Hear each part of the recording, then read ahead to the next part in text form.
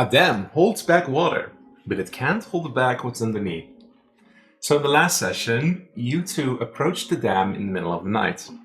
After a little bit of a back and forth how you were going to get into the dam by going across from the crossing the river, like further away from the dam, overhearing some guard talk, and seeing a sheep being closer to the river, and then and oh, there goes the sheep. Oh, well, that happened. You crossed the river, and smartly using all the sheep that were being herded back to that Needlethorn farm, you managed to sneak your way in. You used sleep on the guard to knock them out, and then you noticed that there were still people inside as well. There was a guard in front of it named Ella, and there was at least one scholar in the room, also young, dear folk, and through a little clever trick of Rogar, who caused some kind of explosion in another room, those two the guard and that scholar were distracted, except for the fact that there was still a scholar inside. After some arguing, you decided to confront him. He seemed unimpressed and very standoffish. Yeah, sure, do your investigation. It was very clear he can use this situation to his advantage while you are effectively stuck in there. Not long after that, Ella and Bramble returned, and together you kind of discovered that behind one of the bookcases in the purification room, there is a hole. And when Reinald and Ella made it through the hole, out of nowhere, the system, the protection barrier of this purification room triggered, and Brigitte had to rush through, and now they're stuck inside the other side of the cave. Very oddly and convenient almost. But Bramble and Rowan were now stuck as well, inside the room. They were going to try to break that spell, while you three were going to investigate. You followed the cave halls and went further and further down, noticing that there was at some point a very huge kind of tunnel made that definitely wasn't natural. It was carved by some kind of creature. In that cavern, Ella helped with her pistons to get down. But along the way of going down, she got attacked by stealthy troglodytes, strange creatures that are supposed to be down in the depths, but they're here, still quite close to the surface. You managed to take them out, and you made your way even further down the tunnel, where you at some point noticed one of those strange constructs, and that construct kind of beep, beep, beep, boop, beep, just wandered by and didn't notice you at the time. You followed further after it, and at some point came into an oddly shaped room covered with these kind of big, almost like crystal flowers that reminded Brigitte of something. There were carvings on the floor that Brigitte recognized, but she couldn't quite place them, and Reinald was just intrigued because suddenly there were 10 of these little constructs kind of doing research. Ella was I'm not sure about this, but decided to follow after her because where the fuck was she going to go? Because she was stuck there as well. You also noticed that there was a staircase going even further down. Didn't go see past that point because there was this cloud of darkness. But one of those constructs scanned you all and then just wandered away. Reinald talked to one of them. Reinald didn't quite understand how he was talking to them because Roka was translating for him. Because Reinald could just speak to it, the robot made noises back, but Roka had to translate for it. But he didn't quite understand why he could understand it. Probably something with his Nido-Valyrian arm. So the construct started to talk about what they were doing there. They were doing research, but Reinald tried to figure out what exactly they were doing there, but he was not. The constructs were not allowed to divulge that information to strangers. However, you did spot an odd kind of cube with odd symbols on it. Brigitte, at that moment overwhelmed by everything that was going on, took a step back and let Reinald do the investigation. Reinald and Ella were kind of like going through everything when there was suddenly noises from that staircase as people were coming up. Ella yanked Reinald behind the pillar, not to get caught, and it was a dwarf and 3 of these strangelings. Brigitte realized that Reinald and Ella were stuck, and if they were caught, they would definitely be in very big trouble. So Brigitte caused a distraction, which led to one of the strangelings with a massive bow to threaten her. But the dwarfs, something about it didn't entirely register with Brigitte. There was something about her. And then Reinald was like, I'm gonna throw a Hail Roka, or a Hail Solaris, and summoned Roka. Roka was befuddled. What do you want me to do? And at the moment that the strangelings looked to Roka,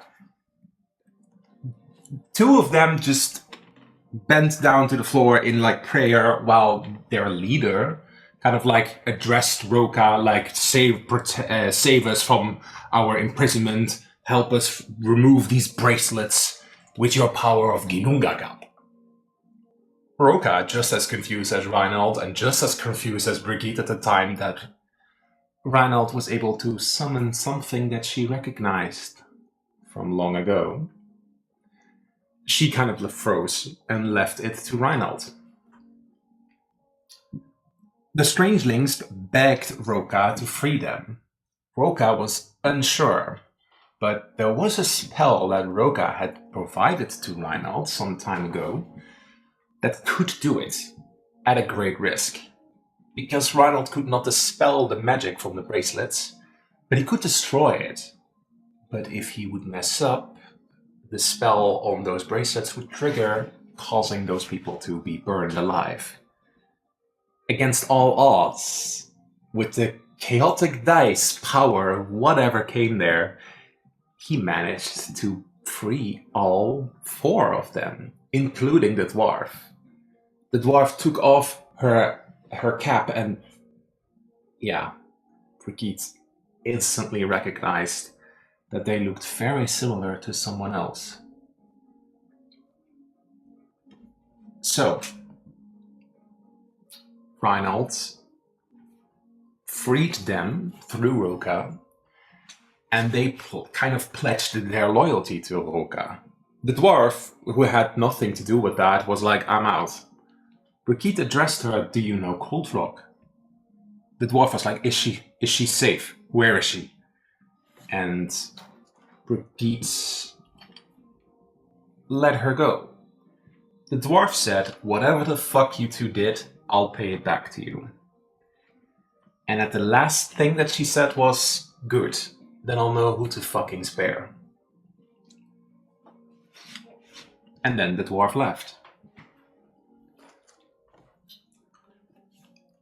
The 3 strangelings, or at least the leader of them, the bow-wielding strangeling, talked about some hair folk that was always in the shadows. They didn't know their name, they didn't know how they looked, they were always in the shadows.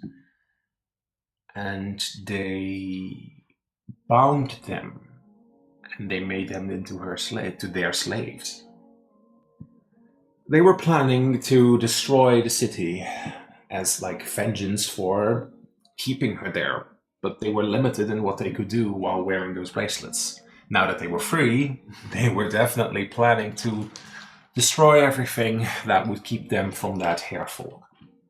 Reinald managed to, maybe wait for new orders from Roka-Thru. Roka-Thru. The term wasn't... Reinald didn't recognize the term Roka-Thru. But Roka didn't either. Brigitte, something about the word made her unsettled, but it was kind of like as if it's locked away from her. What could this all mean? The bow-wielding strangeling kept rambling on, but eventually decided to retreat back to the queendom, as how the constructs also refer to it. And there was some kind of queen there called Skogrisis. But this queen apparently wasn't entirely in alignment with whatever these strangelings were doing. And the strangelings that were in the city were also unaffiliated with these ones. They had their own plan. What's going on here? Did you want to add something? How did you say the queen's name was? Skogrisis. I wrote down Queen Cucaracha. Okay, Queen Cucaracha. No, Skogrisis.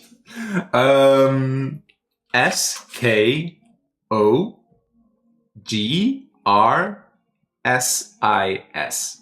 Een keer. Skogrisis. Skogrisis. Skogrisis. Okay, perfect. That's better than Cucaracha. Yeah, Skogrisis. She's not a cockroach. At least I hope so. That would be terrifying. We also had no description of the hairfolk, right? No. Just a shadowy hairfolk who deals in secrets. And Yeah, I'm gonna kill her.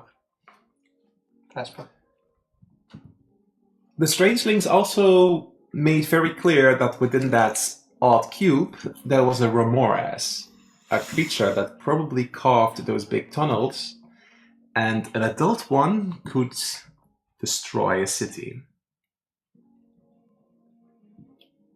At this moment, you are still in those caverns. Just after the three strangelings left. The constructs are still doing their tasks. They kind of stopped when the showdown happened, but now they're resuming their tasks. And we pick up from that exact moment when you still look at Ella, who, looking at the three strangelings before they completely disappeared, just turns her head towards you two. Brigitte, why don't you tell me how you're feeling and what's going through your mind? I think what Brigitte is feeling tiny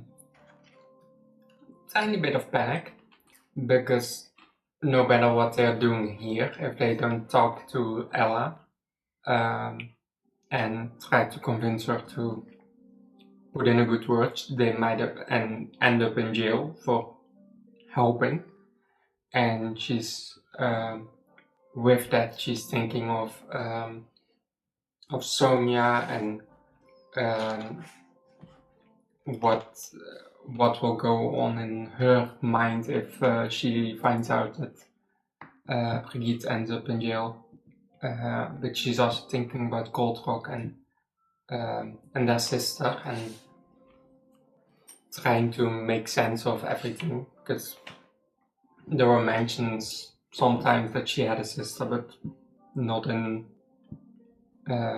This is not really what she had in mind. But she's also. She also feels a little bit guilty about not being in the moment right now and being stuck on past memories. So she's. Because to you it could also have felt like as if something was kind of holding you back. Because a little bit earlier, the beast within, it didn't hesitate. It refused to acknowledge the situation. Because the word betrayal pops up into your head. And in this moment where everything kind of like seems to slow down as those strangelings disappear, even though that you may be looking somewhere else, the beast within looks only at one thing, and that's Ella. Because she is currently the only one who knows about this. And without her in the picture, things would become a lot easier for you to get out of this situation. Because the beast within is not going to accept being imprisoned. And that nagging feeling of that in your gut, that it knows what it wants to do, is there. But you remain in control right now. But for how long is the question? Reinhold, how are you feeling? Oh, I think Reinhold is kind of having the time of his life. Because a variety of reasons, going from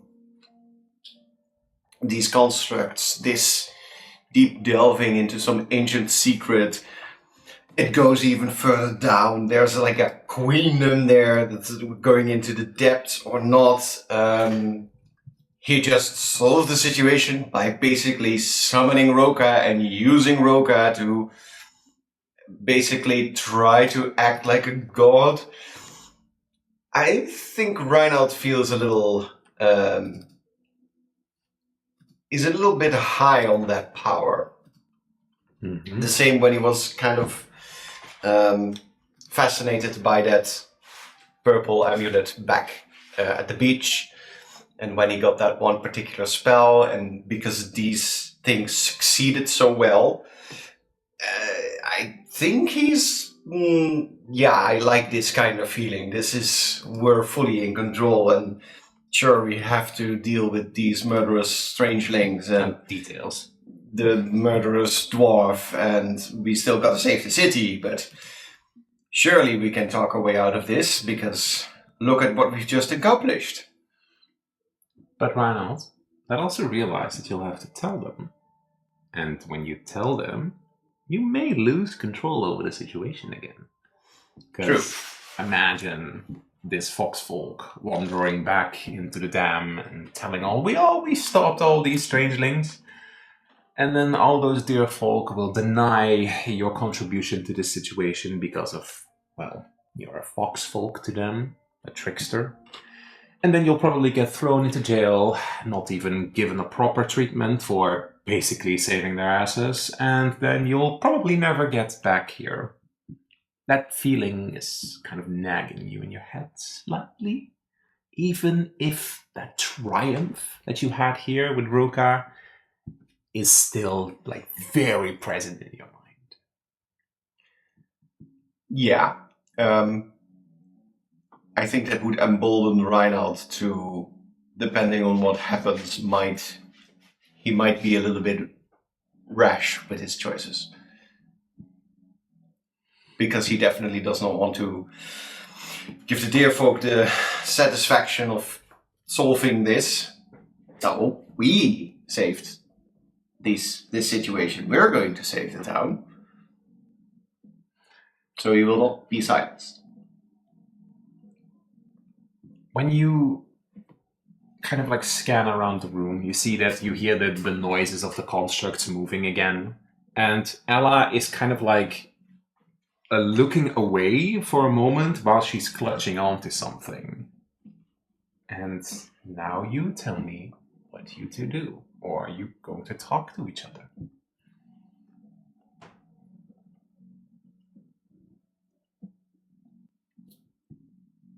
Wow. That was quite something. Yeah. Huh. That could have gone really bad. Yeah, that could have gone very south, but... So who's that dwarf?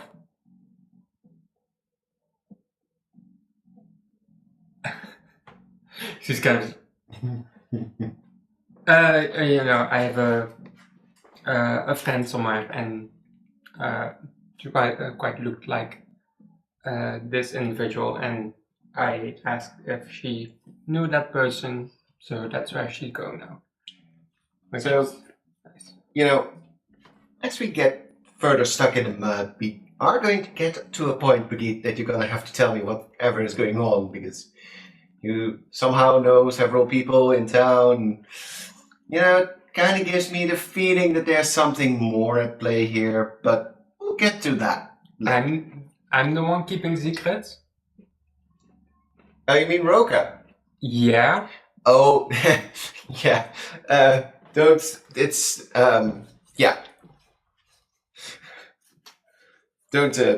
worry about him. He's a friend of mine. Well, sure, if you put it that way. Because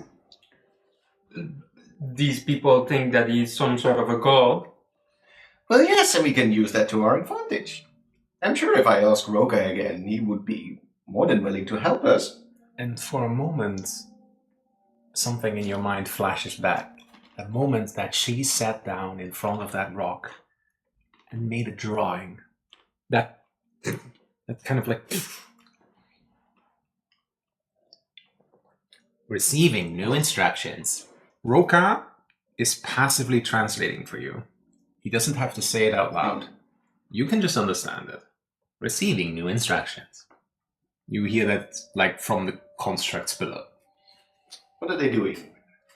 So what you see right now is that when this line is being spoken, all of the constructs kind of like stop. And it takes a while before they process it, like 10 seconds. And then they start to move again, but it seems that they're putting things in boxes. They're cleaning up. They're cleaning up. What you do, you still can investigate this entire space. Ella is for a moment kind of like catching her breath. It seems that she has kind of like a panic episode for a moment. It's up to you if you do anything with that. Well, so do we just let them pack up and move out, or do we follow them? Well, what if they go into the depths? Yeah, that may be not the smartest to follow. You still have no idea what they actually were doing. Oh, you're smart. But why don't you roll me both perception checks? Because you're like, it's not as if the lights turned on, but you're not really in like a rush, so you can kind of see what's going on. 17. 19. Because like last time, you were kind of like still trying to be stealthy and trying to hide behind places, but now you're just out in the open. So the two of you get like a very clear view of what they're doing. So while they're now packing up stuff, it seems that they were doing various types of little experiments. You can see that the big mushroom on the side over there, that they were taking samples from it, and they... Wait, are those little cages with little rats in it? And they're doing little kinds of experiments. You also see that there's just like supplies that are probably... They have the crest of the dam. So they also took some supplies and were experimenting on these little rats, apparently. And a lot of kind of little creatures from below here. There's even a few fish in a container. You rolled 19, right? One of those containers has a very aggressive fish in it. As in that fish is trying to like get to the construct and like bunking its head against the glass, but because it's a fish, it's not that strong. But it seems to be like wanting to attack the construct. Yeah, it kind of feels like the things that are happening in the city as well. The aggressive... the sudden aggressive people. The sudden aggressivity. And even in creatures that are not naturally hostile. So it's definitely something that they are meddling with. And but are they causing it, or are they trying to do something? Exactly. Seems like they're running some sort of experiment here. But the two of you realize that they're currently cleaning up stuff. If you want to figure out what exactly they were doing, you need to make a decision. You need to either talk or just go take a look.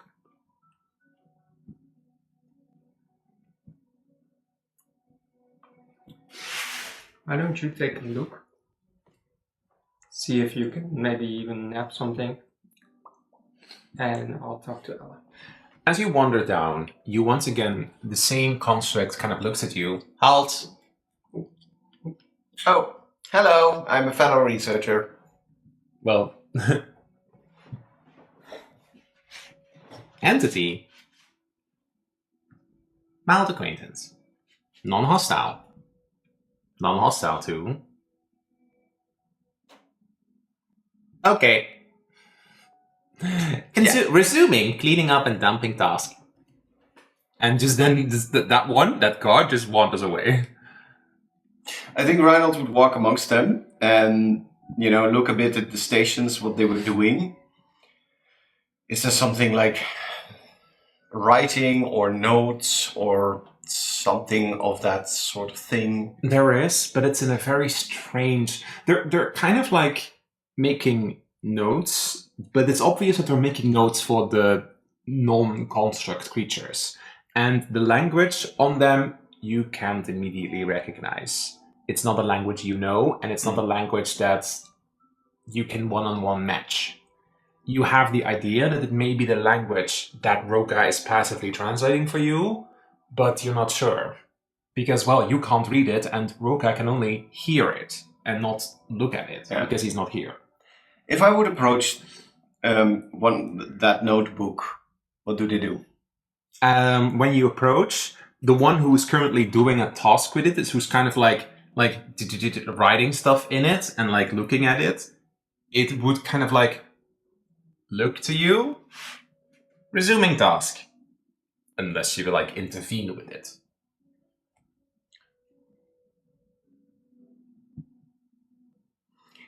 So what were you trying to do? Construct? Kind of like... It kind of like is first registering you. Entity, mild acquaintance. No threat to... And then doesn't give a name. Doing small experimentations to help neural network. Neural network. It kind of like stops, and then you kind of see that within this little container there's a rat. You see that along the edges of this box where this rat is in, it's like a glass container, there are these kind of like vines almost, but they're not vines, they're vines from like a mushroom. They're roots. And it has this blue glowiness to it. And at the moment that it makes contact with the rat stays quiet. It kind of like is calm. But in the other box, it's clear to see that this is a failed experiment, because that box has a dead rat in it. And that rat is completely covered by whatever this is, as it almost looks like as if it attacked itself. But the vines, this little bit of rootiness from that mushroom doesn't glow anymore. It's dead. Huh.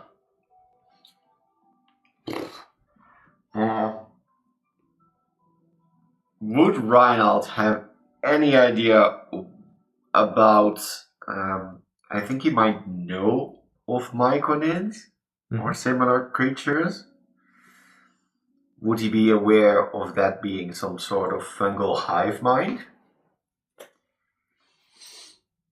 I don't think that Reinhold knows it, but because it's clear to see that they're mushrooms, and from everything that's been told to you, the aggressiveness, you may be like starting to put one on one together. It's also possible for you to see this for the first time and like kind of like realize that something about these mushrooms causes this rapid violence. Because look, currently one of those constructs a little bit further away is kind of like loading a big tank with like one of those fish that once it sees you, it has this reddish glowiness in its eyes, and like And at the bottom of that container are these mushrooms that kind of like leave spores in the water. And it's causing this fish to react. And it's loading it onto a cart right now. And the construct is like... I think I would direct myself to this scribing construct again. Mhm. So, are you trying to prevent the aggressiveness, or are you trying to induce the aggressiveness? It looks at you for a second. It's processing.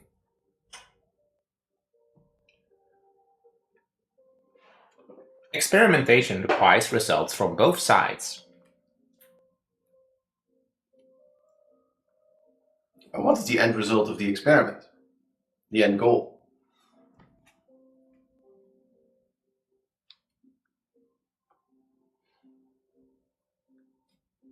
Entity mild acquaintance. Cannot divulge that information to mild acquaintance. You cannot speak that. What level of friendship do you need to be? Well, I'm definitely by now a good friend. Me and I've talked to you guys. I've talked to the strangelings.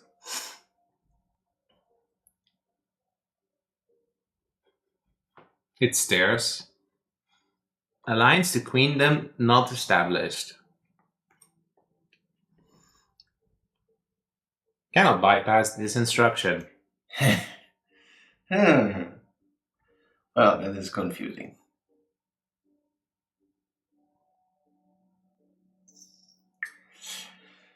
I think Reinald is pretty much... You could take the book.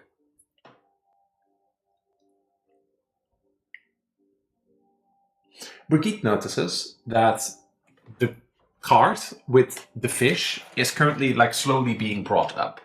So at the moment where it kind of like would cross the steps, the construct changes the cart to like, instead of have like rolling wheels, to have blocks, so that it can like it can manipulate this wood that it's made out of.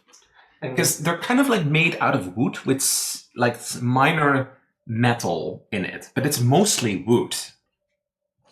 In which direction are they going in? Are they going this direction or down? They're going in the direction where you came from, at least that one with that fish. You also notice that now others with other several boxes are, at least two of them after that one with the fish, is going into the direction where you came. Brigitte is like, it's not going down. Where is it going? Because we did have another way to go to, right? It was not just the only exit was... I think we knew that there was only one exit. There's only one exit. Then we'll might have to follow them to see where they are going.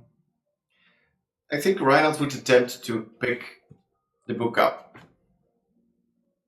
Like, at the moment that it like, the scribe is like writing down, and then it moves to do something, and then you pick up the book.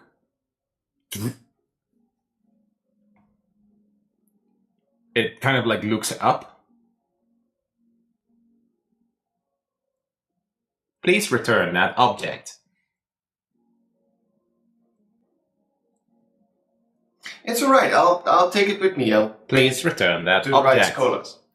As now, like, two others behind it, like on the other side, is like looking at you right now, and like they're staring at you. Please return this object.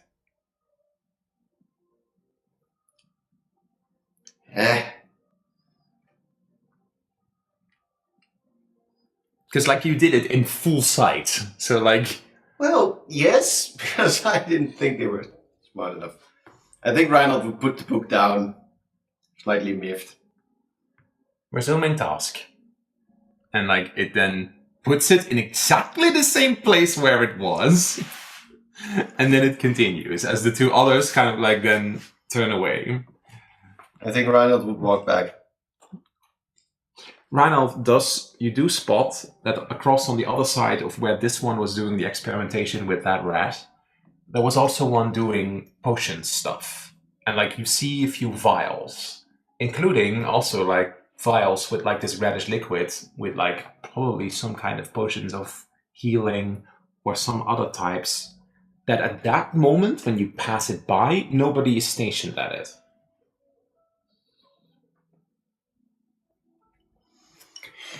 It's fine. Reinhold continues walking. He doesn't want to have to deal with how many constructs are here? Like 9 or 10?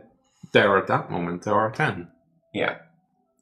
So Well, you just... there would be then 8, 7, because 2 are following after the one with the fish. Still, that's a lot of robots to fight. So... Brigitte is spotting the cart being rolled out into the direction from where you came. Yeah, we should follow them. Because we have only seen one exit, and that is upwards. Yeah. And if they're going to go over there, I think it's best if we... prevent that from happening. Or at least go with them. Alright. We do a little rollback, because you were talking to Ella while he was trying to do that. So what happened in that conversation? As you're approaching her, she's clutching onto like a necklace, and she's like, Ella? Are you good? You look a little worse for wear. Look like you've seen a ghost.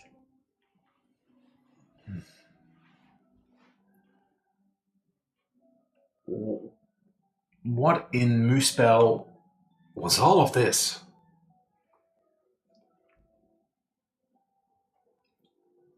Yeah. I think you're about as you're caught up to speed on how much we know. We barely know anything, and this is all just new. What do you mean you barely know anything? Well, And she points to Reinald. That spirit was also a folk.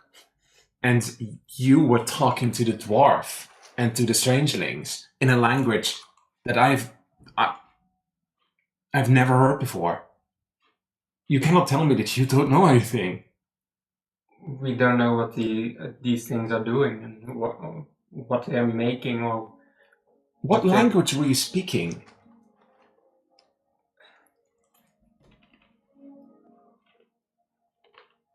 It's a long story. And I think... Sorry. Because I'm not entirely sure as to why they are speaking that language. But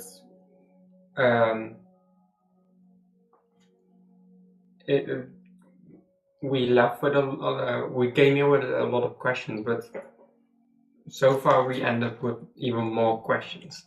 It's not like we suddenly have everything figured out now. No, but what did that spirit do to them? As she's kind of like pointing to the broken bracelets on the ground.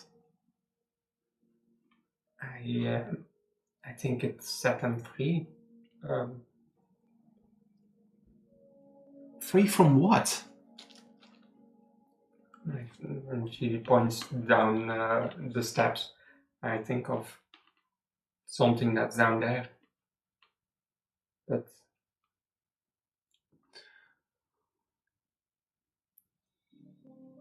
just to confirm, is this also what Brigitte is thinking? Because you know that it's not. You know that they were apparently be kept like slaves. Do you think that whatever that is still down there? I think Brigitte would think it's whatever is down there would be the thing that is causing that. The depths. I thought it was more like a fairy tale, but apparently it's not. How am I ever going to explain all of this in a report? Yeah, that is something that I... You know you can't let that happen. is in your head interrupting you? Reinhold and I were thinking about that as well, because we don't want to end up in jail. And by the looks of it, if we go back up, we're going to end up in jail. So I really would like to talk to you about that, because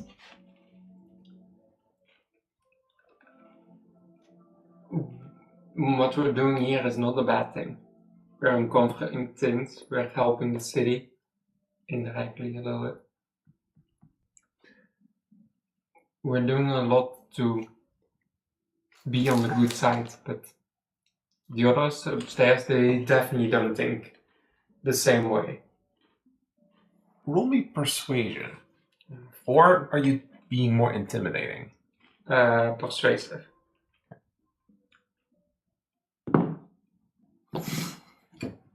Three. Sucks so much. I have to think about that. And that's when Reinhold then comes up. But for now, I think it's the best that we follow these constructs. Oh yeah, they're going the same way we were. We can talk on the way, but if they are going... 3 of them are going that way. The others are still remaining there here to do further cleanup. So I think they're doing experiments to determine whether the mushrooms are affecting the angerness, the aggressiveness. Are they looking for solutions, or are they actively working on ways to... Yes. I think they're just trying to experiment to see what the effect is. And if it's controllable. But are they causing it? Says Ella. She's still like clutching to whatever she's in her hand. But like, are they causing it? Well, I think so. So, It's certainly not good for the brain. so these things are neutral, is what you're saying. Because we really have to think about this. If we go upstairs and we talk about all of this, and they are just thinking, oh, all these constructs are The evil 3 incarnate. constructs are now around the corner, by the way. Why don't we walk in that direction and determine later on the morality of this experiment? I As think that's- Reinhold walks in that direction. So, initially they follow into the deep tunnel. They pass by those supplies, and they go all the way. Do you run up to them, or do you stay a distance away? Because what you should imagine is that there's one that's pulling a big cart with 1 fish in it, and then 2 behind it with boxes. I think we'll keep our distance. Yeah. We're not like running up to it to talk to them Okay. or something. Then, Let's do that. after a little while, they would go to the opening, so closer to where the dam is. And the direction where you came from is over there. You see from a distance that at the moment that they are at this little water edge, you see that the one that was pulling the cart tips over the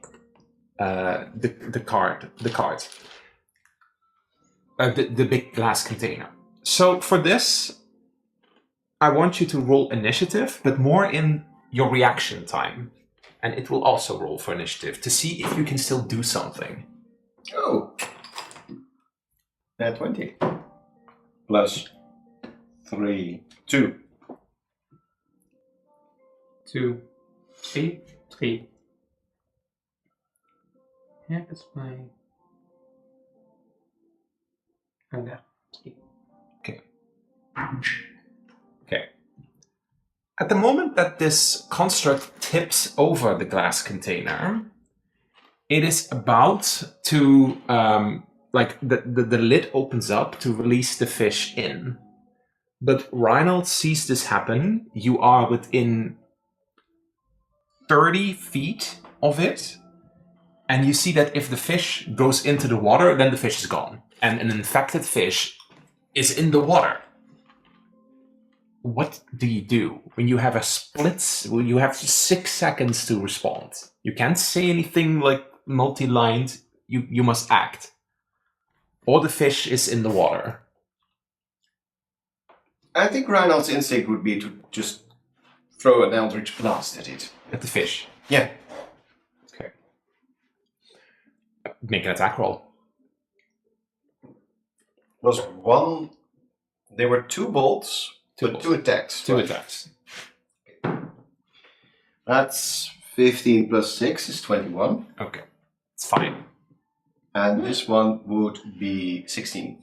Reinhard, you shoot Eldritch Blast, and you aim it at the fish, and the fish just like it was moving. It was like, and now it's vaporized almost. Like the force blasts right through it. Roll me odds or evens. So first say Even. 2. 2. When you do this, the fish is pushed back onto the shore. It's not taken by the water.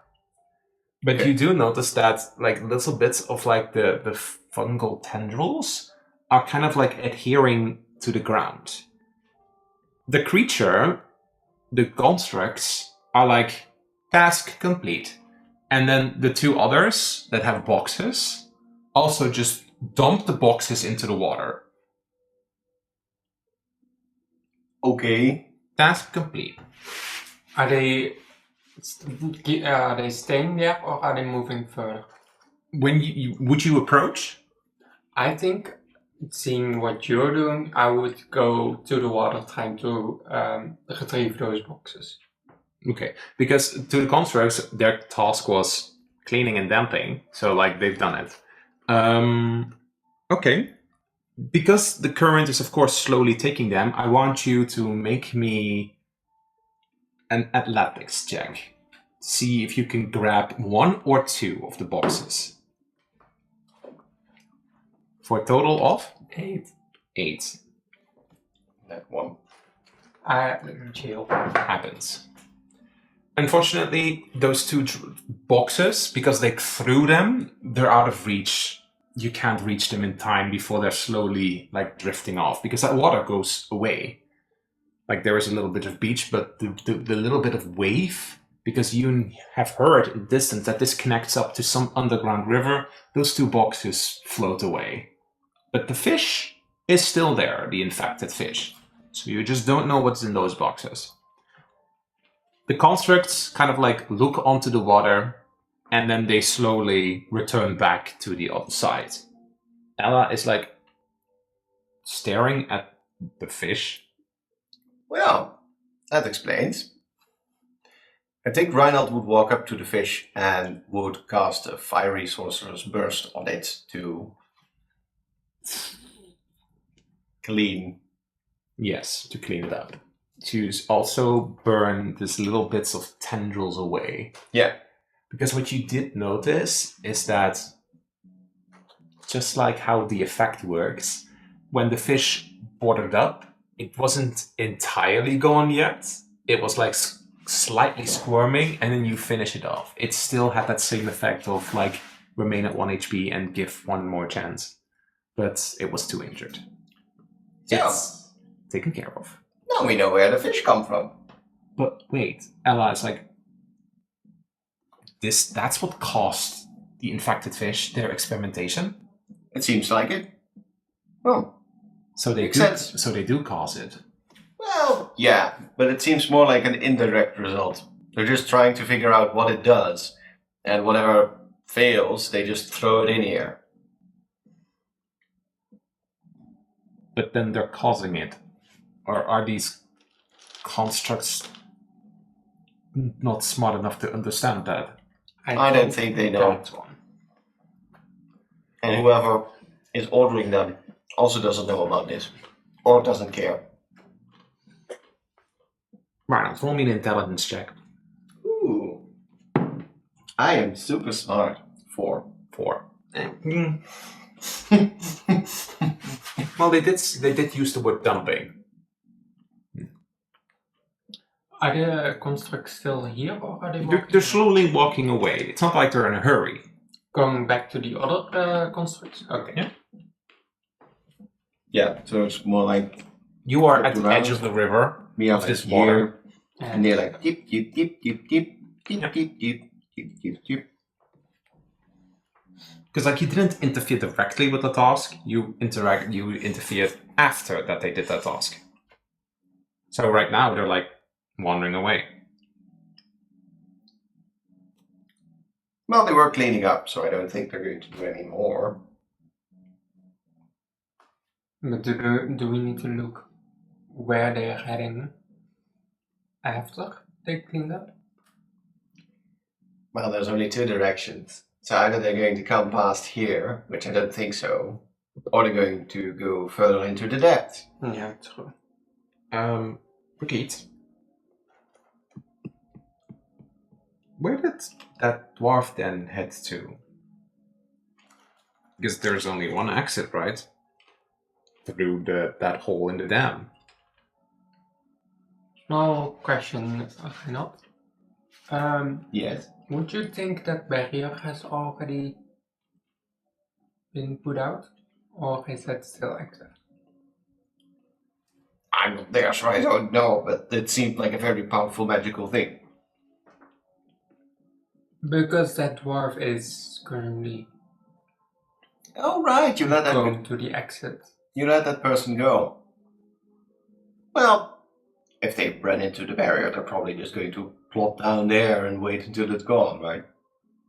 Or do you think they would try to do something to people inside?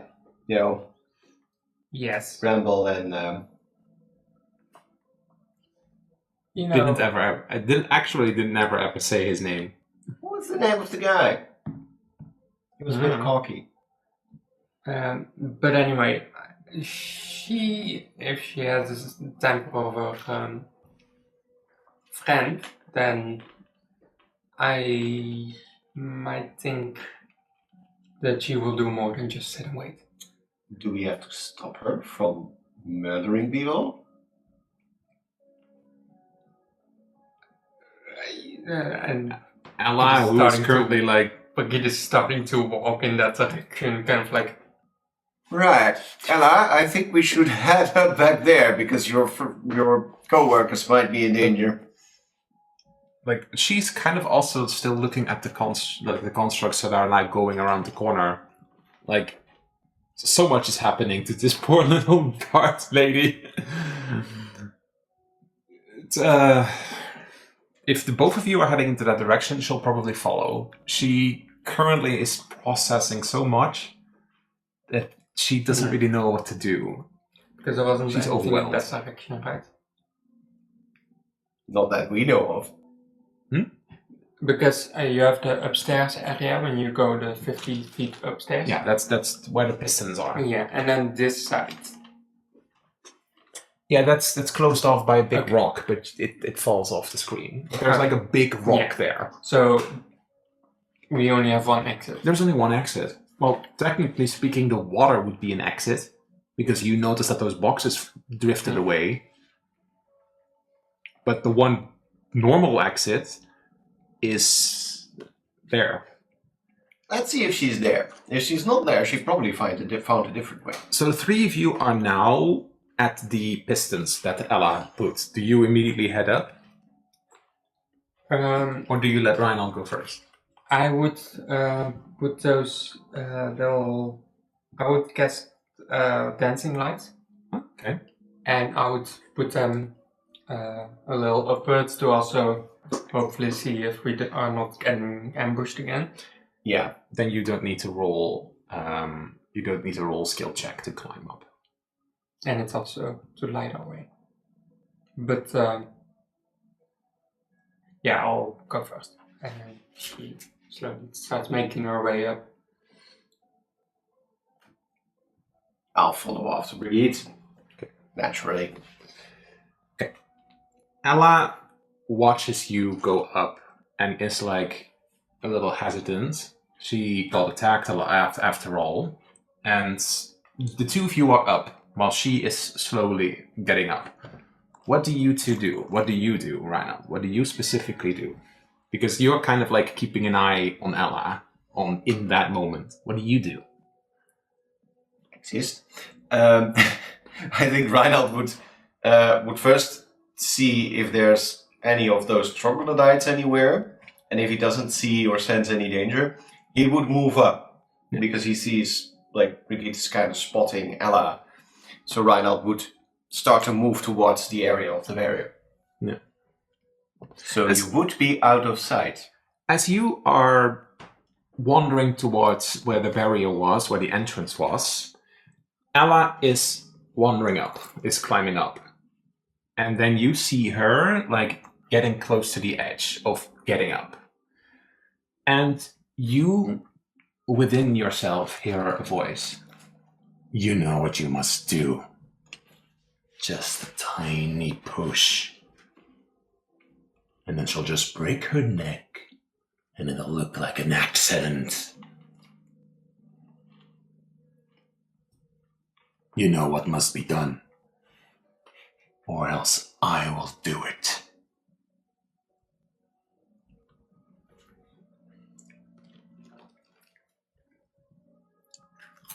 I think Brigitte, because I can speak, is clearly resisting that urge to kill or to push. And 50 feet is a long way now. but she indeed does understand pushing her down does could help somewhat, hopefully.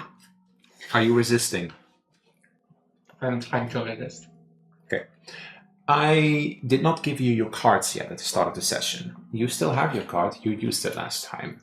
Do you want to trade it? I want to see what another one is. Okay. Because this is a really nice one for me, but I'll get that later. You'll get it first. So roll me a d20.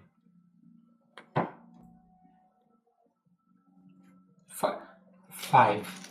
I rolled 1, 3, 4, and 5. Okay. Going strong. You're keeping the net 20s for the... Let's go upwards. Let me see what that is. You're keeping the net 20s for the confrontation with the dwarf. Yeah. Who's definitely not the sister of someone you definitely don't know. Well, she doesn't want to know me. Cool. Yeah, but that's because you bite her. I didn't bite her. No, you just used your teeth. Mm-hmm. Yeah, close them around her shoulder. Technically, it wasn't me.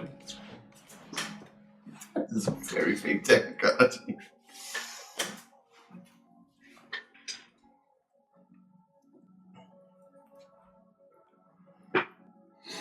Okay. That would be this card. And you want to roll a new one, so roll a d20. 7. 7. Okay. Okay.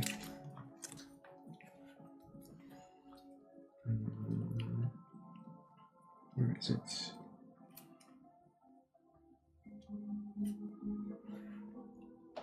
Maybe this one. And then return to me the other one. Okay. So, Brigitte. As Ella is kind of like climbing up, and you notice that she is currently like reaching out her hand to kind of like meet yours. Coward. And the beast is going to force you to make a wisdom saving throw. Picking up that dice. Wisdom save, that's +1. Okay. Oh my god. 18. 18. No. You add your bonus. 20. 20. Okay, Okay. it was +1. not Dirty 20. Dirty 20. DC 20. Meet it to beat it. As you feel that So fucking lucky. you feel that your hand is reaching out, and you feel that urge as if your hand is trying to like become like a push. But why don't you describe to me how you fight against that feeling of that beast that wants to do it? I think as she's about to reach that, the hand of Ella, it's kind of like you also see a little bit of the green from the beast just slowly seeping in, but then, like, Brigitte is trying so hard to resist that urge to yoink off the map, that green is also slowly fading back as she grabs the hand and pulls Ella upwards. But it's definitely... I think as soon as Ella is upwards and safe, that she's gonna take a few steps back, making sure she's not in any near distance of anyone at the moment, because she clearly felt like the beast could take over any minute or any second. So she is immediately just walking towards the wall, just like standing with her back against it. That victory over it is like the condition, so you do get an heroic inspiration, so you can put a d20 in front of you. As Ella's like, whew, she kind of like looks down for a moment. Whew, lucky I had those pistons. As Reinald then has moved up a bit further, and you see at the hole that there is still that barrier glow over it. Do you see the dwarf anywhere? Mm-mm. Nope. I think Reinald would turn around and walk back up to meet Brigitte. As Brigitte and Ella then approach, but Brigitte is like a little bit further to the side. Hey, so, Brig, that friend of yours isn't there. Sorry. Let's take a 10-minute break until you're finished eating.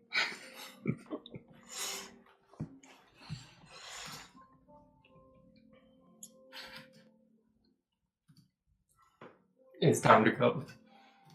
Okay. Then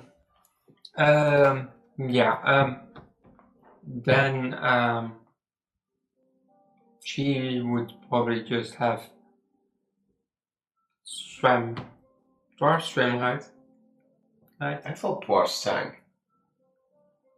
I don't know. She must have found another way of. From this, I'm not sure if it's really a vantage point, because I'm not sure if the map really represents what we're seeing. But I recall that there were basically 3 larger entrances that were closed off with giant rocks. Yeah, there were tunnels, yeah. Yeah. From here, can Reinald see any of the 3? Well, and is anything different there? To be specific, there were 2. Because it is as how you see it. This opening, there is nothing here, but there is a big tunnel there, and there's a big tunnel there. There is a very huge rock formation in the way. Okay. So that's probably part of the cave-in of whatever tunneled that path. Because this seems to be like more made, and that is carved from like some kind of creature. Putting one and one together of what they held in that box, it might have been that remores. But there's a huge like caved-in rock formation there, and that leads further away. Yeah. And that that water, probably when whatever carved here, opened that space up.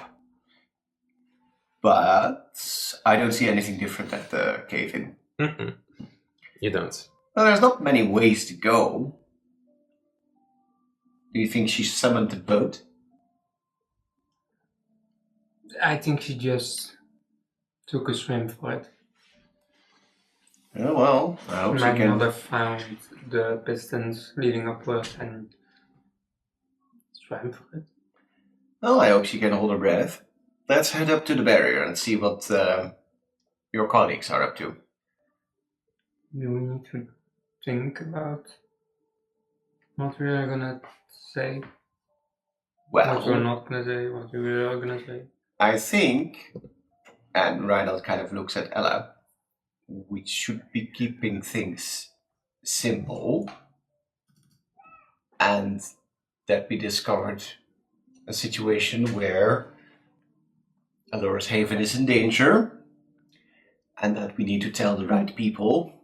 So we need to head back there as quickly as possible, and they can't just keep us here.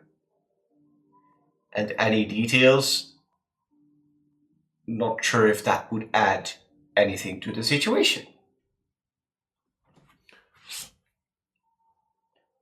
Roll me a persuasion check, but it's a difficult one because Yeah, Ella she's still a- has values and morals. She is like more like neutral because, well, she. You also did save her technically, so You talking to Ella, and Eight. me standing with a sword behind her, just say the word. she doesn't really say anything. She kind of like listens to what you say, but like she does not give like a response. She remains quiet. Does Reinald have the idea that she's going to go along with it? Well, that would be an insight check with disadvantage because you roll terrible on your persuasion.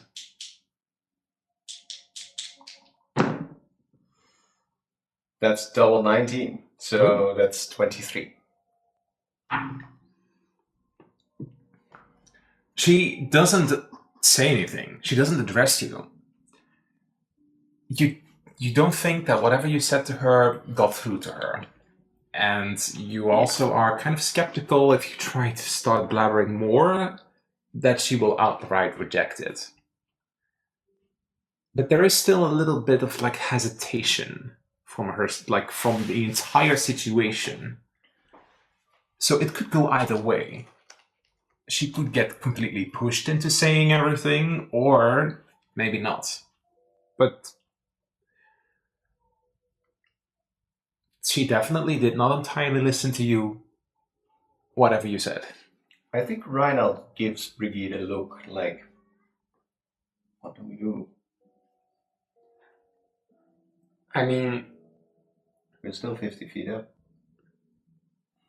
Which is an above game from up. I thought so. I mean, I don't want to talk to him, but we could always invoke.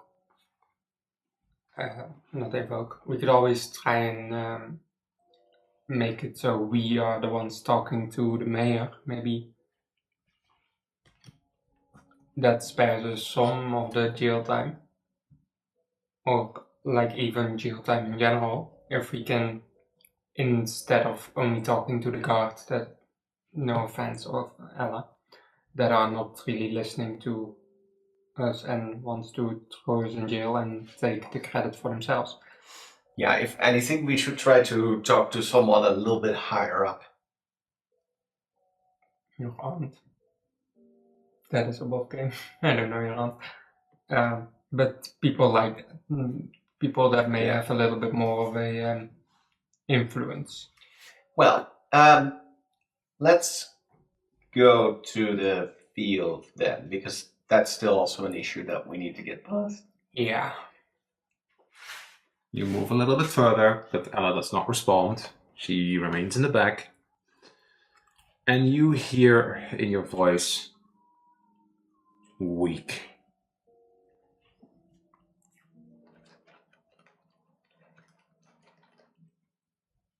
Reinald is standing in front of the barrier. It's still there. What do you do? I can see through it, right? Yeah, you can see through it. You can see like the part of like where it connects up to the library hall. But you also know that there's like a corner there, so you don't see anything in this little hallway. So there's no one standing in front of the... No. Hello? You don't hear anything. I think Reinald will move up further, basically. Against it. Yeah. Hello? You don't hear anything. Reinald would... Is it like resisting or can he go No, through? no, it's still resisting. It kind of like when you would like think it would like as if like watery, kind of like extend outwards a little bit. Yeah, but it's like pointing at a wall. Yeah. Huh. But you've made contact with it, right? Okay. What do you do? Seems like it's not going anywhere. Should we make camp over here? Wait till morning. As it drops. Well, that's useful. Let's head up. All right. How do you do this? I think Reinald's just going to walk forward. Well, climb, because like it's a little hole, remember? Yeah. He'll get on his haunches and... Like in Celesta, you like being on your knees. So, Reinald climbs through and is now in the backside of this dam again. I think I would let Ella first, and then I will go in the end. All right. At the moment that Ella climbs underneath, Reinald is on the other side. So, like, this takes like 10 seconds to completely pass through. You are on the other side. You don't hear anything, and you're still in this little hallway. What do you do in that 10-second moment? I get out. I take a few steps into the room. And I think Reinald's first instinct would be to see if there's anyone there or... So, this blood happens... splatters. This happens at like the same time. So, Reinald, when you step like back, you would step around the corner of that little path. I think that the lights would be on in this space. Let me turn on the lights. Can I turn them on?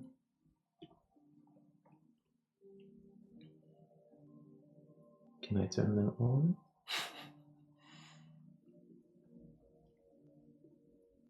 Hey, Fieldrick, turn on the lights. Sorry. Hey, why can't I turn them on? Transitional effect. And then it's after he cuts Okay, so yeah. everything out of.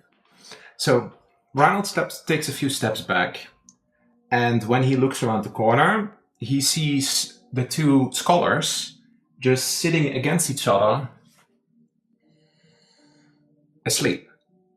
When you then look back, when Ella crawls underneath, at the moment that her upper body goes through the hole, you see that underneath her something starts to glow. Make me an intelligence check. But Reinald's not smart. 17. 17. An incantation glyph activated below her, and when she goes through it, she falls unconscious asleep. And it's like... Ella? You see, like, you're behind her, Just and you see see her her, like her body just like goes half limp, and she snores loudly. Whatever glyph that was you saw underneath her just slowly fades away. Ella?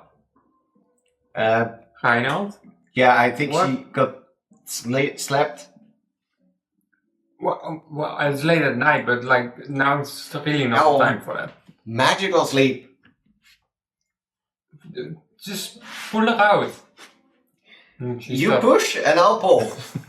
As Reinald Alright. gently grabs her by the arms and pulls her in. With you pushing and you pulling, you kind of like push her like her legs out of the hole, and she just like stays asleep. Do you just drop her? We didn't lift her. I think I just Yeah, you pull. Yeah, dragged so, her across the yeah. floor. So you would let her go. Her arms. I go. just roll her on the side so that Brigitte can walk through. Does Reinald see or sense anything? Is that glyph gone, or is there like a trap there? Give me another investigation check. Investigation. Or Arcana now. Arcana. Natural 20 plus 3. You can still sense that it's active, that it's still there. Brigitte is now making her way, and like her arm is sticking out. Why isn't it activate for me?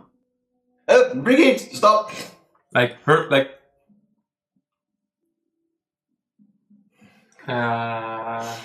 With what? It's right in front of the entrance. Brigitte is like half through this hole. Maybe don't put your hands there or something. Fuck. Rhino just grabs a book and throws it on front of it. Nothing happens. Just carefully come through the hole. I'll wake you up. I'm just gonna go through the, through the hole. Nothing happens. You just get up, you dust yourself off, and like, So when am I going to sleep? Why is it not affecting us? Shh. We can get out now. That's a good one. I mean, we're probably then fugitives and in serious legal trouble, but at least we'll get a chance to talk to people. Like I did. Or do we need to wait them? Why? They were mean. Them out and I don't know. Because if we make a run for it, we are definitely fugitives. No. Kind of used to being a criminal. I will pretend to not have heard that. But your fragile little body, you definitely cannot handle being a fugitive and being a criminal. Oh, you're right. Let's wake up those two. Let's wake up the girl first. Let's start to go first. Girls playing. She was nice. They were just sleeping against each other. They were not stuck in ropes, right? no, they were just asleep. Then I want to try to wake her up, the bramble woman. So you kind of like shake her up, and like, Ryle, give me a perception check. He immediately casts lightning bolt. 12. With a 12, you see on the side that effect, that thing that it invokes again. It starts to glow, and like,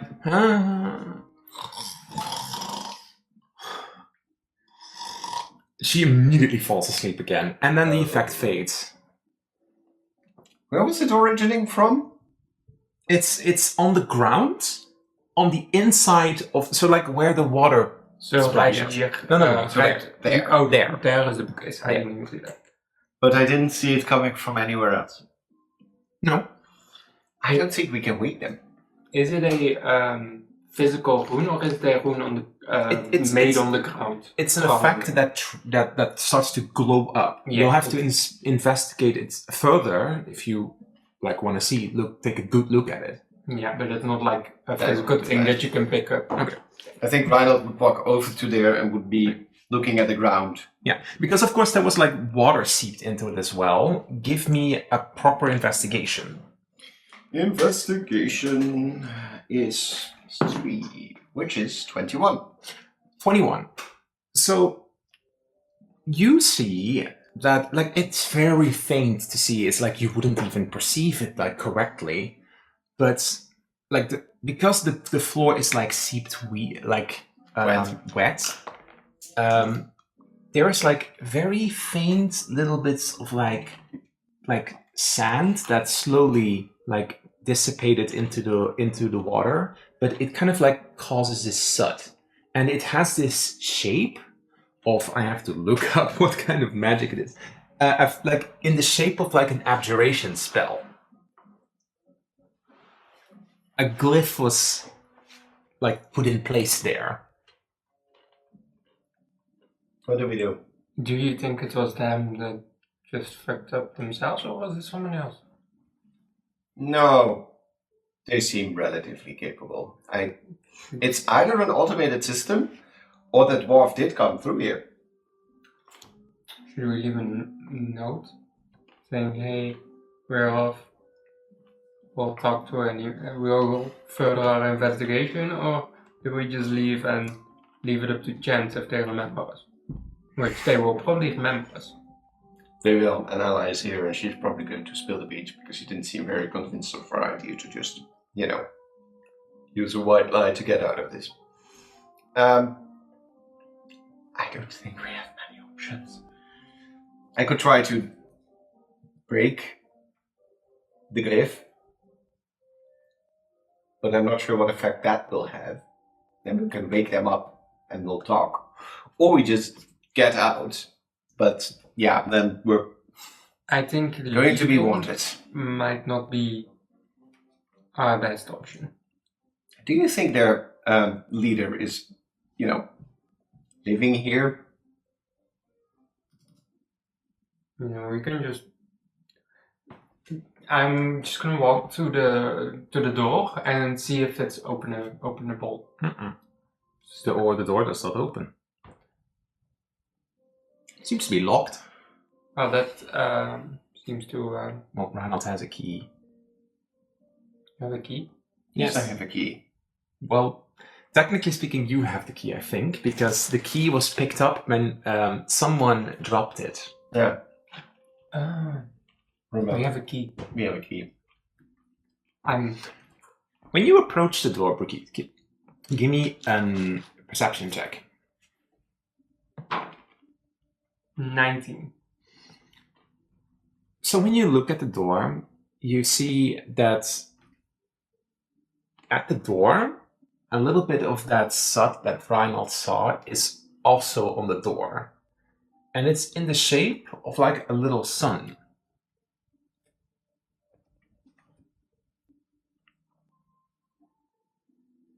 Can I try to put the key in the keyhole? Clunk. It opens up. Heck not. So, Yes. are we gonna run for it, or are we gonna wake them up? Or because Reinald is also like, there's a lot of interesting scrolls and spells and potions and gemstones in that room as well. But, well, it's up to you.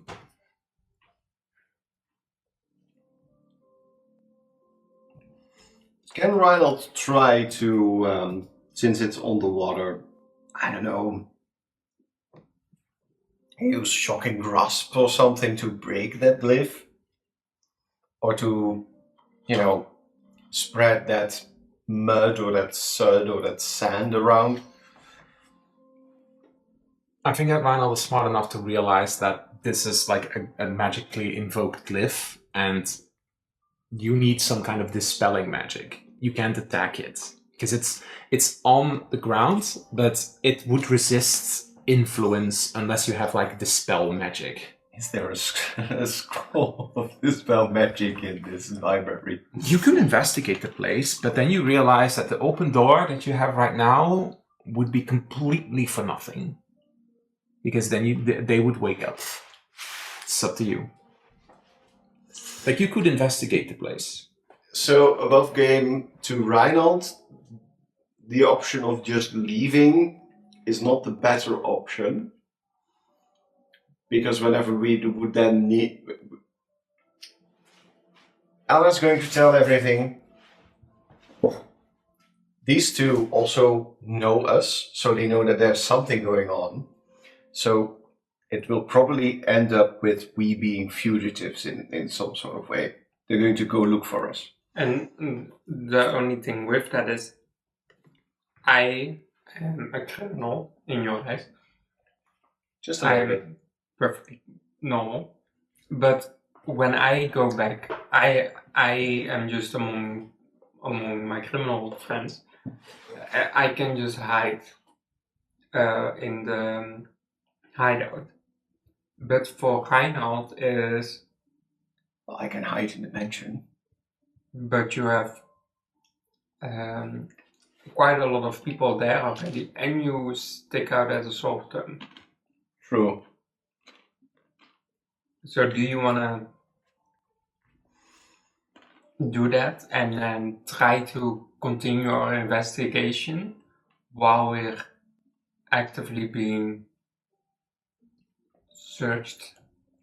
Reinhardt's inclination would be there are basically two options. Either we just wake them up, perhaps by dragging them from this pool, or we do leave them here and we go, but then we have Ella as a problem.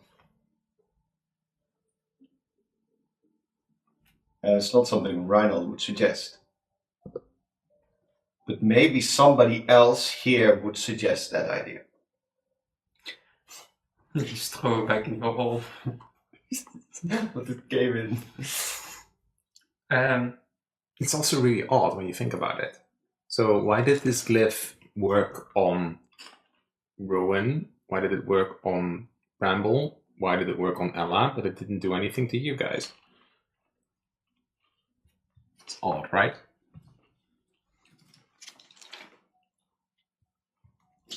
Well, honestly, I doubt it's... It's a pretty powerful spell too. Well, the set makes me think that it's the dwarf.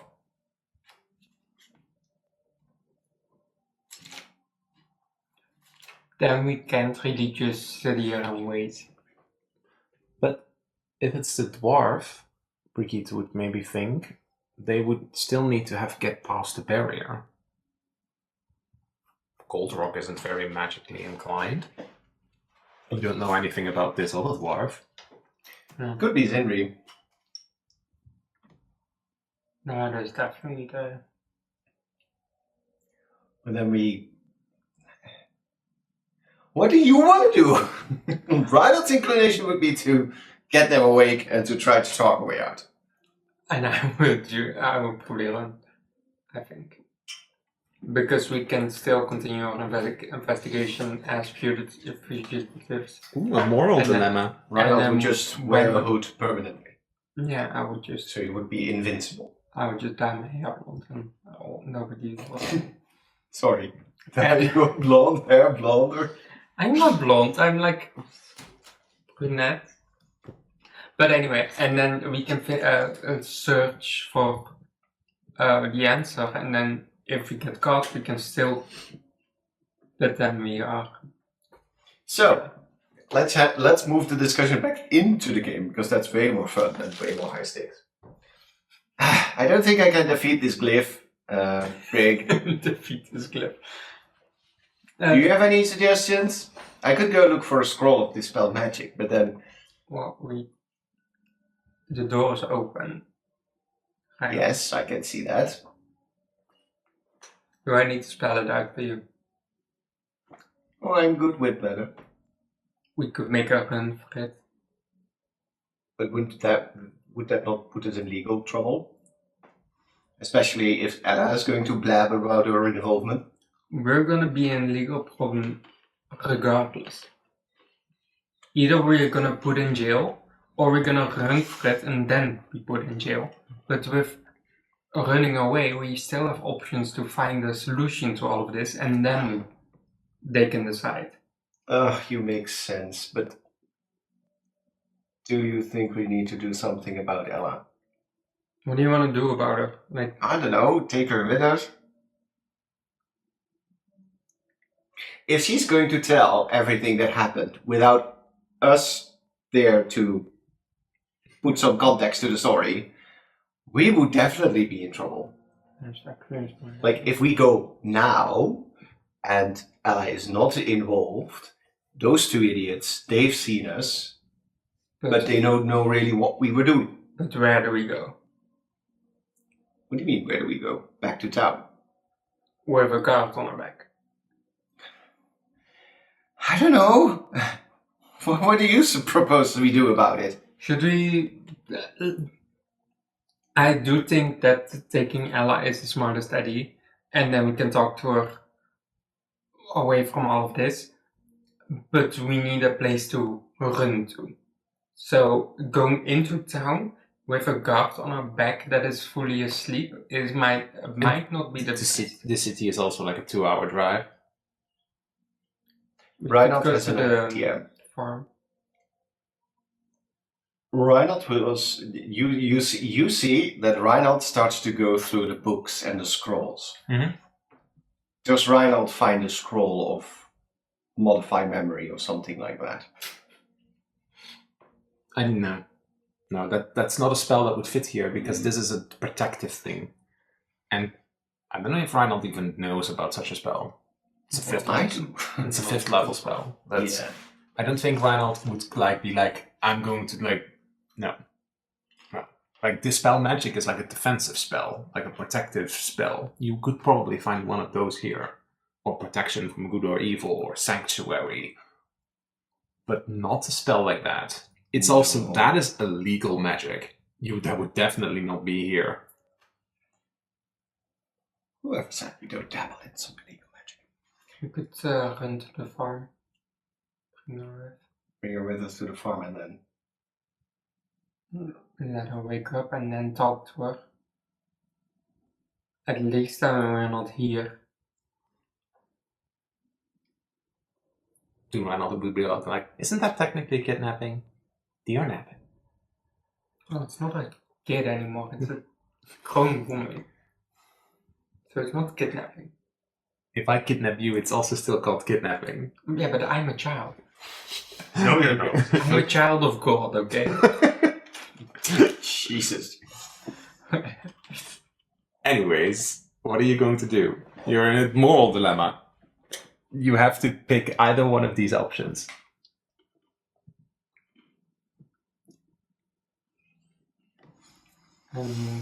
I it's also an option, but I don't want to do that. But you can just, Are you suggesting we kill Ella? I'm not suggesting it, but I am bringing that ID into this. I don't want to do it. But then you'll have to kill all three. Yeah, just let go. Was that your role? Reinhardt's role was to either take her with us or not. And what about these two then? You want to kill all of them? No. But like, Maybe kill them a little? That's just. I don't know anymore. Look, you're a big woman. Yeah, I'm gonna grab L. Yeah, just grab Ella and we'll just get out of here. And if need be, we'll. At the moment that you are moving to Ella to pick her up, somebody, like you hear somebody approach from the door. Oh, look. And like immediately it's like, you two are really not smart, are you? And like Zinri stands there in the door opening, holding her head in her hands. Oh, Sydney! I knew there was some magical shenanigans going on. Like, what do you expect us to do? Just run? Well, we were thinking of running, but Like she looks right now and like once again, like the little eye, the kind of like you see that her hand reaches out and like something kind of like appears into her hand, but it's like as if it fades from invisibility to here. You two are really not smart, are you? Please don't tell me you saw all of that. I told you I would keep an eye out on you. I've seen everything. also everything downstairs? Or? Yes, I have. That is quite smart. Well, then you know how important it is that we get out of this place alive. Yes, why do you think that I put them to sleep? Oh. Is then probably the realization. But what about the guard?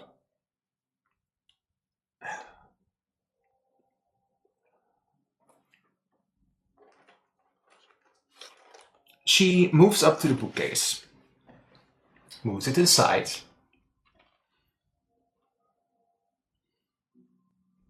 And she's like, I could fix this. Close it up. And then they'll probably think it's just a bad dream. a little bit of an elaborate dream, so you'll probably have to keep your distance from those three, but... Well, that's a better solution than what you just suggested. What were you going to suggest? Nothing. I still have your key, so I'm just gonna give you that. Thank you. And that was merely just a idea. We were running out of ideas, so We were going to take her with us and try to convince her of our side of things. The second she would have left this room, she would have woken up, because this glyph would only have worked inside of this space. Then we would, calmly, yet firmly, tell her to not start screaming. Thank you for saving our butts. and thank you for watching. Well, there's still something we need to discuss. Oh, could- fish. Yeah. Well, I saw the fish being dumped, and that you killed that one and 2 boxes drifted off. But that's not what I was talking about. What were you discussing with these strangelings? And why were they speaking in Luminary? Luminary. And she now crosses her arms and is like, I don't know, something. I just... Repeat.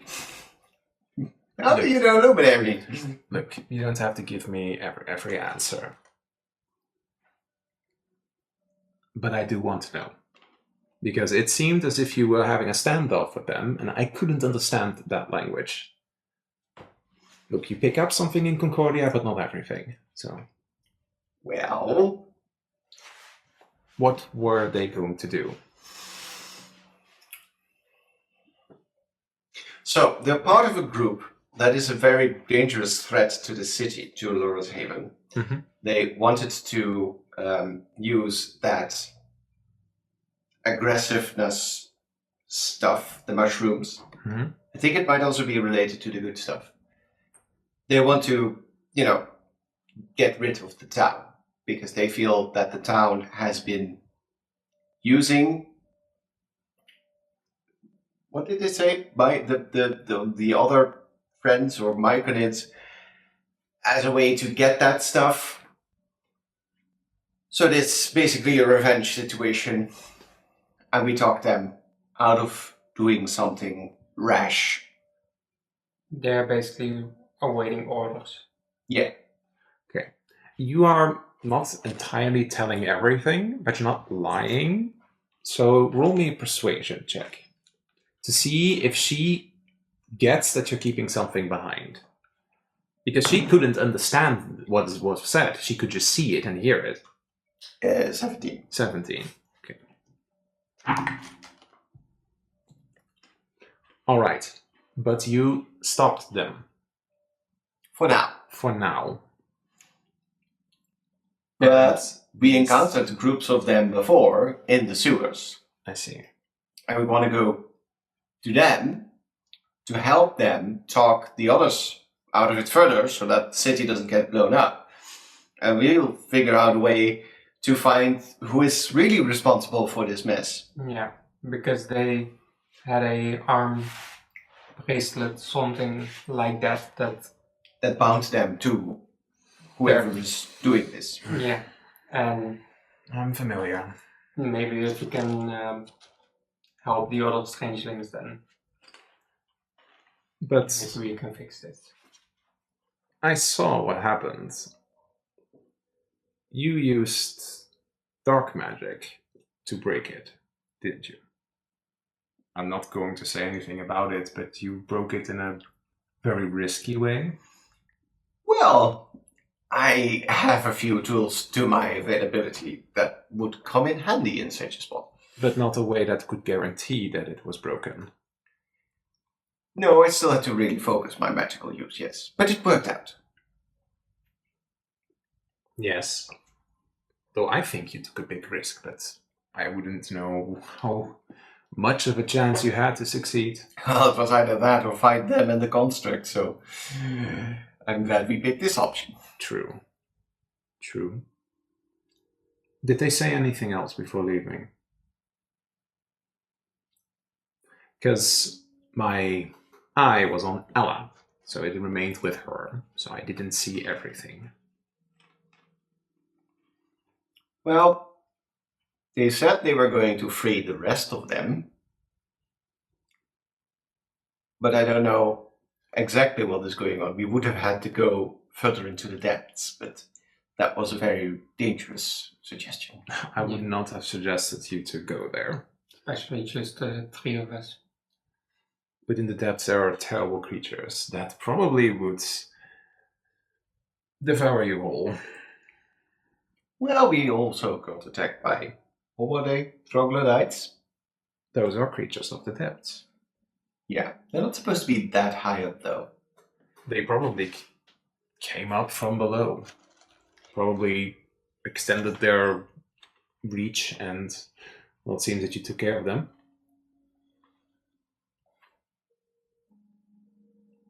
So, what do you want in return for your help? I'll think of that later. But you owe me. Big time.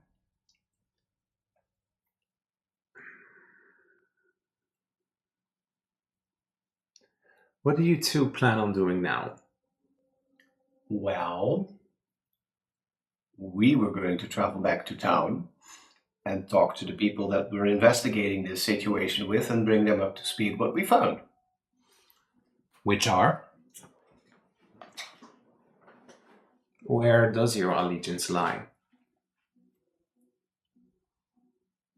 Well, I don't think that's something we should just tell to anyone of whom we don't really know what their allegiance is. If I wouldn't have got you out of this situation, you would probably be on your way to jail right now.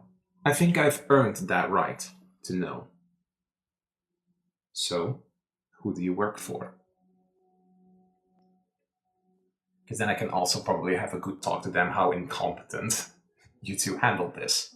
Well, this is a very difficult I'm not going to defend myself. No, you I can't am- tell me. Well, I am working with Evelyn de Ragnes. All right. What does a rich business family have to do with all of this?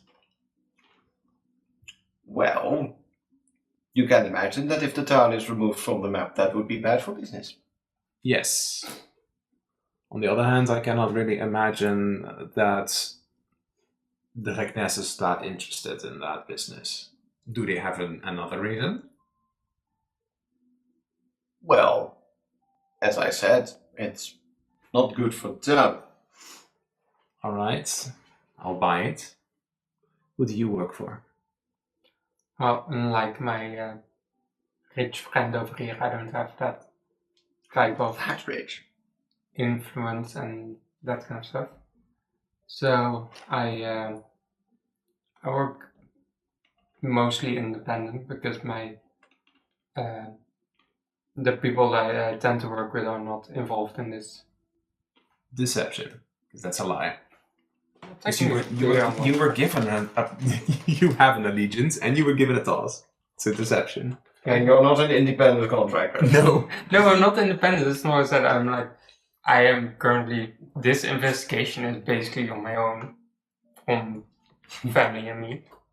Yeah, but that's a technicality. Yeah, but I work on technicality. Can I use my inspiration dice? Yeah, you can. Okay, for you guys. Deception, right? Deception, and then if you use your or inspiration, you roll with advantage. Do I need to do that before I roll? So you can roll, and then you can use it if you want to. Oh wait. I will use this. So What does it do? Dirty 20. Okay. Nice. Oh, Nice. that's enough. Okay.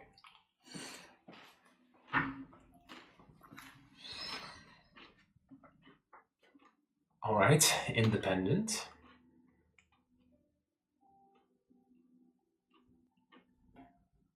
But yeah, we kind of came across the same issues, so we started working together. We have the same goal ultimately. We don't want the town to get killed off. Yeah. So I think definitely when we get back is that our investigation is going forward, and we're trying to save our butts, find possible solutions or problems that we can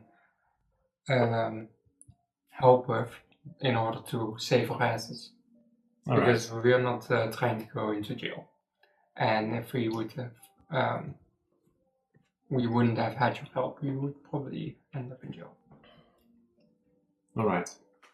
As she then, in this case, touches the backside of the wall, and she uses transmute earth to fill it in, like the hole. I'm like, Reinald, give me an Arcana check. So, Zinri, now that we're getting rid of all the smoke and mirrors and cloak and daggers, 7, who do you work for then? Or are you an independent contractor, as Reinald takes a look at you? What did you roll? I rolled 7 on the Arcana. Okay. Hey, you didn't roll for perception on that? Brigitte, you would spot that in her vest that she wears, there's these stars and moons. But there's also a sun symbol on it, as you can spot. It's the same sun symbol as you saw on the inside of the wall being drawn. And, well, just like your friend, I suppose I'm an independent contractor. As she completely fills up the wall, and then looks to Brigitte. Could you be a dear and push it? And I'll go to the bookcase and...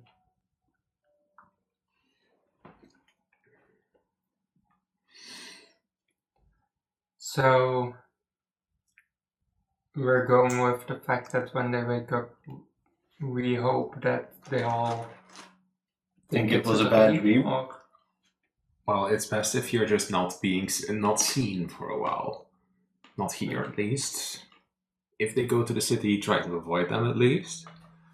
But I'll just make sure that it's chalked up to a bad dream. A convoluted bad dream. But a bad dream. Okay. That is very kind of you. Did you buy her when she said an independent contractor? Bij niet. And Reinald also not. Okay. Reinald would be like, Okay, Just you just like need her. a Brigitte does. Brigitte believes everything she says. She's Too distracted by her different colored eyes, of course, because that's the only notable feature that she has. Yeah, and a color. Well, she did use strong, like some kind of strong, like earthy magic, and also with the sun on the ground, casting a glyph that causes people to fall asleep. A floating eye. She has quite a selection of spells. Yeah. Whew. Should keep her on our side. And she is leaning more towards positive, but she's still not on the, like, I fully trust this situation with you two. No, but Reinald doesn't trust her either. I mean, Reinald does get the feeling that she's more on their side, or that we have the same goal, compared to what those two idiots would be coming up to, referring to Bramble and Rowan. But has no idea what this... Why would she even be here? Brigitte, But she also explained that before. You've pushed the closet back, and like she looks to the ground, and like she casts a spell that kind of like sucks out the seeping water from this ground. There.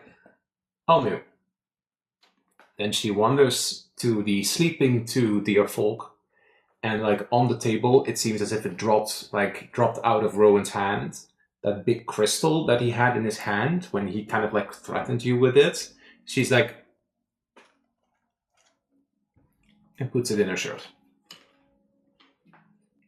Well, get going, you two. Yeah, we never saw each other here. Nope, we did not. And even though we didn't see each other, I do want to massively thank you for all of this. Yes. If there's something we can do for you incompetently, we will. Oh, I'll be in contact. yeah, well,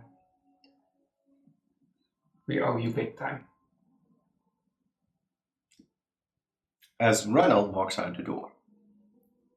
As Reinald approaches the door and Brigitte follows, she's like still like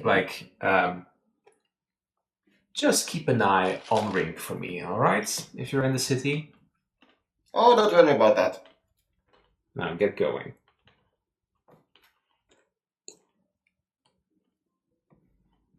Which side do you take? Probably that side. As you go to that side, the other side, you hear very loudly. Probably this side. Yes, Brigitte, let's go that way. As you head into the other way, making your way outside of the dam, where the guard that was sleeping isn't there anymore. And when you step outside, you don't see anyone when you are outside of the dam. So let's see. So you're on that side. Do you make your way back to... Do you cross the river again and to the horses, or do you still want to do something here? No, Reinald would want to leave, unless you want to do more. Set the fish talking to fire. No, let's go. And,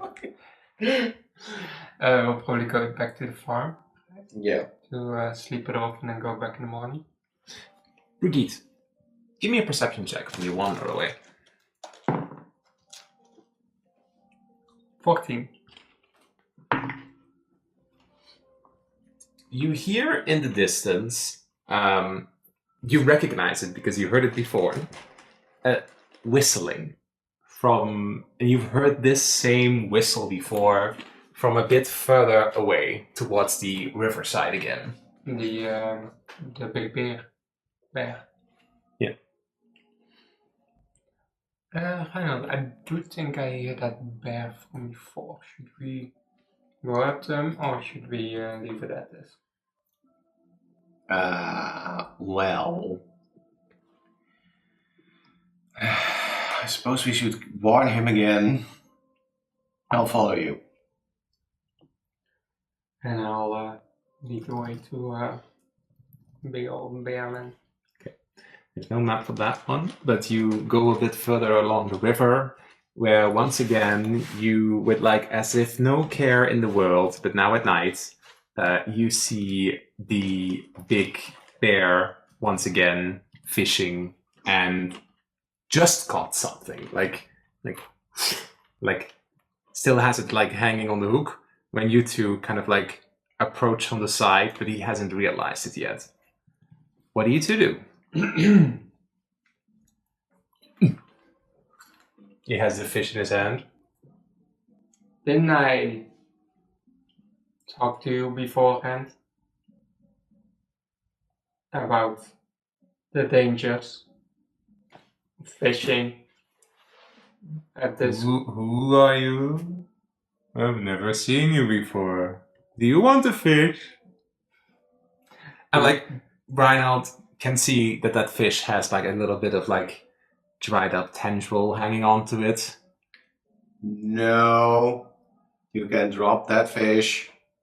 Don't eat it. It looks fine to me. Yeah, you can't see what's happening to the fish. So please stop fishing. But I need to make a livelihood. You can fish further down the stream. The other side, not this side. But how can I then sell them as fish from the dam if they're not fish from the dam? Are they going to know? You almost fooled us that you've never seen it before. So You're very convincing, Bearfo. Gaslighting check. Deception. Nat 20 plus. Okay. Gaslighting check. Ooh. That's my deception. Ooh, thank you. 23. What do I do with all my caught fish then? Who's going to reimburse that? you can drop them back in the river. Hold on, let me take a look at them. What kind of is fish? Yeah. Oh. Fish has 3 eyes! No, are the other fish afflicted as well? In fact, nature Nature. or survival. Survival is +1. So that is a 3. A 3. Well, the one fish that you saw a tendril on, you're quite certain about that one. But the other fish who have been seeping into this little basket for a while, you're not quite sure. I think Reinhold is fully trying to sound convincing. Yeah, all of these fish are bad, so you better just drop the entire bucket. But you have no indication to think that the fish in there are, but context, I get it. But, So, oh my god, caught fish, as he kind of like holds the bucket. would 15 silver work? This is at least worth 2 gold.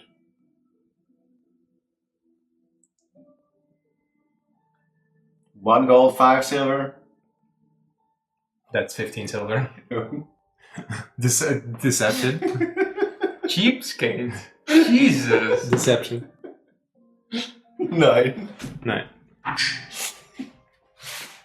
I might be a bear, but I can count. 3. Fine, 2 gold. 3. Let's agree on what you say. 3. 2.5. 3. You're completely not helping me. Fine, here's 3 gold. Remove them from your seat. And then he gives you the bucket. He plops the fish in. Ugh. And Brigitte can make me a perception check. Wiggles. 17.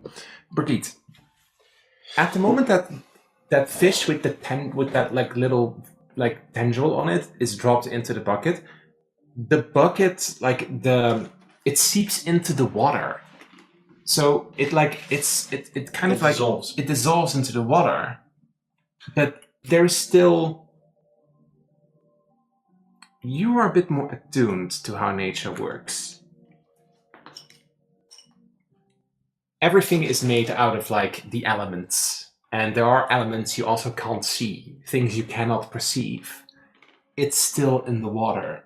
It still will probably not affect you as strongly. It will definitely make you sick. Yeah. So, and now all the fish that you have is in a bucket, so they are not in the river. That Well, he caught. you don't know how many more fish there are. But the ones that he caught. He are- caught, yeah, they're in, Okay. in the bucket that he had. Okay. This image has a basket, but he has a bucket. So I suggest that you go up. If you want to catch fish, do that all the way before the dam, like maybe even the highest point you can go, and fish there. But these are contaminated, and if you sell them to people, Contaminated? What are you talking about? Fine. if you sell these he didn't fish, believe you last time either. people get sick. And if people find out that these fish are the cause that you have been selling, they will go after you Intimidation. and you will be put in jail. Intimidation. Oh, worse. Expelled. I'll give you an advantage on that check. Come on, I believe in you. Intimidate his ass. Yes. There. I'm still. 10. But I did it with conviction. Fine. Roll a 1 and 11. Natural 2.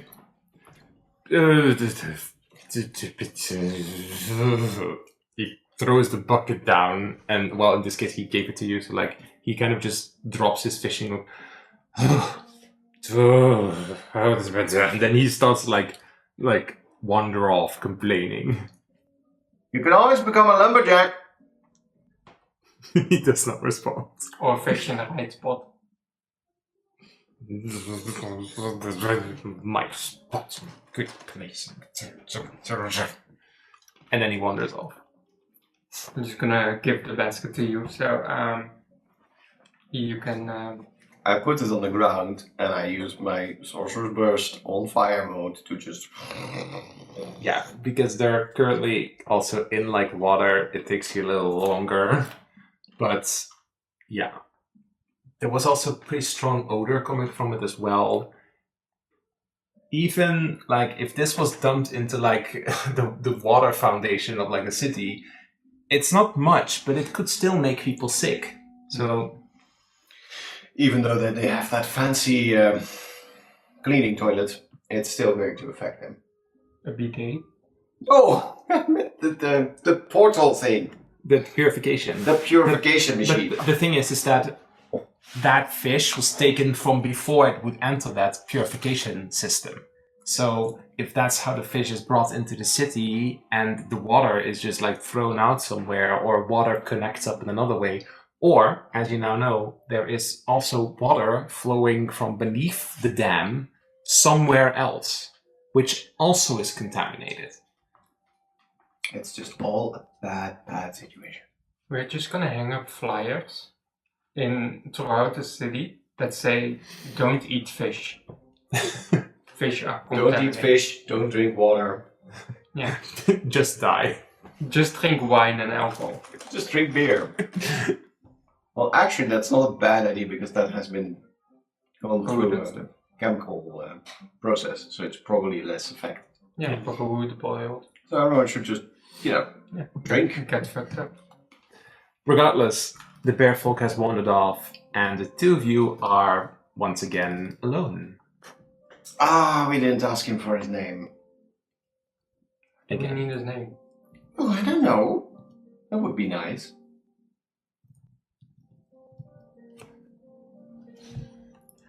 Well, let's just go back to the horses and ride to the farm and take a nap.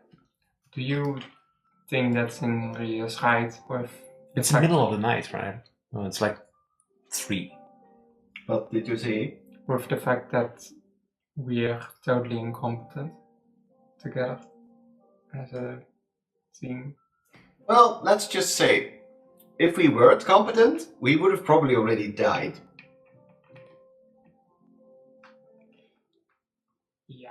I suppose that's a good way of looking at it, says Rook in your head. You are right. I think that was a little uncalled for from her.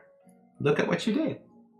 So, She's just, probably very convinced of her magical powers. I hope she's not floating on an island nearby.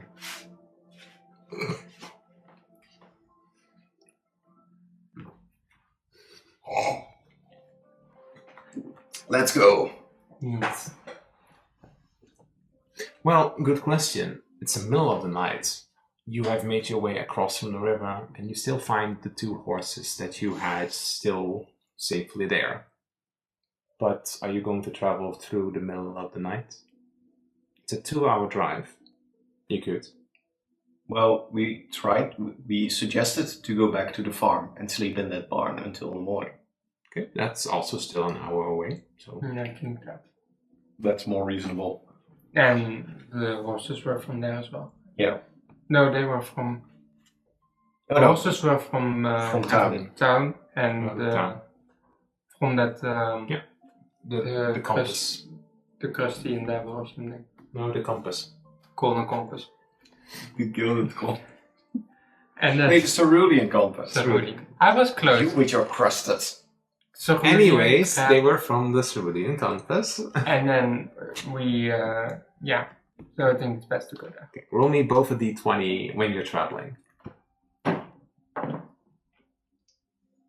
What? 11. 11. Both 11. All right. Yeah. You make your way to the Needlethorn farm, and there you arrive. It's middle of the night, so there's no lights on. And what do? Do you enter the barn? Yeah, I think we would just go as silently as possible, as to not wake anything up. Yeah. And just settle in. Okay. It's of course night, so let's see. Well, I can't make it entirely night right now, but that's fine. As you two enter the barn, roll me odds or evens, Brigitte. I'm gonna say odds. And it is even. Even. Okay. That. When you slowly open the barn, you see that there's somebody else also in the hay already sleeping. Fucking that guy again. So you see him napping there. The both of you actually recognize him because you have had a conversation with him and you have talked to him. And he's just kind of like with his arms back. He's sleeping in the hay. What do we do? Reinald picks a spot and quietly plops down and tries to fall asleep. All right. And I'm just gonna lay against something, sword in hand. Just doze off. Sword in hand. Yeah, I'm in the middle of nowhere. All right. Sword in hand, I was alone. That is a reference to something that's not even right. It was croissant in hand, I was alone. So, Don't ask for context. okay. The thing is, of course, it's 4 in the night right now. So getting a long rest would require you to sleep up until like 11. So that would be way past morning. So do you want to do that? But you'll probably get woken up halfway when this guy wakes up. Or do you just sleep the 4 hours, take a short rest, and then head back to town? Yes, that second thing. Sorry, what? I was reading. Long rest, but probably get interrupted, or we sleep the 4 hours as a sort of short rest, and then go further. 4 hours is also fine. For me at least. Yeah, it's okay. I can handle. All right. So it's 4, and the two of you find a spot in the hay, and you drift off a bit to sleep.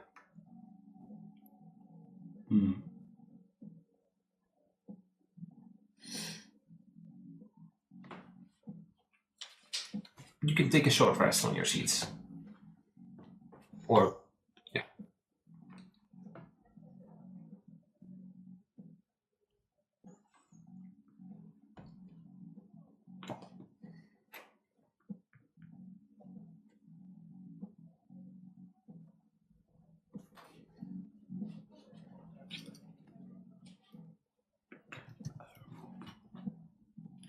Yeah, I didn't lose any health. So. No, because you completely avoided combat and everything. You kind of like did it in the cleanest way possible. So maybe Zinri's comment about incompetency was really out of place. But She's just jealous.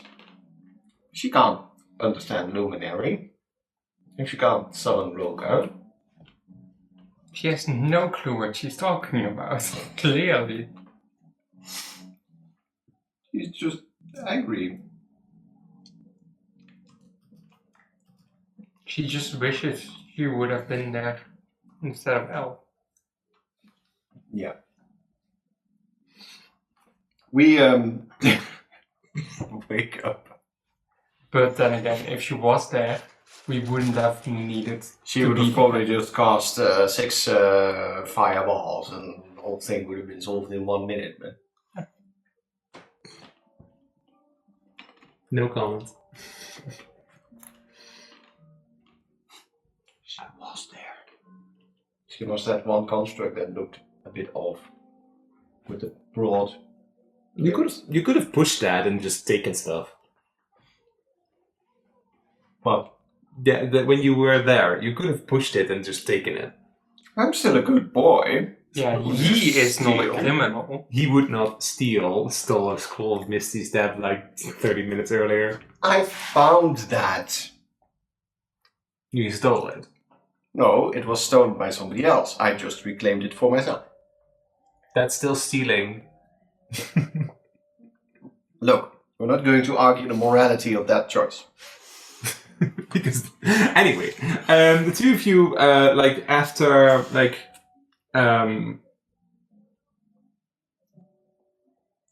odds or evens. It's even. Odds. Okay.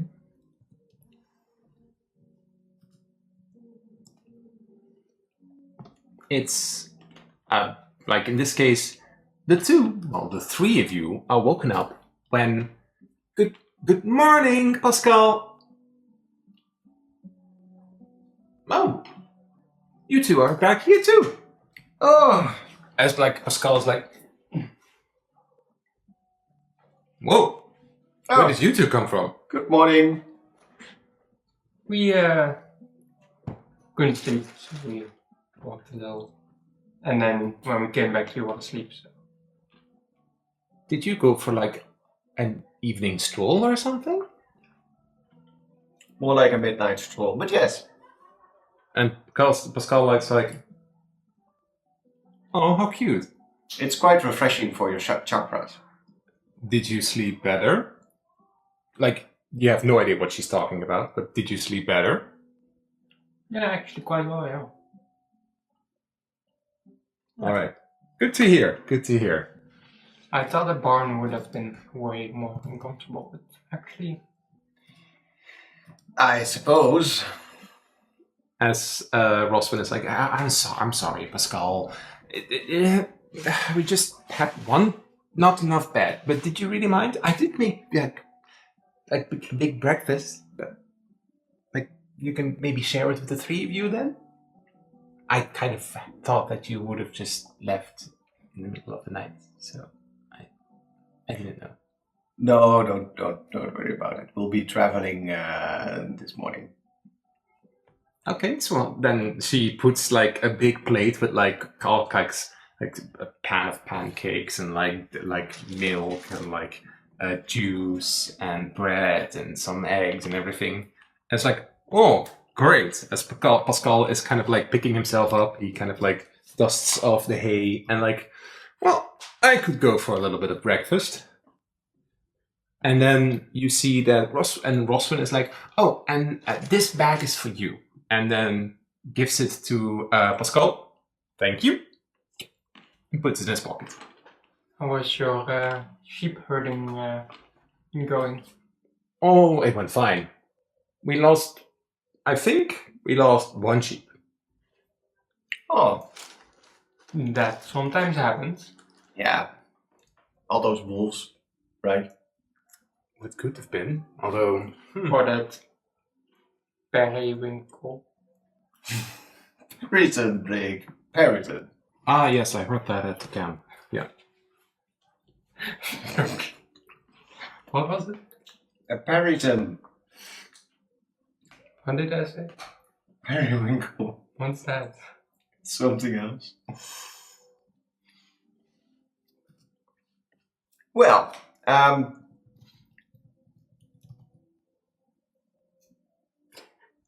Oh. if you don't mind, Periwinkle is a flower. I'll just, if you are okay with it, Pascal was it right? I'll just grab a piece of bread and we'll be on our way. All right, if you're sure. Well, I'm sure you need all that food. Are you heading to the city? Yes. mind if I travel along? Do we mind, Brigade? We don't mind. Yes, I do. It's alright. Actually, I actually don't want to meet up, but like, what do you say? No, you're not going home with us, and then you're gonna travel the same way. It's kind of like, You're gonna stay here for at least an hour and give us a head start. No, it's fine. you can Oh, you can come with us. We have horses. only Oh, two, great. but Let's save some time. I don't know if you're on a horse, but No, I came by foot. that's quite a long way then.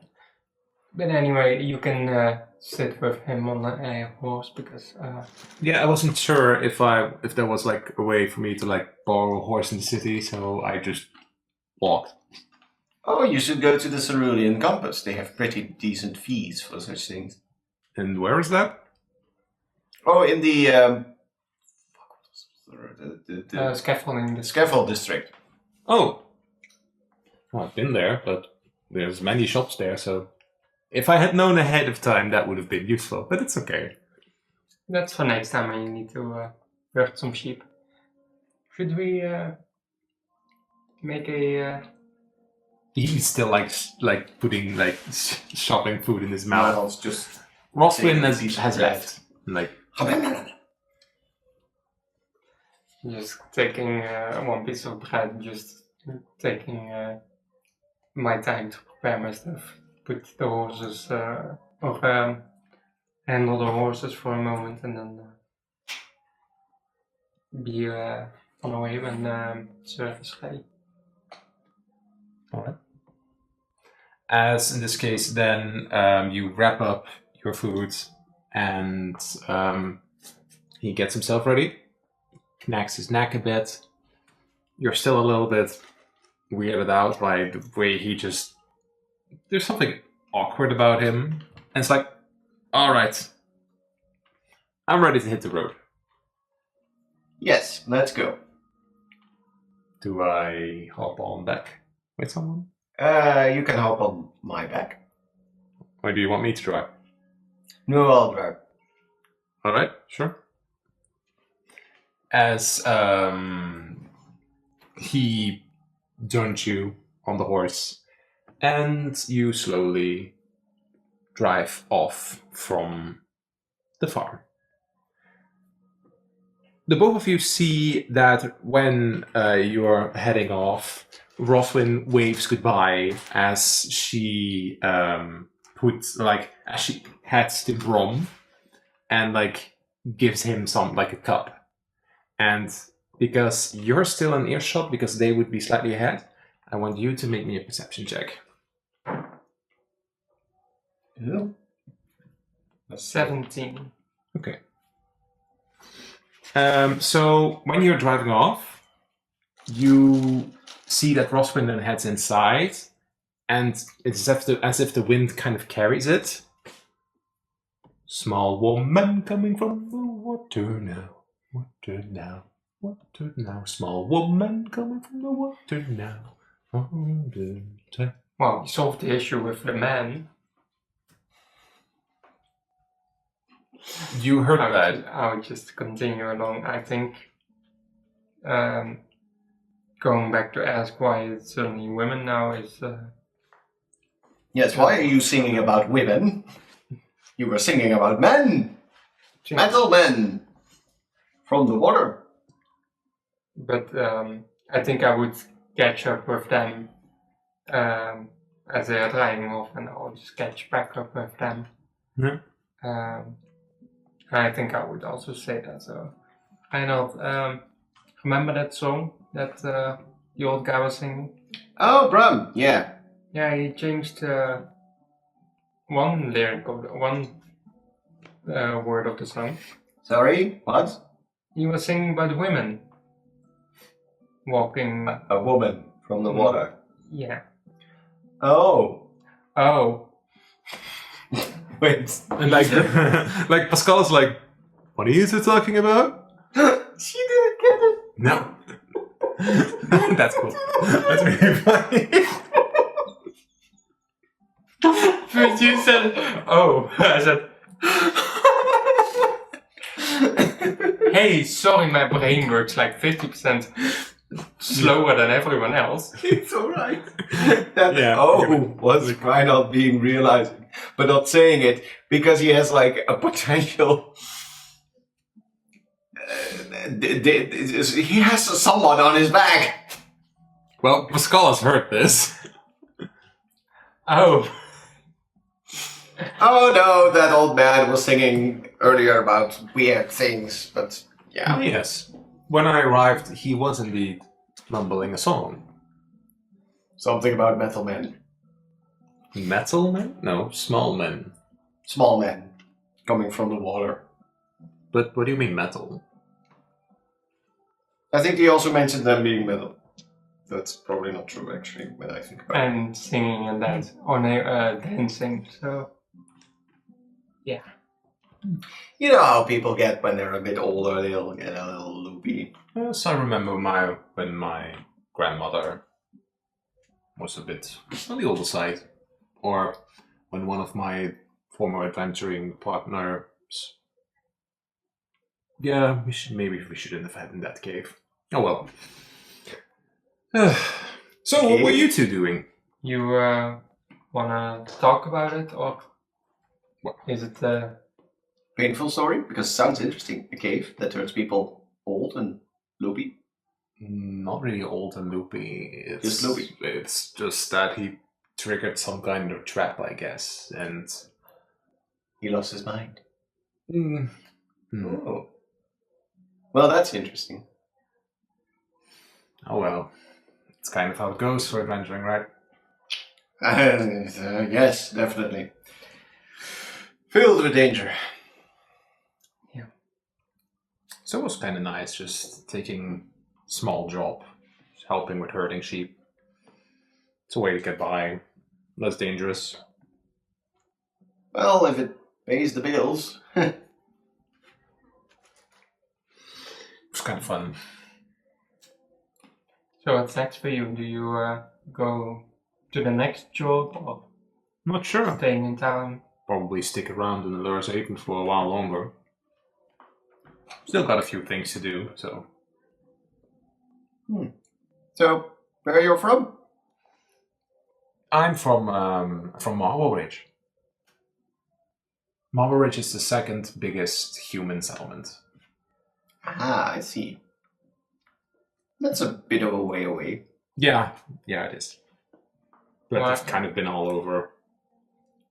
Is there a reason that you're traveling all this way, or just For the fun of it, I guess. Ah, the thirst of adventure. True, and well, with the free roadsman, you kind of can go anywhere and be assigned anywhere. Still waiting for a new group to be assigned to, but it's kind of how it is. So that's why I was kind of just like doing a few odd jobs in town. Well, I suppose helping out people is also nice. True, you kind of get a feel for them, and you kind of get to know them. So. And it was kind of just like, that was the job that you technically helped me pick out, so it's... Oh, right, on the quest board. But what were you two doing? Because, well, you weren't helping with the herding. What were you two doing? Well, firstly, when we were traveling, we came across that old man, Brom, who was a bit confused and not in the right place, and we were scared that he might be taken by the Barrington, so we brought him back to the farm, and then we spent some time at the farm, and we went for a nightly excursion into the woods, and then we came back. Okay. What was your nightly excursion? Or would you rather keep that private? As he makes an assumption. A man and a woman alone in the forest? Oh, nothing of that sort. Stargazing. Stargate. Did you, get a good look at them? It was quite cloudy, so... Yeah, it was a bit difficult. We'll probably be heading out sometime later to try again. To find stars in the sky. It's more of his thing, just making sure that he's not getting eaten by a Barrington. Periton, yes. That She's, I suppose, technically my bodyguard, but...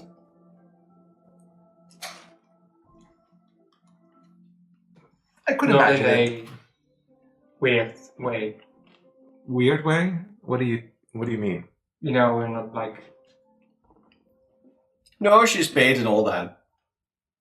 I don't get what you mean. Anyways, a bodyguard. Well, I could imagine that he could need one. I keep thinking in memes. I don't have sexual relationship with that woman.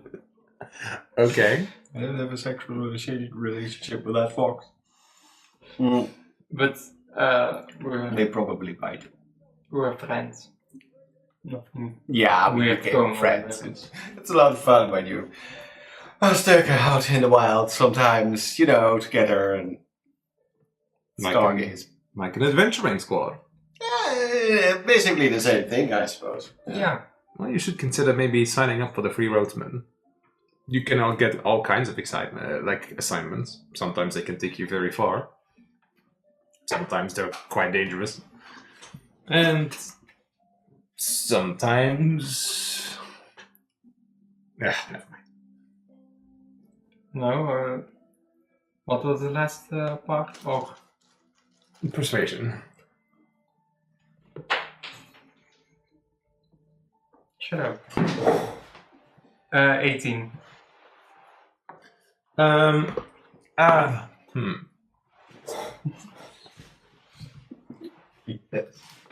Sometimes you are asked to investigate old ruins. And things don't, as any adventuring group, don't always work out. And you go in with 5 and you come out with 2. Oh, that is unfortunate. What were you trying to find there? Well, we were asked to investigate the place because it was deemed a hazard, and that it seemed to be attracting unsavory creatures. Oh. Well, good thing you investigated then. I suppose that even though it's unfortunate that you lost your friends, it's still clear that it was a dangerous place. It still is a dangerous place. They didn't lock it up or something? Well, now with the help of we made our report and that was that. We took our gold and yeah, but that's been at least a year ago. So Anywhere near here? Or? it's a bit further away from here. It's called Fallowbrae.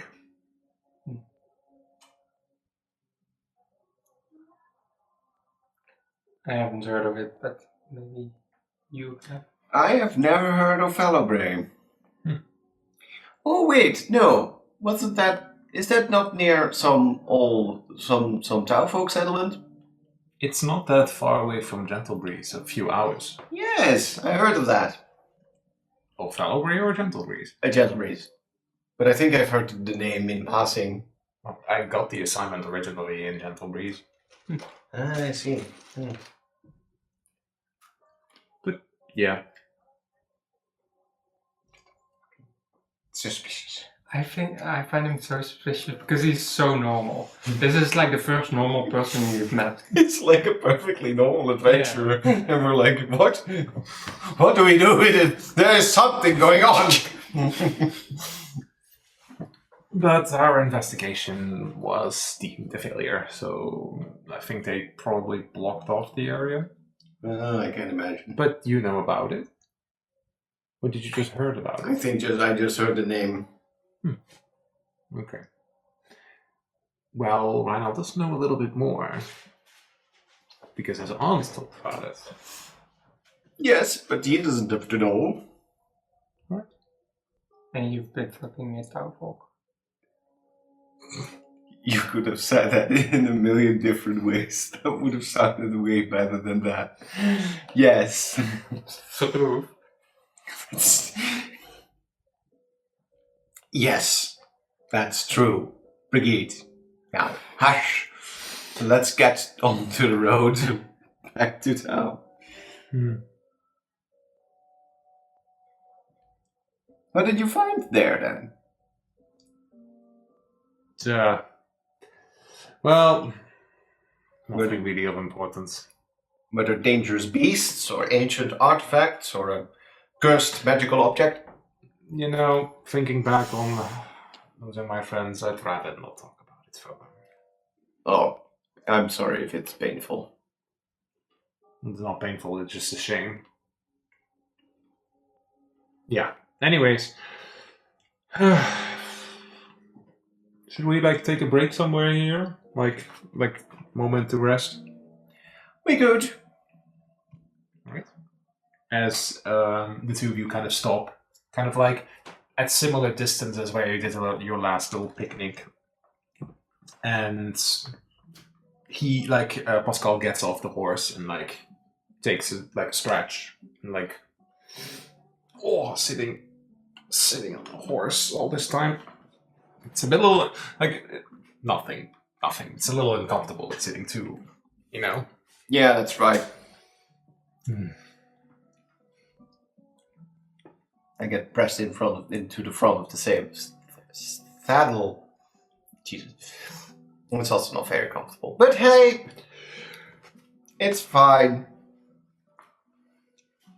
What do you two do? Is this a moment to just kind of unwind?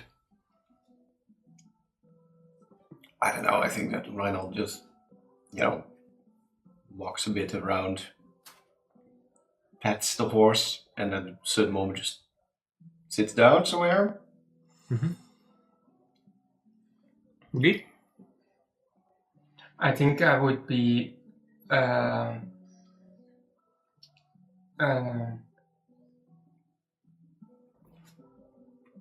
think I would walk up this, go up for a moment, just walk around, but then I'm just gonna look at Reinhold. Just kind of not really fully grasping everything with that Roka spirit and why that memory is popping up when seeing that spirit, and it's kind of just mindlessly, well, not mindlessly, but just staring at him, kind of I wanna figure out what is happening over there, so. But now it's not really a good time to talk about it with Maurice Ribbit. No, not Maurice. Pascal. I think as Reinhold is sitting down, he does in his mind, tries to address Roka have you recuperated a little? A little bit. Good to know. Quite a weird situation we went into. Exciting, but strange. I feel odd. Exciting, but odd. Well, that's often the best kind of feeling. But doesn't really give a response to that. We'll have to explore this a little further later, but good to know that you're recovering, buddy. Mm-hmm.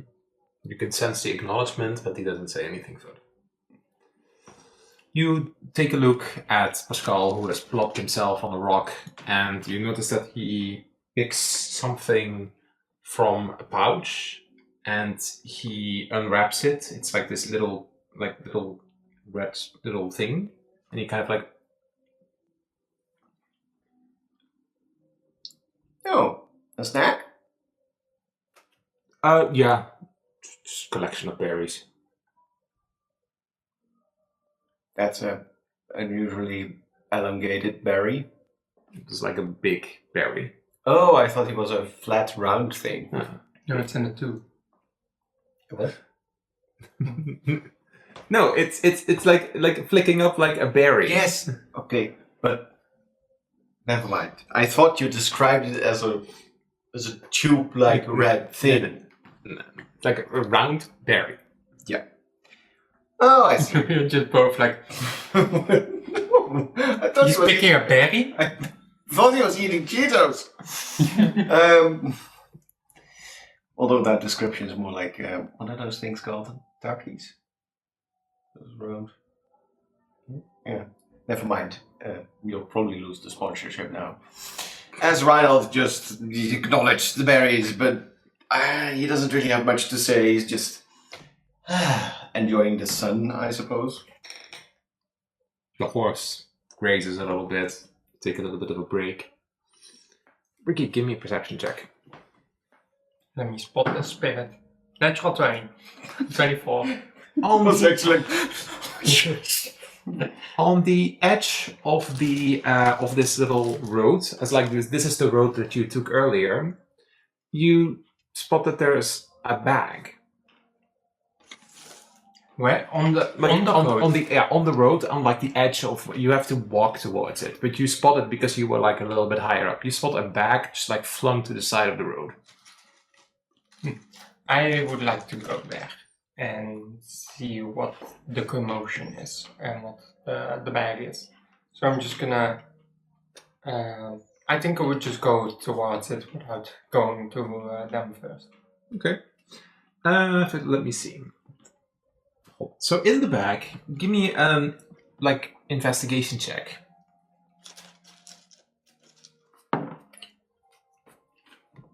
Dirty 20. Dirty 20. Okay. Let's see. Excuse me.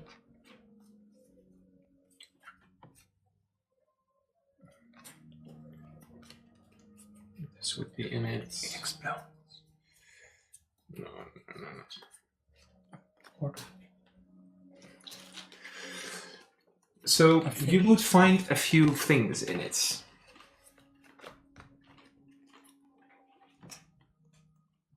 Jesus.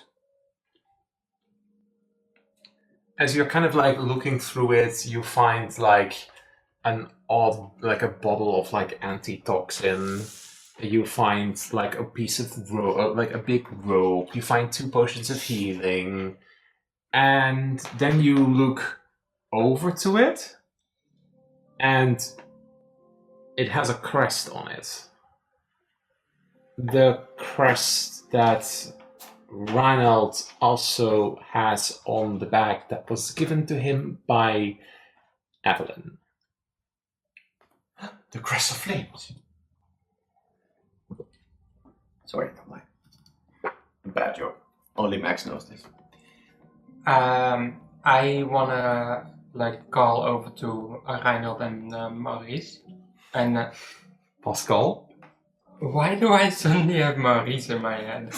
Just call him Maurice. It is hilarious. It's like he's like, you've called Pascal. Maurice, get over here. It's Pascal. It's Maurice now. Do I know a Maurice? I don't know. No. Reinhold is like, huh? What? I'll just hold the bag up for you guys to see. Can you come over here? And then Oh, a bag. Pascal currently has the 2 horses, and he takes a little longer, so the 2 of you are slightly separated from him, and you see the bag. And What's with bag? as I see you guys walking up, I would start looking in the other direction to see if I spot something else, and otherwise I would arrest him. Well, quite a lot, but it is a little bit weird that it's just us on the other side of the road. Yeah, but yeah, well, maybe somebody lost it. And then Reinhold takes a better look and realizes it's the exact same bag as that you have right now, because you switched your bag for this bag when you were going to blend in with your little plan. Uh-oh. Reinhold starts looking around and tries to see if there's like tracks leading in a different direction. Investigation. Investigation. I was Or is also it possibly? doing that, so can I roll this one? Yep. That's an investigation, which is 17. 12. Why am I singing? Reinhold, you are Full episode. looking at tracks of things. What you see is a little bit away from where the bag is. You see 4 hoofs, but they're kind of like dug into the ground, as if how could I best explain this? As if from a height the horse jumped down, or more like the horse tried to stop. Something like that. It's like you see as if a horse would have had to halt, but it's more downwards. Do I see anything else, like horse tracks going from there, or You other... see that the horse tracks were following the road from where you came, but they just stop. Brigitte, over there. Horse tracks that stop. But I don't see them going anywhere else. And there's of course a little bit faded, starting to fade a bit.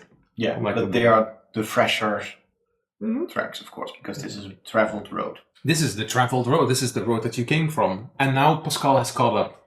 Everything all right? Yeah, I think the person whose bag this is in trouble. Do you see those tracks?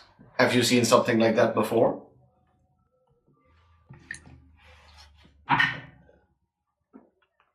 Oh.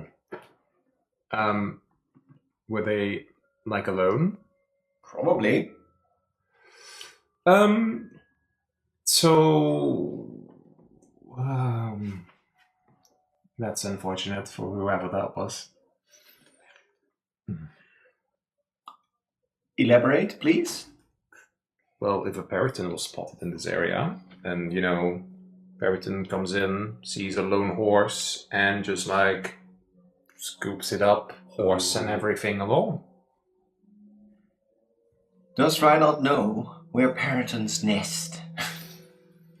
Peritons would nest towards further away in the mountains. So that would go further away, off the road, but could be in any direction in this area. Oh, that is not good. What do we do? Well, we can assume that this person may have Well, they're in trouble. gone to the next Well, we don't know that yet. world. She could still be alive. Well, She? as a pet. She? I think I know the person who this bag belongs to. Who?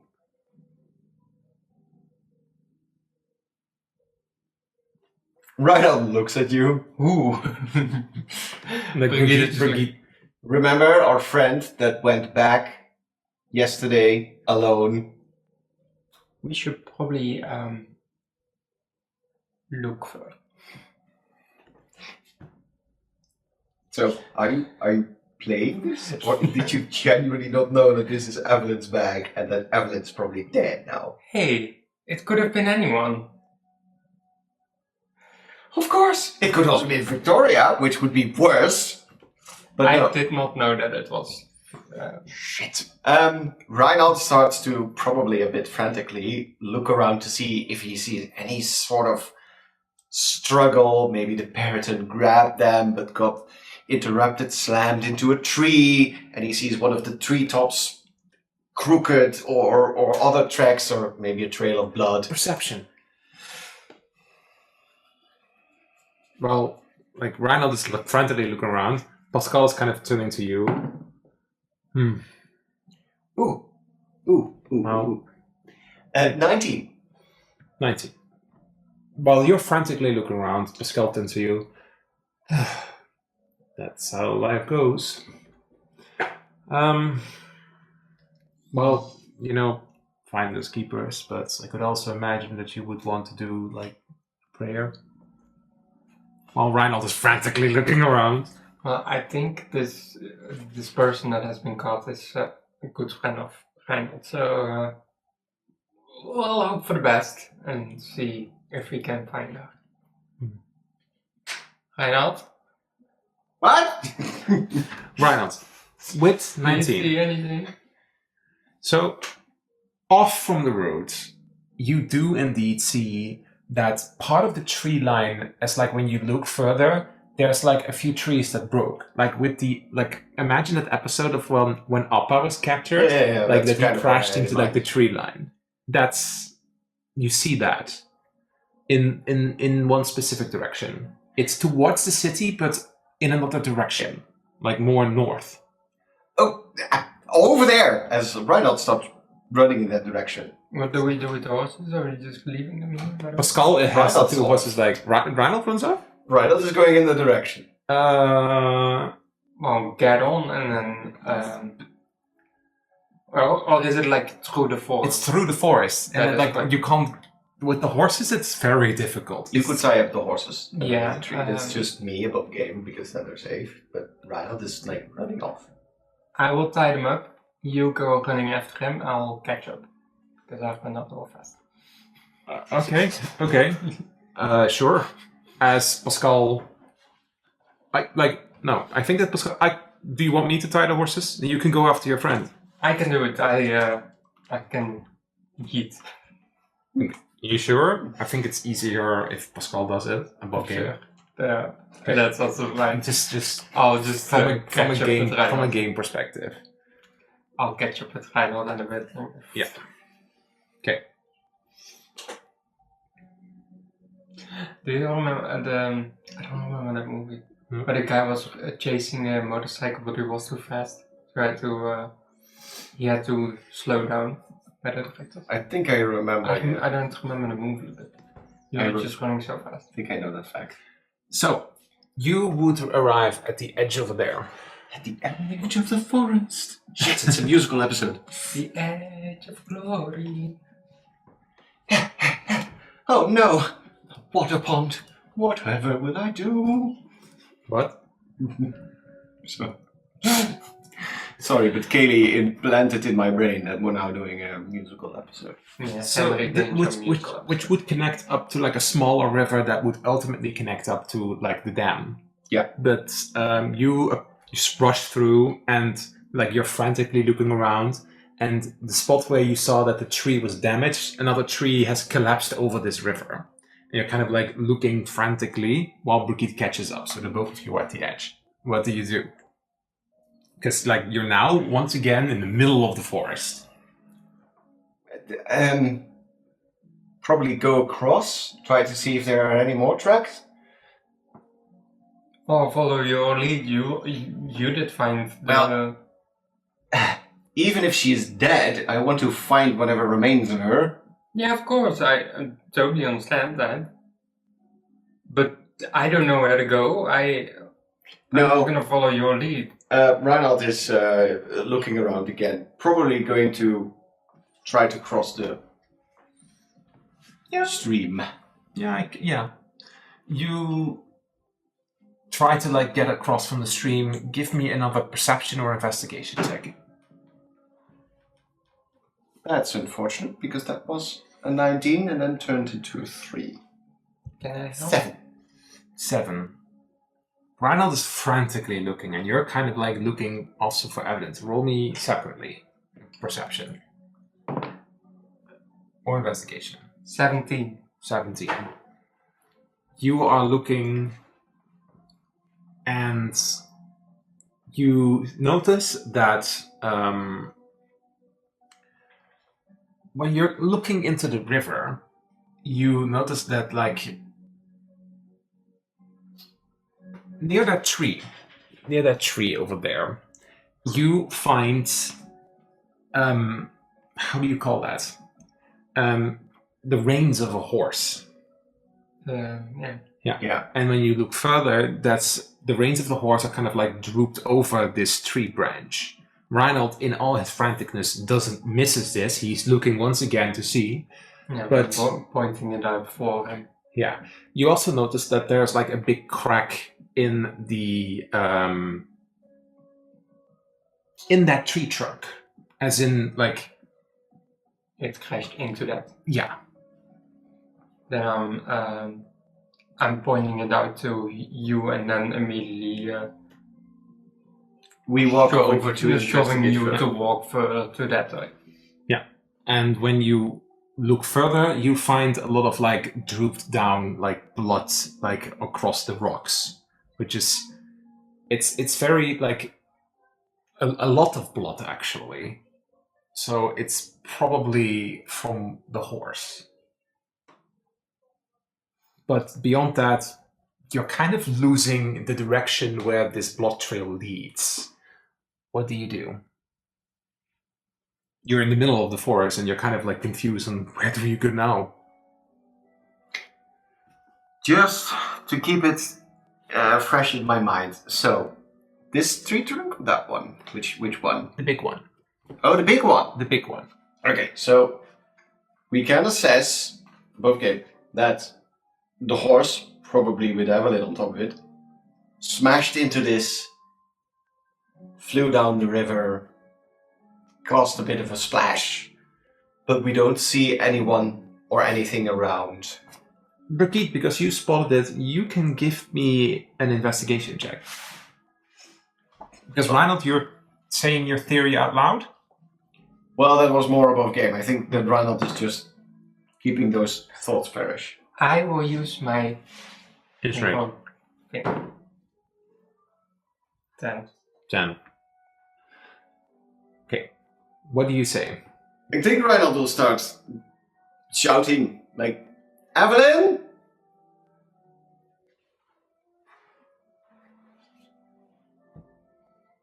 Do you think she floated down the river?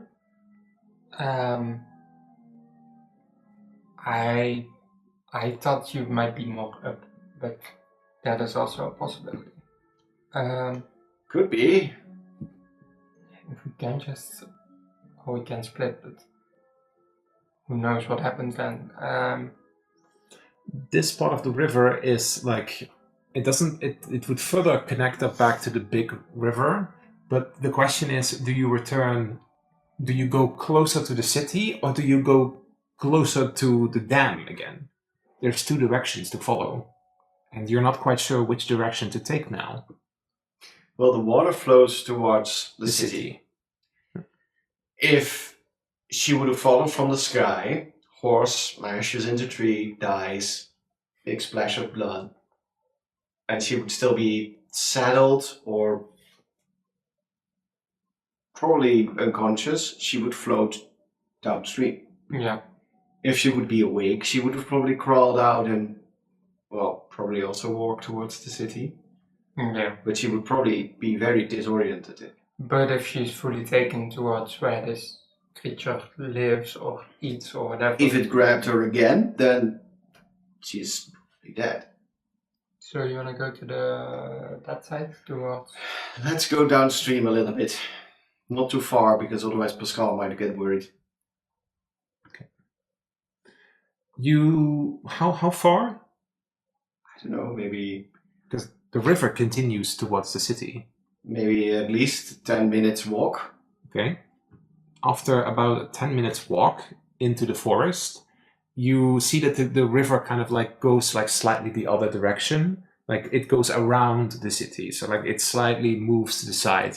But after a 10-minute walk, you realize Pascal is still there with the two horses. What do you do?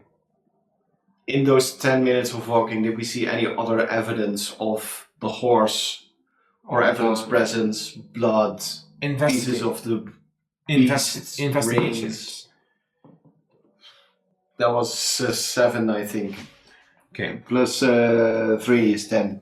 Just to remind you, on the big rock over there, right, that big rock, that was completely covered in blood. Like a lot of blood. Like as if something impacted it as well. Or like was like dragged across from it. But you don't see any blood in the 10-minute direction that you're heading. So, no. We could head back to the pond and then head into the other direction for a while. No. And if we don't find anything, then we'll have to go back to town and report her missing. Mm-hmm. I think that's the best. So we walk the 10 minutes back, I don't think Pascal is there. No, Pascal is still there. He was wait. You asked him to wait. No. I think we're getting confused. Hmm? So we walked into the forest. Pascal was staying back at the edge of the forest to tie up the horses. Yeah. I think he said he was also going to come after us, but we went to the pond and we went 10 minutes to the city, 10 minutes back. Mm-hmm. As we arrived back here, Pascal's probably not here then, because he's still with the horses. Yeah, he's with the horses. Then we walked 10 minutes into the forest, basically, towards the dam, upstream, to see if anyone was there. Okay. Both roll me an investigation or perception check. Perception then, 15. 23. Okay. The both of you do see that in the other direction, towards the dam, once again, there is indeed like a trail that's of like a lot of blood dripping down. I think that with the perception check that you realize that's probably blood from like a horse being like drained and like seeping out as if it got very hurt and like it's just dripping everywhere. That's what you notice. But Reinhold spots that first, and you realize the amount of blood makes sense for a big horse to have been taken, and it goes further. It goes further towards like the mountains. Yeah, then we'll. I think we would pick up the pace and go further up the stream, up the mountain. Do we see any further evidence of that? You go further away. Yeah, further towards the blood. So we've walked towards the dam and we've seen more blood from the horse, right? No. But it's clearly going in this direction. So I think after 10 minutes we would continue walking a little bit further. Okay, how far? I don't know. Maybe another 10 minutes? Okay. Just to see if we see any evidence of Evelyn surviving whatsoever. I would just Probably start calling out her name as every well. so often, just Evelyn, Evelyn. Mm-hmm. Okay. As you are going 10 minutes further, well, 5 to 10 minutes further, you notice that there is one like horse leg that is just like dropped on the floor and leaking everywhere blood. It probably got snatched off or hurt. You do spot that there's like at least like 2 or 3 feathers around it. Do you go even further? Yes. At that point, Reinhold would Yeah. definitely be worried and would not even consider Pascal and the horses and would continue on further a little bit. All right. How far? I think as long as we need to, Yeah, because it's as long as we find more evidence of the horse and or the parrot being there, we would continue walking up. I think that after about another 20 minutes, so you've been like now 40 minutes away, walk through the forest away from Pascal, you would probably stop noticing that the blood that is slowly seeping down is slowly becoming less. And well, it probably flew away with it. So at some point in the middle of the forest where you are, the track, it stops. Do we see any sign of clothing, the torn clothing, or any indicator that That Evelyn was there. that Evelyn was there, that she is taken with, or that it's like Evelyn has fully escaped but just left her bag? Is there anything that we can see You of don't her? find anything on this side. You're 40 minutes away in the forest and you don't find anything here. Well, this is useless. Let's head back. I hope that she just got away and the parrot had its way with the horse. But I think that we're not going to find anything left. Yeah, we maybe shouldn't have sent her home alone. Should we, well, I mean, at least you go look for her in the city.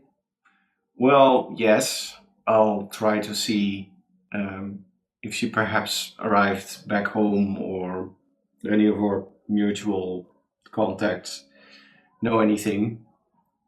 But I'm certainly going to inform them of her missing. Maybe they can try and track the beast down. Maybe some remains. And if not, then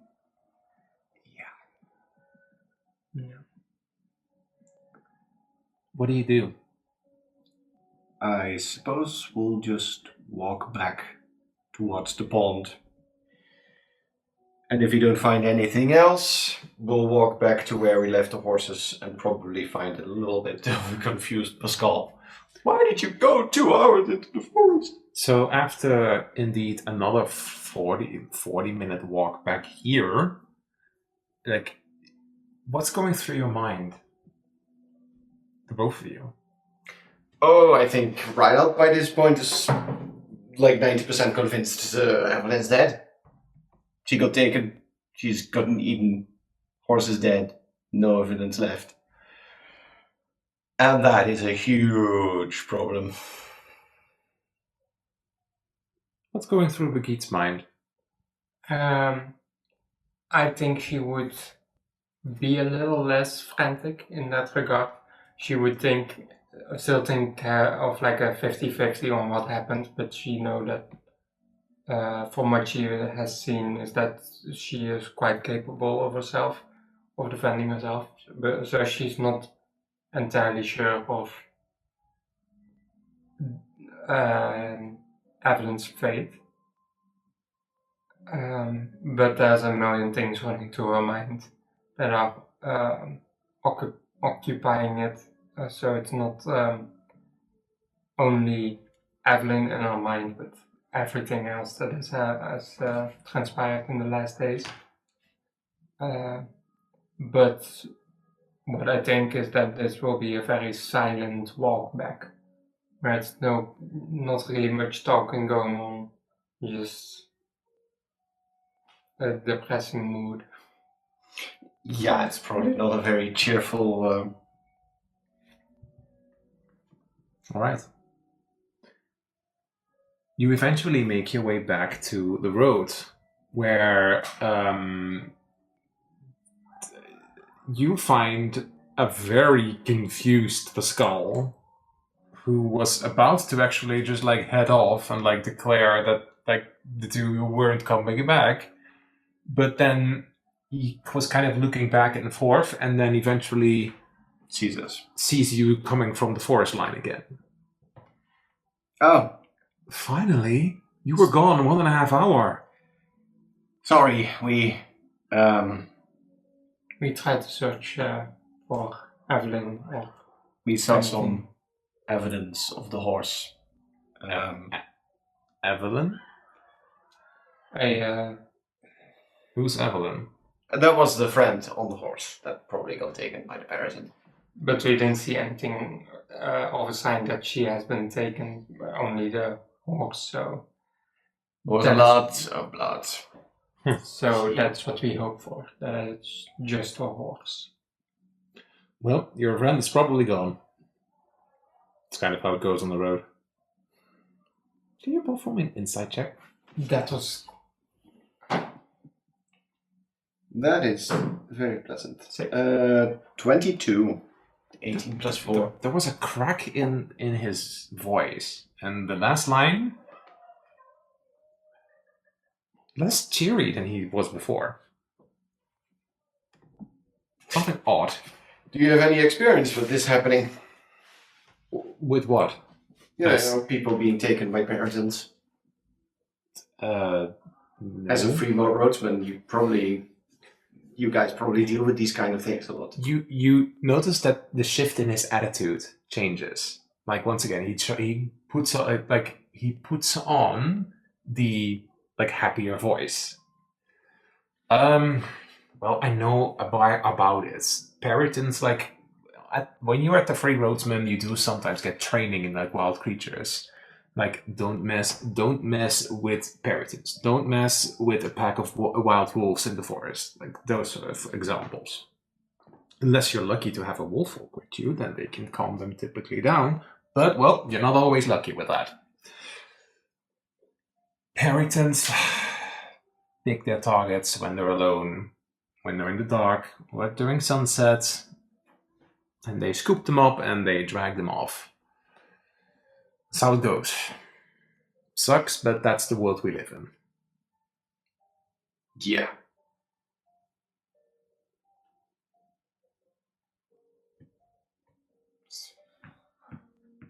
You seem a little defeated by this. It's just how it works, right? Well, it's still somebody I knew. True. That's always a shame. But you can just honor them by burying their belongings or something. Sorry, maybe I'm being a bit simple about this. Let's just head back into town. Yeah, I think that's for the best. As in this case, Pascal steps onto the horse first with the intent of letting you getting back up, because he gets the inclination that you're still a little dazed, unless you intervene. Reinhold would go along with it. Okay. As the three of you and the two horses leave the spot where that happened, you follow the road a bit further.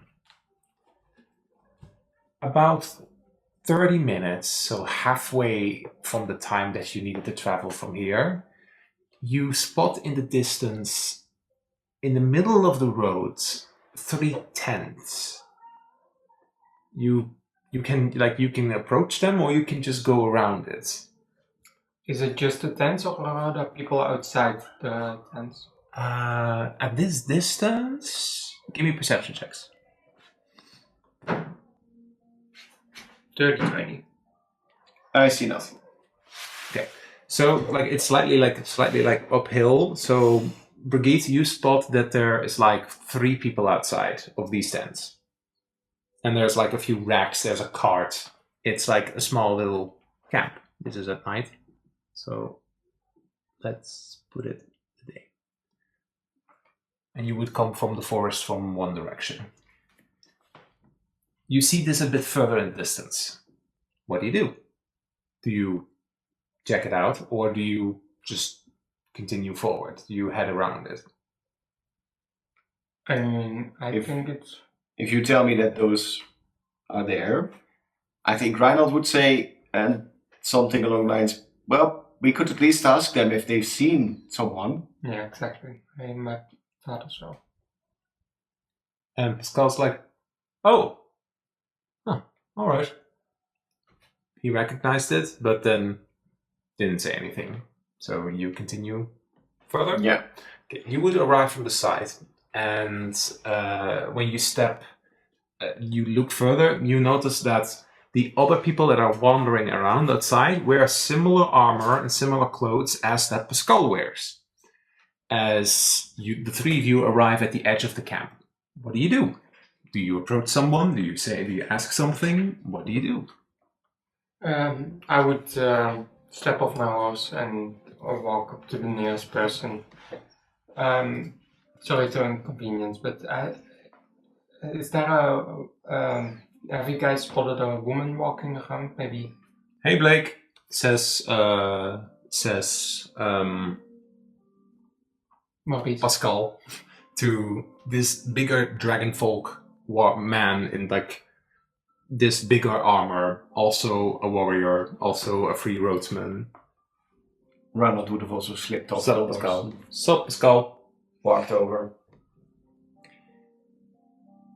Yeah, was there anyone passing through during, say, the later half of the night and the early morning here?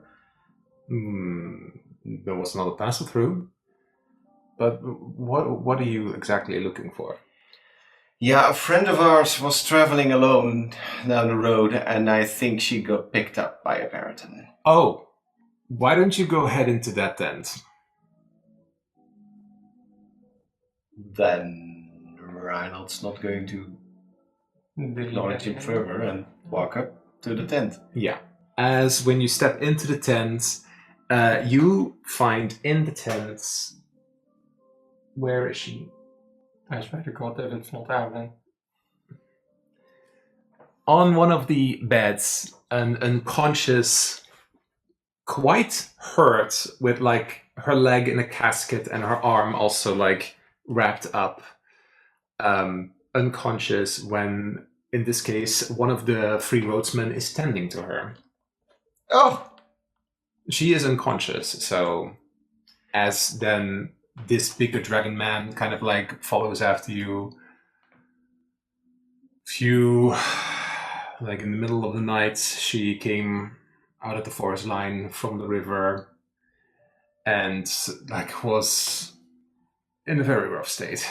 oh, I can imagine. We were like scouting for the Periton, and when we found her, we decided to set up camp. Oh, well, thanks for taking care of her. How is she now? She lives. She hit her head quite bad. As then Pascal is like, is this your friend? Yes. Yeah. Then she was extremely lucky.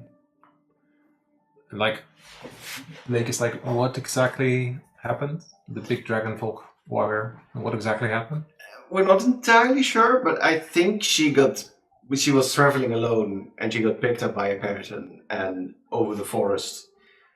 Either the Periton dropped her and the horse or she fell off. But apparently she got away. The horse didn't. We found a lot of blood. I suppose that makes sense. Because when we found her, she was dragging herself along and collapsed when we found her. Oh. I think her leg's broken and her arm is in a bit of a rough state. She'll make it. As then from the tent entrance, another one, a smaller hairfolk appears. When I saw her on the road earlier that morning, I warned her not to travel alone. Yeah, that wasn't really what we planned to do, but unfortunately... Wait, I saw you two there too. Yeah. Yeah. We got to our destination and she headed back alone. Theodora takes in a look at Pascal. Why are you here? I took a job further away. Well, go make yourself useful and go fetch them some water. Yes, ma'am. And Pascal just walks off. Scampers off. And is he not in good graces with you guys? None of your business. And like, Sorry. there's this like, she has quite an aggressive tone. Like, none of your business. This is the companion that you were traveling together with, right? Yes, this is a friend. Right. Is there anything we can do for her now? As she the cleric that was tending to her has patched her up, and like, I think that she's taken care of. But you could escort her back to the city. Well, I'm sure she would be, better off at her home. True. As then the cleric interrupts, like, she did hit her head quite badly. She may be a little bit dazed of what happened. I see. Would like some healing potion help, or is she physically okay? She just needs some rest and healing. Oh, Reinald, you realize that potions help, but she has a broken leg. So, that doesn't help. More like something to get her up awake. But I think that she needs rest. all right. We can give you a carriage to borrow. Oh, that's Okay. very kind of you. Make sure to drop it off later at the bigger checkpoint. Near the town, right? Yes. Oh. Or give it to Pascal, and he'll take care of it. Oh, right. Yeah. It's clear that this hairfolk has low respect for Pascal. Does not like him. Yeah. No, this is fine. Captain, says the big dragonfall, is it safe to just send them out? Well, we have a job to do, and we can't take care of everything. We have to take that Periton out of the sky now. Because if this lady got attacked and she luckily got away, the Periton may be convinced that it's, it can get an attitude. Yeah, right. Got it. Well, we don't want a Periton with an attitude. No. We went into that sort of, and then she would start explaining a little bit of where the trails are going and Yeah. upwards to the stream to give them a little bit of a direction. Good to know. Not sure if if the nest is in that direction, but that's at least where, we found some horse parts. She got lucky. Well, you could say that again. Oh, Well, once you're ready to depart, let us know. Take a rest, go grab a bite to eat at the other tent, take your time, let us know when you're ready.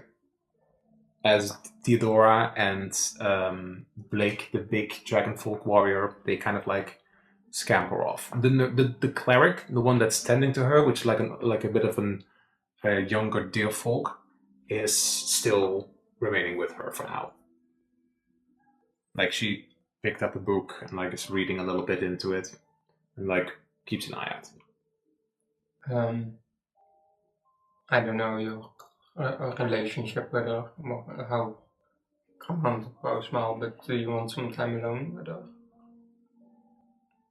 no, it's fine. I think Reinald did move up to her, like maybe places his hand on like her arm. I'm just glad she's okay. Her father would have killed me if she died. Can you imagine Victoria's response when you get home? Reinald, what the fuck? Yeah, I can imagine. Right.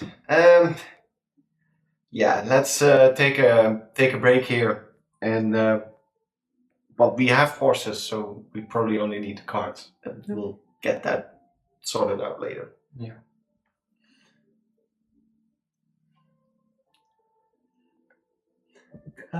Might I ask a question, says the Gleck? Yes. Who's Ariane? I don't know.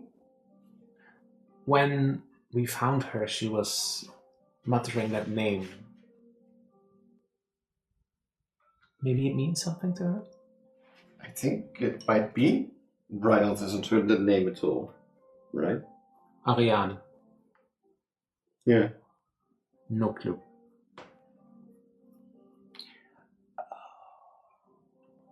I think that knows. What do you want to say? Perhaps our mother. But that's not so. No, anyway.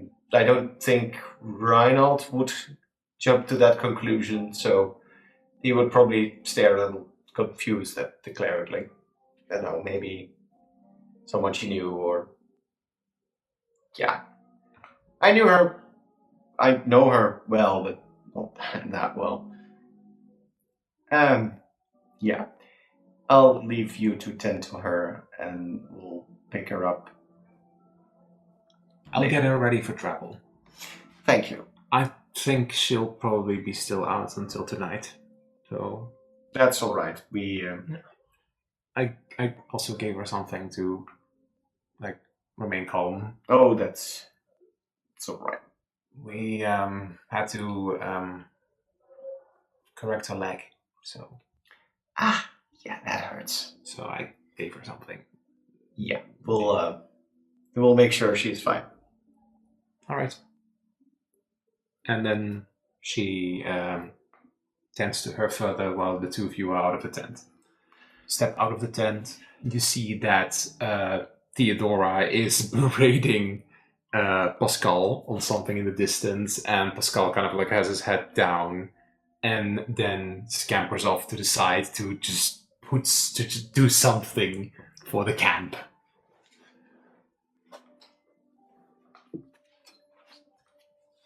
The two of you are outside of the camp. You see that Pascal's got paraded.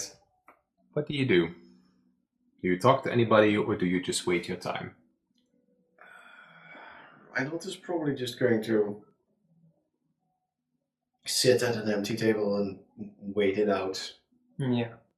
I would sit close to you and just wait for a moment till we're ready. Because the two of you are probably quite exhausted as well. From like first half a night's sleep, the whole business at the dam, and Then now also this. another half. Yeah.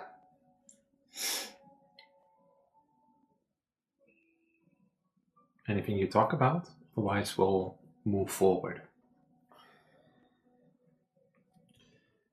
I think at least from Reinhold's perspective, he would not be inclined to openly discuss anything in particular now. Yeah. Because he doesn't know, will these people walk around, so they probably hear, and yeah, best not. Yeah. Exactly, because there's lots of things to discuss, but Yeah. not right now. So yeah, we would skip that. All right. That big dragonfolk free roadsman arrives with, in this case, a smaller carriage that you can bind the horses to, and ready to head out, you two? Yeah, I think so. Yeah. He's kind of like looking up. I think if you head now, you'll be fine.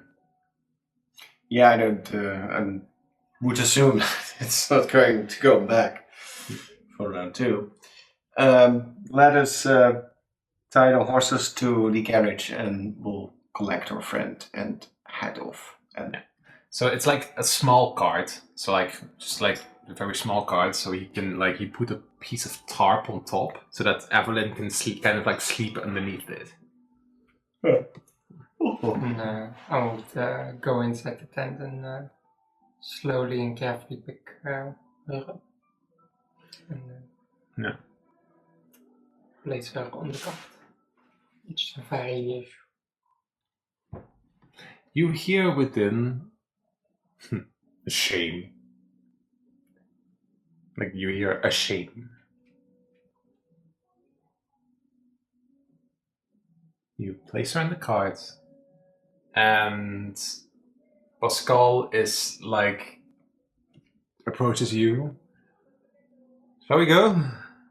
oh yeah, sure. We'll head back into town. All right.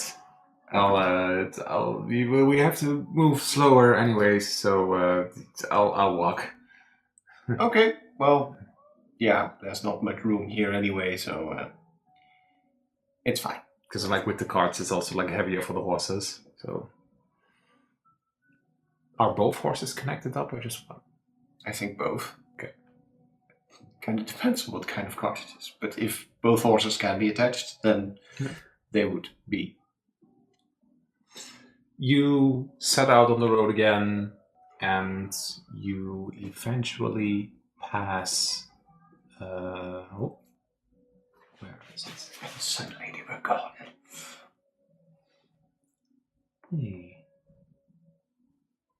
You would eventually reach Haven's Reach again. You keep an eye on Evelyn, and she's just resting. And you would arrive here in Haven's Reach, back in the city. Pascal is like, when you get to the gate, well, except for the last part, nice seeing you again. Yeah. Do we give the cart back now, or should we find you eventually and bring that one back? I don't know where you're going. I don't know where. It's not that far into the city. Well, then I'll just come along, I suppose. Yes, let's do that. As Reinhold, let's breach protocol for a moment. As he's like, I have to get her there and I can't carry her alone, so I'm gonna have to need Reed. So why not let the weird human come along as well? As I think he would lead them through the checkpoint. Yeah, I think you'll probably get questioned, and then one of the guards sees that somebody's injured and that they need help, and they'll let you pass because there's no other stuff with you.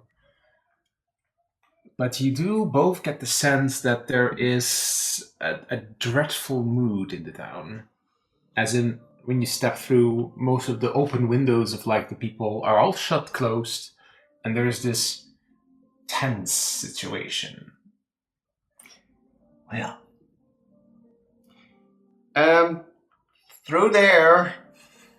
Hold on, let's go to the Traders District. Reinald, when you arrive at the Traders District, do you just immediately head to the Regnes Manor, or do you head somewhere else? Yes, to the manor. Okay. In front of the manor, Pascal looks. I like Brigitte is also like, that's quite a fancy manor. You've passed it by a few times. What do you do? Does Brigitte get Evelyn off? Are you alright? I don't know what happened, but it felt like somebody stabbed me. Ooh. Yeah, I'm fine. Okay. Sure. Yeah. Oh. Sure? Yeah, I'm good. Reinald jumps off the cart. Hold on. Let me just check. Yeah. As he first head inside. Mm-hmm. Hello, is anyone home? Like Matilda arrives and like doesn't say anything because, and then she's like, Oh, hi, Matilda. Is there anyone else here? Oh. Well, yeah. she looks a little like she looks like tilts her head. Could you maybe, well, she does have a bedroom here, right? We're going to bring Evelyn in. She got hurt a little bit. She is sleeping. Don't worry, she's going to be fine. Me and my friend will bring her upstairs.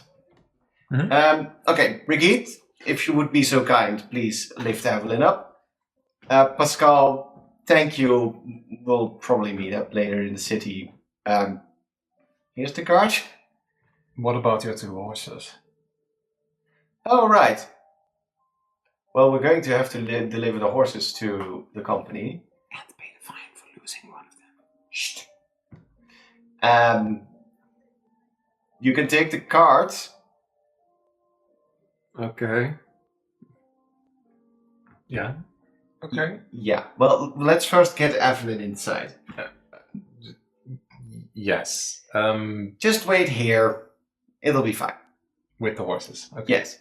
We'll Alright. get rid of that later. But it's like, just wait. Yeah. Okay. You carry Evelyn, Yeah. and you step inside the manor. Yeah. And like to Brigitte, it's like as if she steps into another world because this place is, oh my god, so fucking fancy. Right. Through this way. Whoa. Calm down. As Reinald directs her upstairs towards Evelyn's bedroom. Calm your tits. Jesus. All of them. All 6 of them. Hopefully, Matilda is. Okay. Just a second. Please close your eyes for a second. Let me quickly check if I. Yes. Okay. Open up. Yeah. So you go to that room. This one. Or Yes. the closed one. That one. Yeah. That one. That's Evelyn's assigned room. So next to Victoria's. Oh, He has no right to be here. I thought it. You were not. No, it's called outside. Yeah. Matilda points you in the right way. She looks quite worried, as she sees that Brigitte is carrying Evelyn, who looks really messed up, and then follows after you into this room. Well, I suggest you just place her on the bed. Jesus, what? Jesus. That's like a bed for like 4 people. Like the items. By the gods. She would just place her on the bed and just make sure that everything is in order. Her head is on the Pillows. pillows. 500 of it. Yes. Well, at least she's... And like Matilda stands in the doorway. It's a long story, but because it's short, she and her horse got picked up by a Puritan. And by a miracle, she got out relatively unscathed. All she now needs is some rest and she'll recover. And like like Matilda points to her leg. Yeah, they had to set it. So it's in a rough shape, but it'll be fine. It is probably going to take a few weeks. I'll just go and see if I can find one of the clerics or healers so that they know and that they can come check out. If you see Irvin, please inform him as well. You can send him after me as well. But, Right. but it'll be fine. Just, if you would be so kind, please, take care of her for now and make sure she's comfortable. I'll just have to arrange something first. Thank you. As Matilda walks towards her and kind of like sits next to the side of her bed, kind of like strokes her on her head, like concerned. What are you to do? Brigitte, let's head outside. I'm just like, everything is fancy. Like, oh my goodness. who's paying for all this shit? Gee. Well, she is. As I kind of gently nudge her along to come outside. You're in the hallway of this very fucking fancy mansion. So, I get why your friends with those things.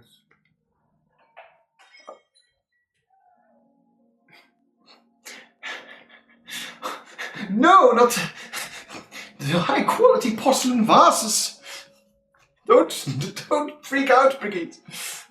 You don't have to break everything in your life. No. What the fuck? Oh, well, that's not why I'm friends with her. But, yeah, she's, she's comfortably off. You could get used to this. Mm-hmm. So, what now? Well, we're going to unhook the horses, place them in the stables, and I'll have to go talk to the people of the Cerulean Compass about this. And maybe Pascal can, get the cart back in a way, but then that is arranged and... Where are those 3 horses from the Cerulean? Yeah, so we're probably going to have to pay for one of them. Oh, maybe she can pay for that. Oh, She can pay for all of this and... I don't think that would be an issue, but I think it's going to come out of my pocket. So, is that it, or should we... Are we gonna talk about... Well, we can talk about things later, but as I said to Matilda, I'm going to find the horses, the Cerulean, and then I'm going to probably inform one of the priestess to, so that there's someone checking up on her doctor or something. Yeah. So, should we meet up later? Yes, let's do that. I can imagine that you have to talk to people as well? Yeah. What should we do? Tomorrow morning? Tonight? Well, it is morning. It's now around noon. Around noon. Maybe later tonight. No, it's like 3. 3 o'clock. Okay. Yeah, and you're both pretty exhausted from like... Maybe tomorrow morning? Any place in particular before we have to look across the old city? I don't know. Let's meet at the Dragon Felix for a breakfast. Something. Sounds good. Then I'll try to find my way out of this mansion. Oh, it's alright. I'll lead you outside because we need to talk to Pascal about the horses. So, no, never mind. It's gone here. Oh, you can leave that, by the way. As I point to Oh, the bag. the bag. No, I just take it off now and just give it to you, I think. I place it somewhere in the hallway. Okay, and you can just put that card back there. Then we walk outside, where we find a still very confused Pascal. No, actually you don't. You find just the 2 horses. The cart has been taken by Pascal, and Pascal isn't there. Oh. Well, that's kind of rude. Well, Brigitte, could you help me? I'll take the horses back to the back with the stables. No problem. Sorry. You leave them here for now at the mansion? You don't return them to the Cerulean Compass? Well, they also deliver them here, right? So they can come pick them up. Oh, okay, but then you'll have to go there. Well, I have to go there anyway, Yeah, and the temple is also there. why don't you then just take the horses there?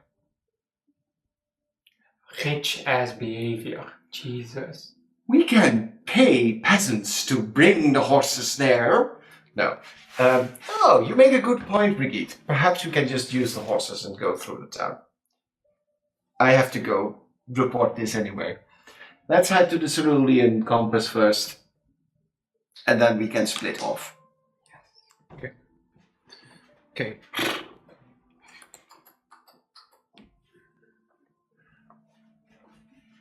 What way do you take? Do you follow Grove Street, or do you take the side road?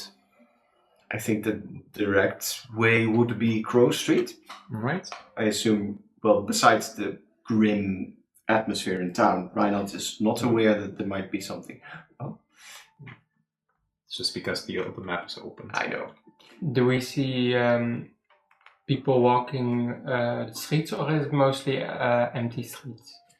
It's now that you're in the city, you see other people, of course, like wandering around, but there is a very unsettled mood. Like most of the windows are shut. You still see people pass, but it's clear that this city is on edge right now. It's uncomfortable right now. Do you think something happened? Well, you both know what happened. Yeah. Someone died. The incident. Well, Reinhard wasn't there. oh yeah, Reinhard knows. Who Yeah, knows, but you probably haven't heard that. Irvin said so. yeah, but I think I'm not sure. I think Reinhard would assume that something else would have also had to happen to have this possible. effect. It's possible. So that's what he refers to. Do you think something else happened? I hope not, but I think it's just a funeral that just happened. People grieving. I don't know who died, but Yeah, be someone important to the people around here. I'm not sure.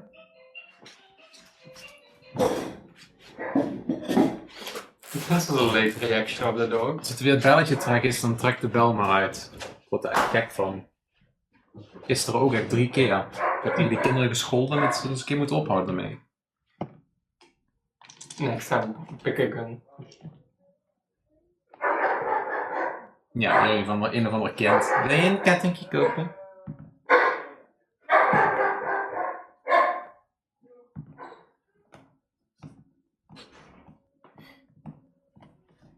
Weer een kettingje, hè? Wat? Was het weer een kettingje? Nee, dat is een of ander scoutingkast of zo. Zo'n clubactie gebeuren. Nou goed. Maar ik dacht, nee, laat maar. Toen stonden ze een beetje vertwijfeld te kijken. En toen dacht ik, Go. Yes. Action box upon it. As you follow the path towards the scaffold district, you pass by the Nightly Endeavors, completely shut, close.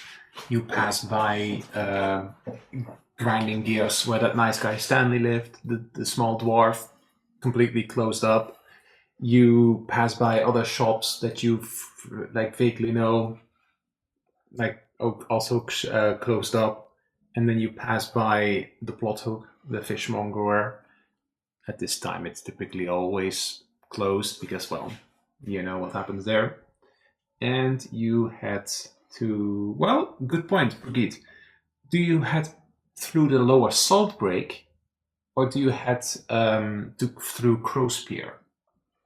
I think to Crowspear, because that's what they originally intended.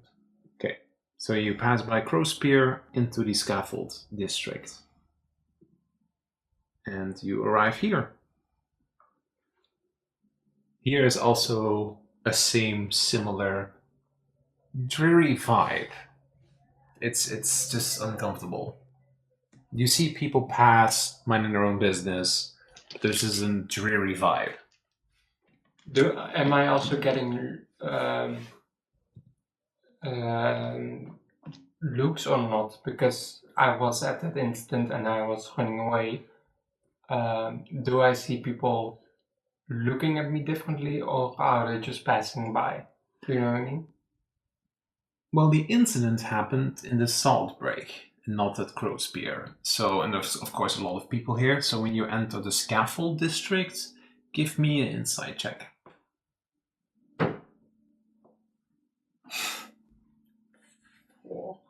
4. No, 8.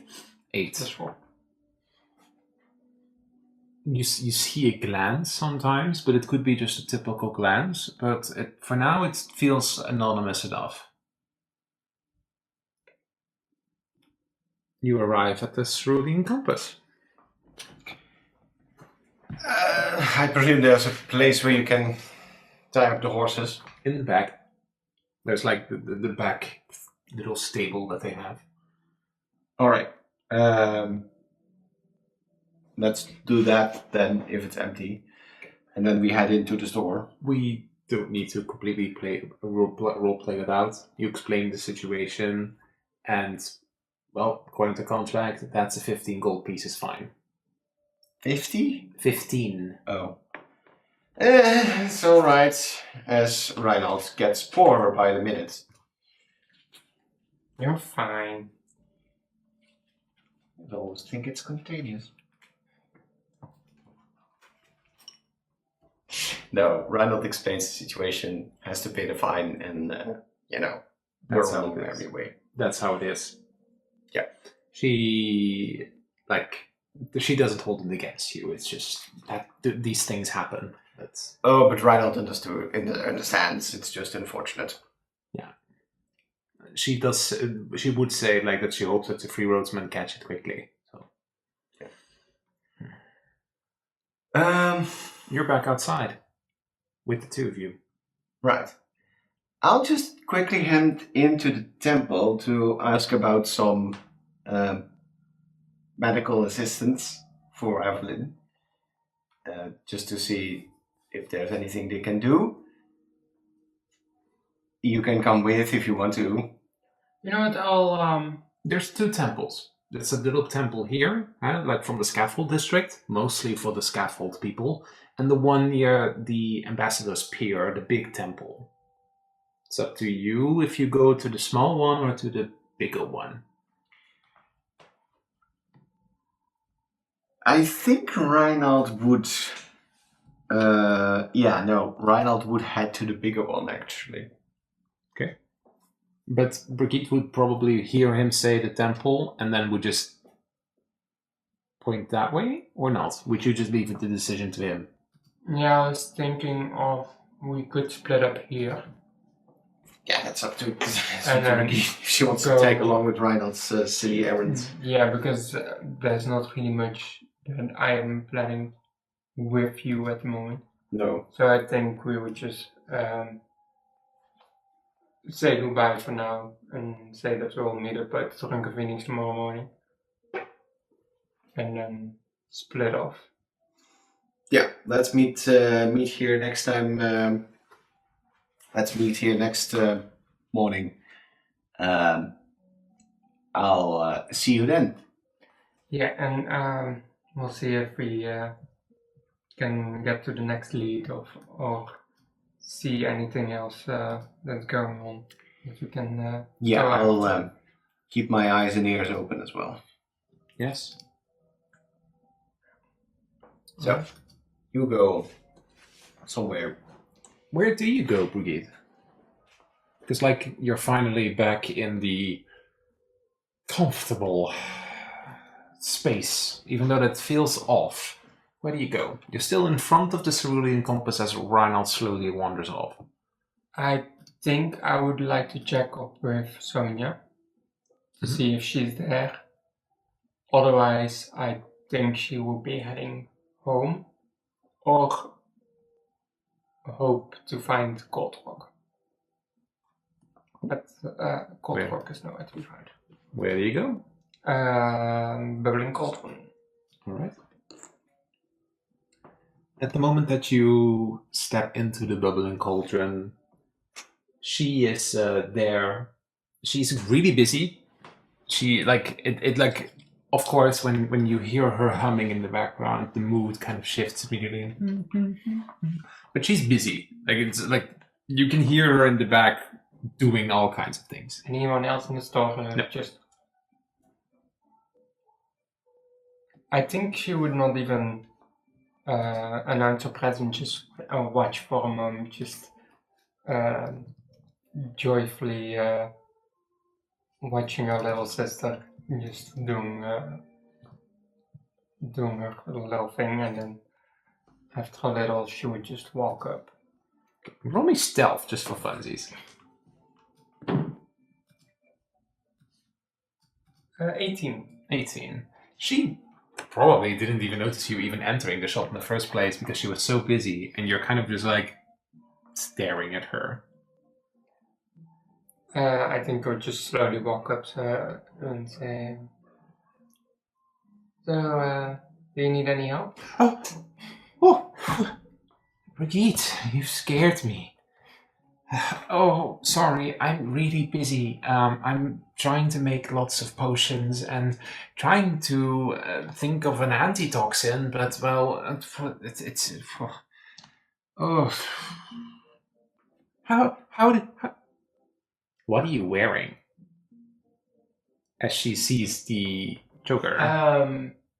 You know, I'm trying out new fashion styles. Doesn't really suit me. Yeah. Yeah. Yeah. But how are you and how is everyone? Could be better. Well, Wilt is still quite hurt.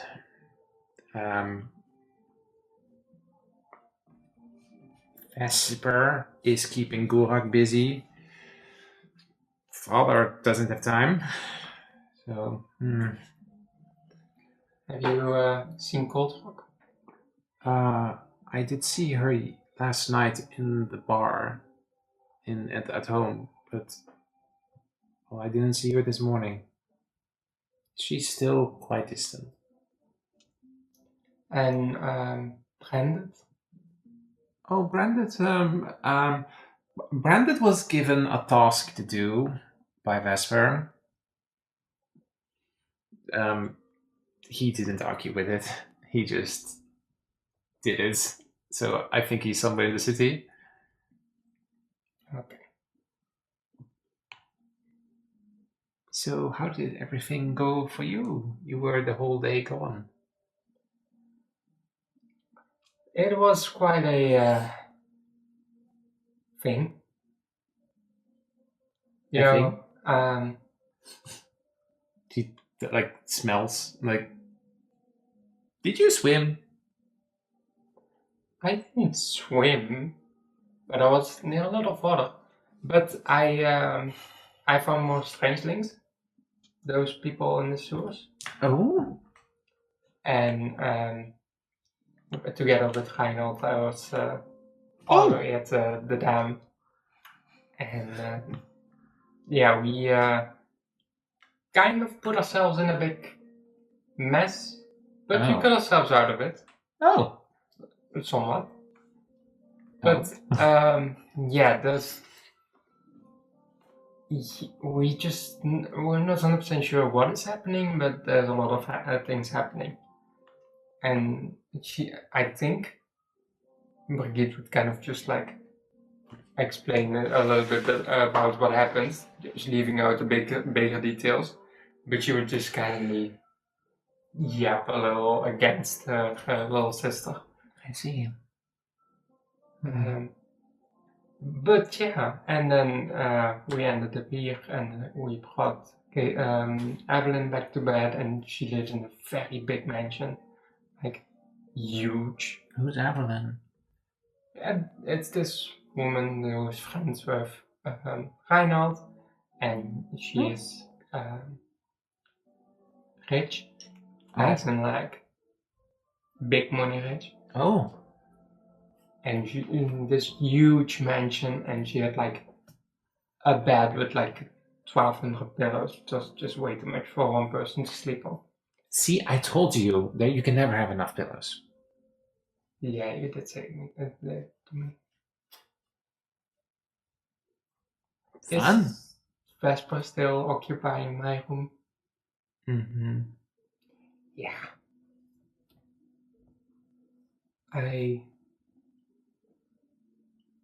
As soon as she gets out of my room, I will get some more pillows to redecorate and put some. You know it. I'll do the stitching on it. Like nice, pretty black stitching on it. I'll get little cute shapes. But I think I should continue making some more potions and some more medicine. I think it's for the best to keep a stock of the Antitoxin. antitoxin, like for the first word. The problem is though it's less effective than I had hoped to. Because, well, it does help. It does help, but the people that I helped the potion against, they're still dazed, and a few days later it still hasn't completely worn off. If I could just have whatever is causing this, then I could like invest in, like I could look and experiment into like a solution. No. We think that it's made from mushroom people. Huh? This effect that is causing all of this. We are not 100% sure, but they have definitely something to do with this. And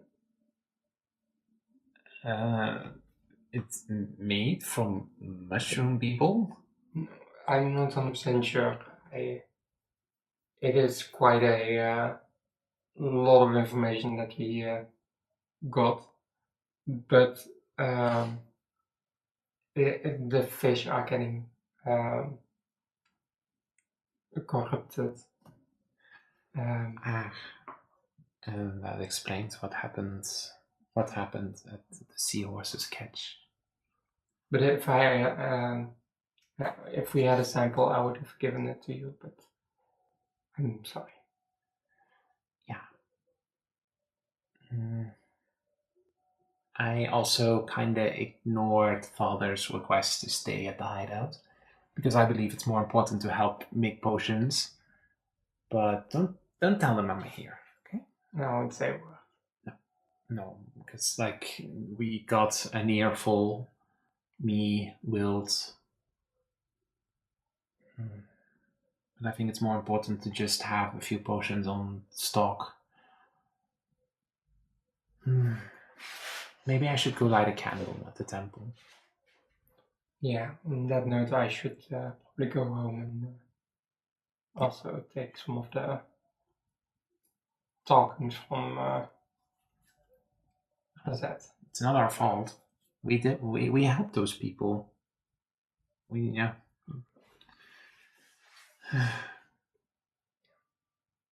I do hope that Sir Everhard and Grasha are fine. I think they got arrested. They got arrested. Well, I think that everybody involved got swept up. I want to go check on Cassidy, but well, me being here is already a problem for Father. And if I go to the lower salt break, maybe I'll get spotted. I'll get into trouble. I don't want to get in trouble. I do hope she's okay. I'll see if there's something I can do. Okay. All right. Take this one just in case. She gives you a potion. Not a throwable one, just a normal. Yes, the stuff of... Yeah, that's just in the manor right now, so okay. it's up to Reinald at some point to just take it or leave it. But, yeah, I'll be going now. I'll guess I'll see you later tonight. Yes, I will be just finishing up this batch and then I'll head back. So, these strangelings that you saw, are they the same as in the sewers? Yeah, I think the one that we saw was a little nicer. Oh, I hope that's a good thing. It wasn't. I hope so too. Just really. Like, he wasn't, but... Okay. Good luck. Yeah, I'll see you. And just gonna head out. We shift to Reinhold. Where do you go? I probably would just head straight to the ambassador's pier. Mm-hmm.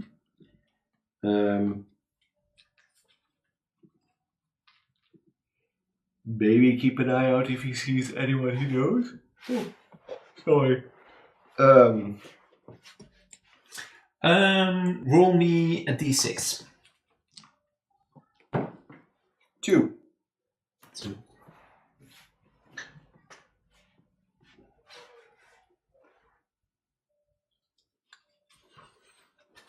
You would spot these two in front of the Ragnes warehouse. Oh, okay. Like, they're currently loading in few boxes that came from like a shipment, and they're currently loading it into the warehouse. Well, I'm basically walking past them, so I think Reinhold would just greet them. Mm-hmm. But like in more like, oh hi, and continue walking on. You're not going to tell them about Evelyn?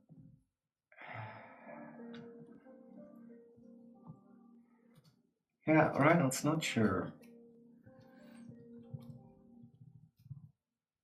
It's up to you. Do you pass by? I think that Bo would kind of like, hello, Fox. Beauregard. Yeah, hi. So, please don't worry, but Evelyn unfortunately got herself into a bit of a mess. What? We went out for a little endeavor, but she got unfortunately grabbed by a periton. Like humble, like kind of like drops whatever he was. What? Yeah, but like a miracle, she survived. She might have a broken leg, but she's okay. I'm just going to the temple to see if they can do anything further for her. Yeah. Wait, a periton? Yeah, apparently there's a periton on the outside of the city. Oh. The free roadsmen are probably going to take care of it. All right. But yeah, I thought you should know since she's your boss and also kind of friends. Like, acquaintances. and like, Bo, kind of like Reggie, kind of like, and you were with her? Yes. Well, not at that moment. Wait, so you just left her alone? Well, no. Yes. Me and an associate of mine had an assignment that Evelyn entrusted to us. And she went back home alone, as she, of course, is a bit, when she wants to do something. Well, I think she thought she could outrun it or something. like, humble, like, Reggie kind of like stares you down, and humble, like, ugh, calm down, Reggie. They couldn't have known that a Periton was in the region. They couldn't have known.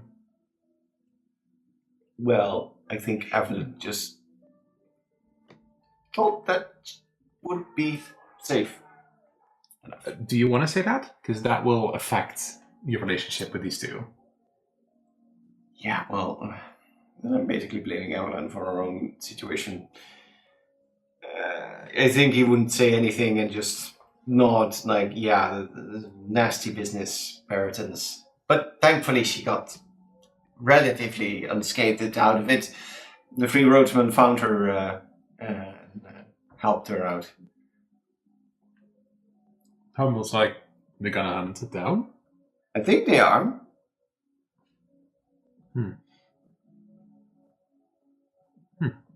Alright. Reggie's like, are you gonna take a day off again? I might. If it hurt Evelyn, then it could hurt others in the city. And, well, those free roadsmen are less capable than you think. Well, there were, I don't know how many, like 10? Maybe more? 10. And they still haven't got it. Eh. Idols already are so useless.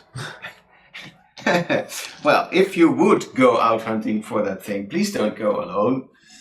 No. But, You'll come with me, right? And you, Reggie. I think we can handle it, the three of us. Besides, if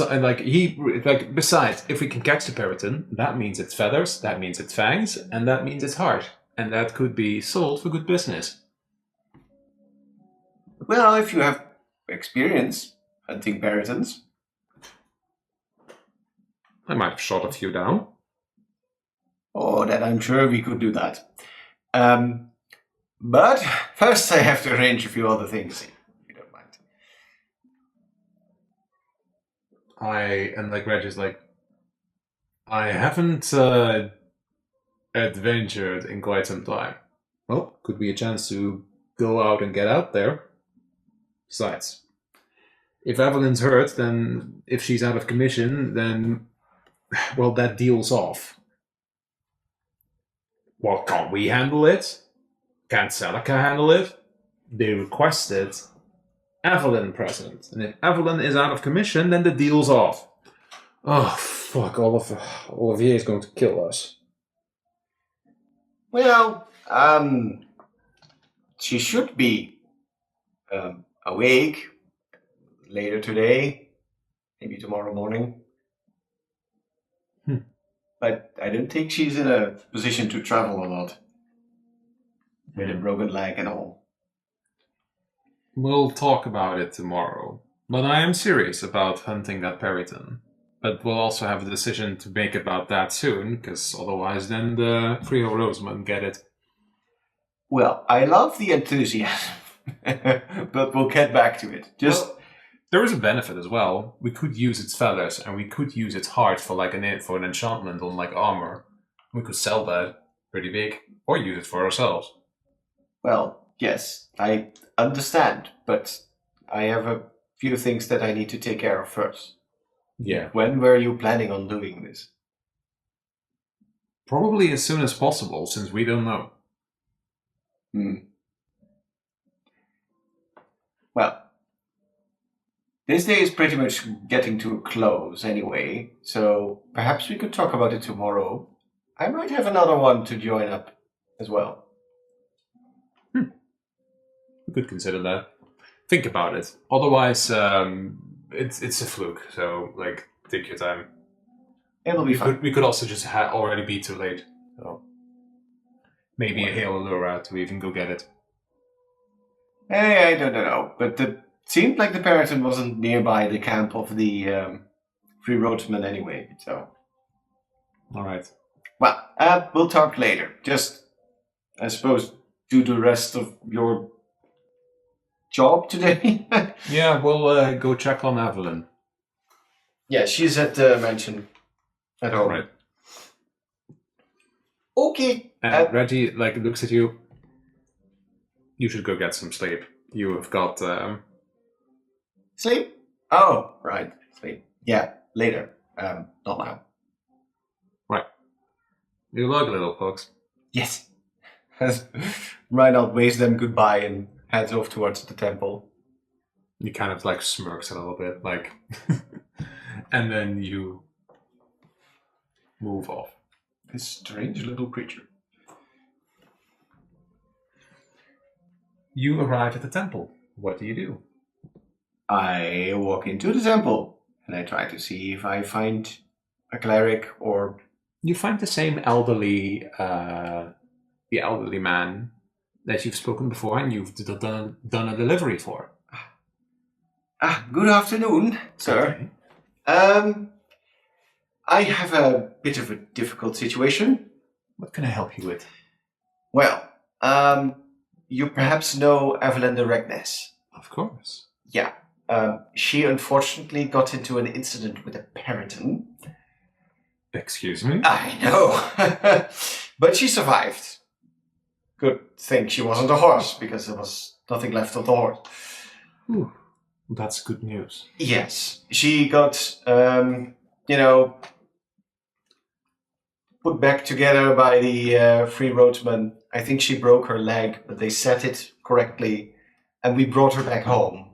But I can imagine that she might need some more medical assistance in the coming days. I wasn't aware if she had a family doctor in town or if she would come to the temple, but I thought it would be good to ask if you guys have, if you have anything that you can do to help her. I could make a house visit.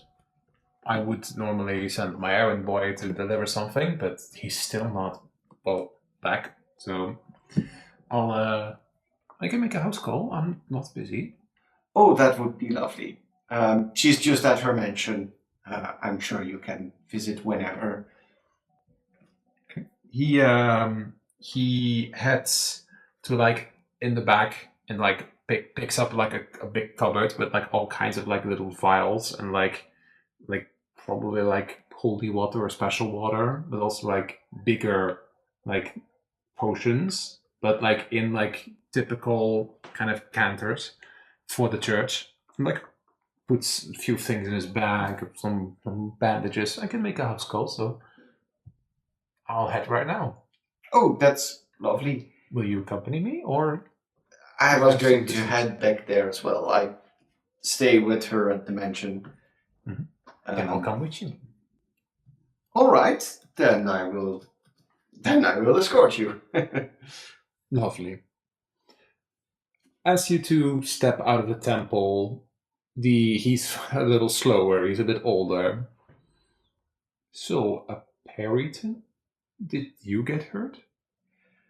Fortunately not, but when we were traveling back, we actually went to run an errand, and Evelyn decided to go home alone. She tends to be a little headstrong. And, well, it seems like she got surprised and her and the horse got swooped up. But she managed to get out. And then the Free Roadsman found her injured, and they, took care of her and bandaged her up.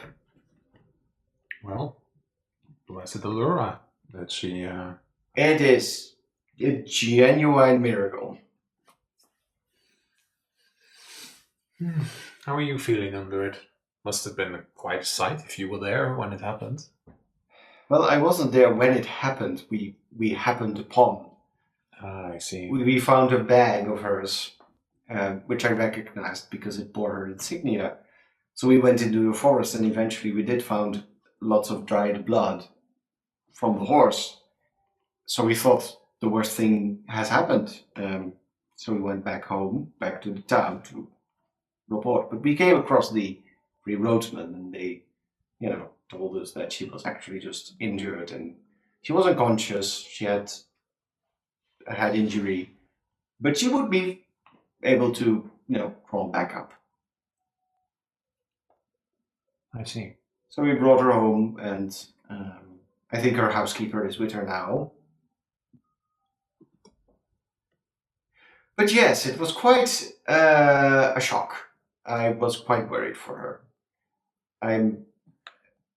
I mean, she's a bit of an acquaintance of mine and my aunt's, but she's a nice person to work with, and to just, be confronted with their potential demise in such a gruesome way is terrible thought. That would be terrible.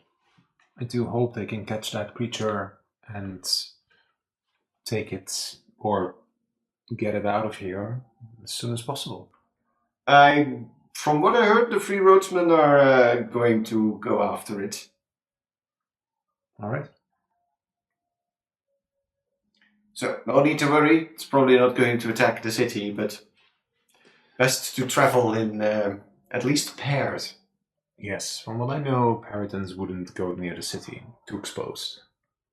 Besides, at the edges of the city there are crossbows, so would be taken out quite easily.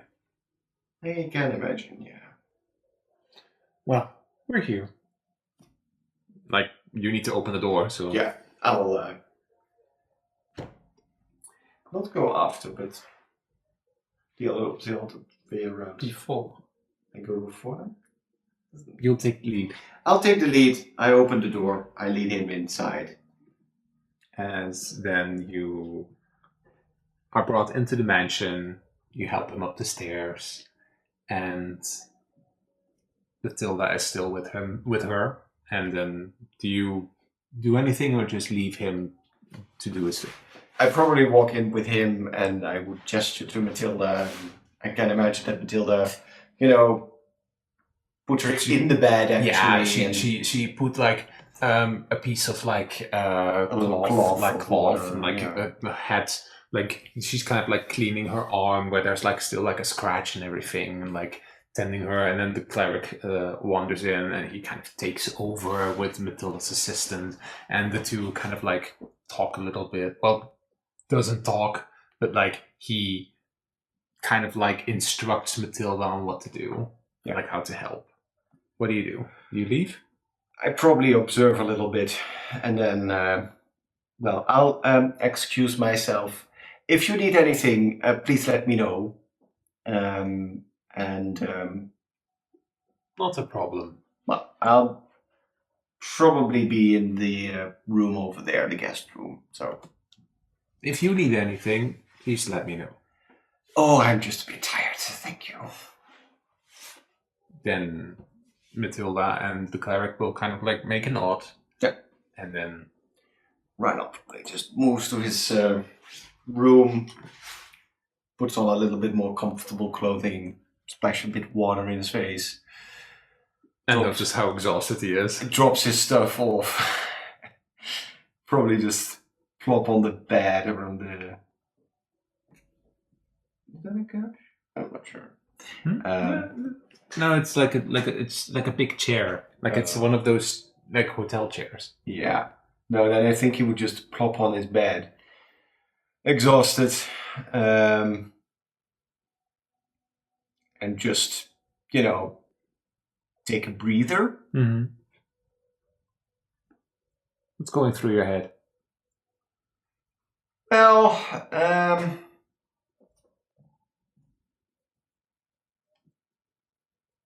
I could say a lot has happened, but a lot has happened today, yesterday, the day before. It's been a lot to begin with.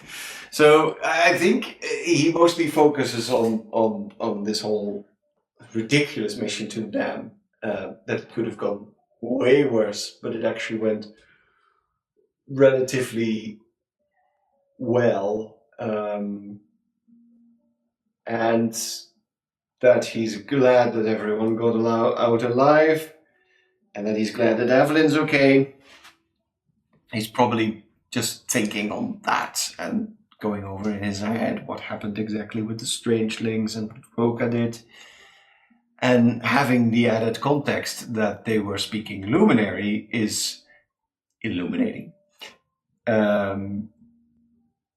Both interesting but also somewhat worrying. He would not have expected that. I mean, I'm not sure how it's in the universe, but I'm not sure if the Nidavelirian tech is linked to the Luminary or to the Luminary language.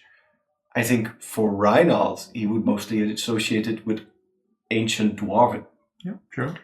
So adding the Luminary to the bit is confusing to him. Yeah.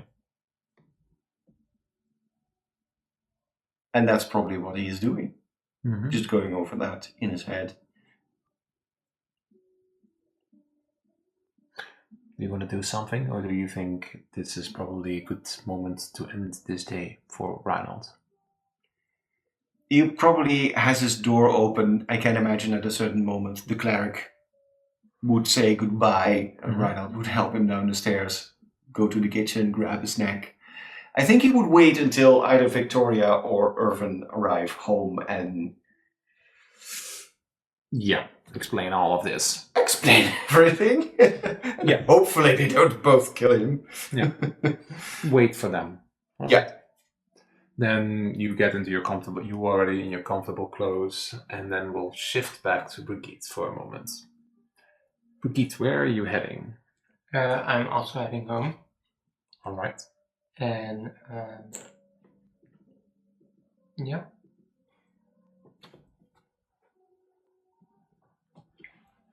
Okay.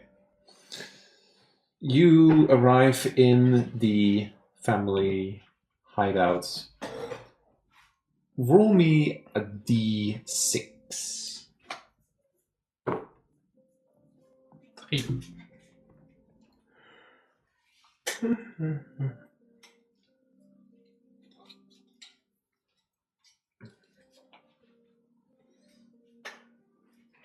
You would spot these two sitting at, well, in this case, Sloan. Sloan is sitting at the bar while Beastie is kind of like rolling around, doing zoomies again. And then you arrive into the hideout here. Sloan kind of like looks into your direction, still with the mask, still hard to read. What do you do? Did I miss anything? Beastie like rolls up to you.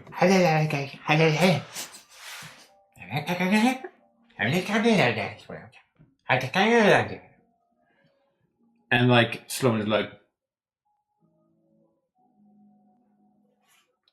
Is Cold Rock here, or is she still out?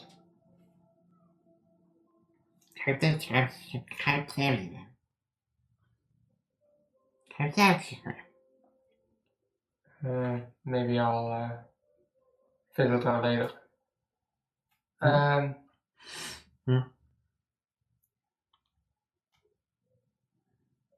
Vesper is still here, right?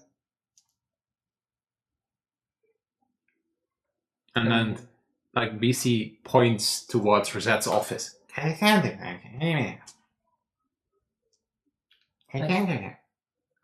Sloan, you really need to teach everyone the whatever he is speaking, because I have no clue what he's saying. She just kind of like laughs. So do I need to go to Rosette?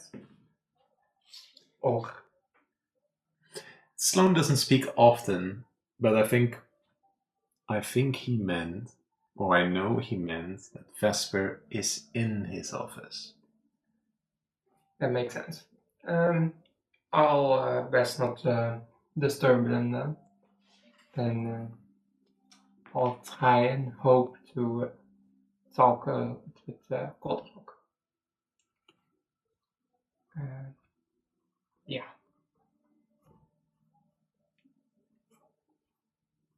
She's kind of just like, everything will be fine, everything is okay, and just slowly walk off Where you going? upstairs to the bar to see if the The bright light. headlight. I had a herring in my head. The bright herring. Yeah. Because like it's now starting to get to the time where normally the bar would open. You head to the bright light. It's still early, so like there's not much activity going on. 1 or 2 people sitting down. As roll me odds or evens. Even. That's a 4. That's a 4. That's even in my books. Cold Rock is sitting at the bar, well, not sitting at the bar, standing behind the bar, and tending to whatever she needs to do. Then I'll slowly walk up to her. You run up, teary-eyed, as you jump into a hug and she stabs you. Rick, as she's currently like cleaning a wooden cup.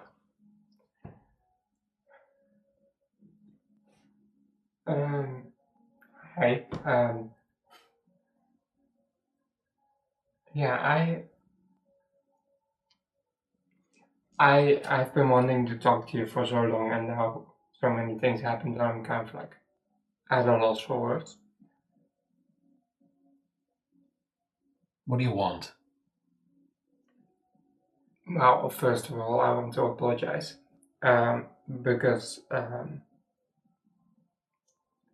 of the whole family meeting and you wanting me gone, which is quite understandable, because if I were in your position, I would have done the same. I would have also voted myself out because, yeah, I broke some rules. But I just want to say that I am extremely sorry for what I did multiple times. Question. You were there at the Seahorse's Catch when with Wilt and Sonia. Yeah. Was that the same as that evening?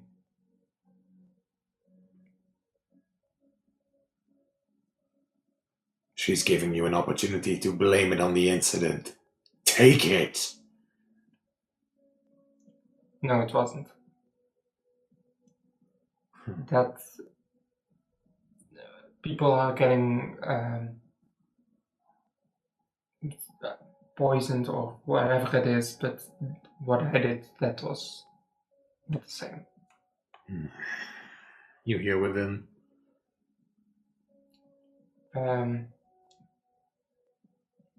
It is also something I not always have a full control over, but not as to what happened in near that restaurant. But I have something else that I want to talk to you about. And As that moment, a bunch of like people start coming into the bar as like activity begins to happen, and immediately like a wolf folk like wanders up to the bar, interrupting you in your moment in where you want to say something.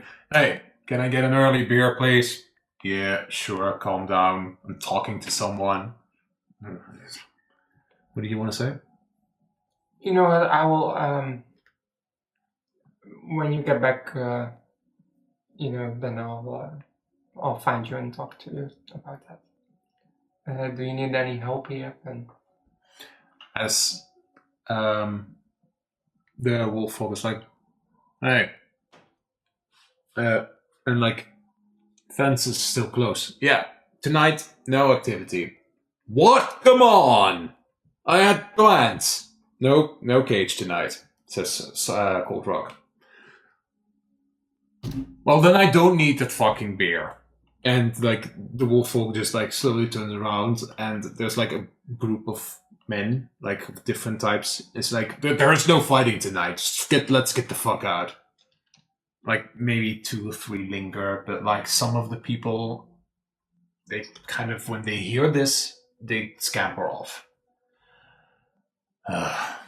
Like there at some point, like there's a finger being given to Cold Rock, and she's like, "Name my fault." Yeah. Well, that opens up a moment for me to say what I was going to say.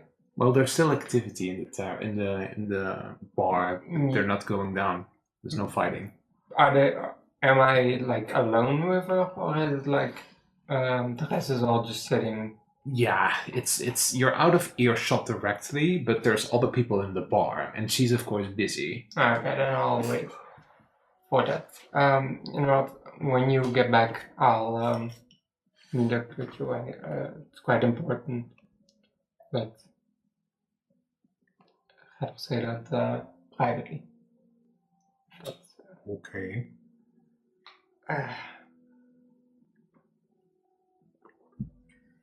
if there's anything I can do for you, then let me know.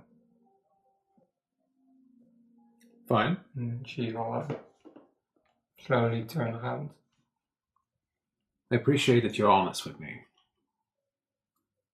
Thank you. I try my best, but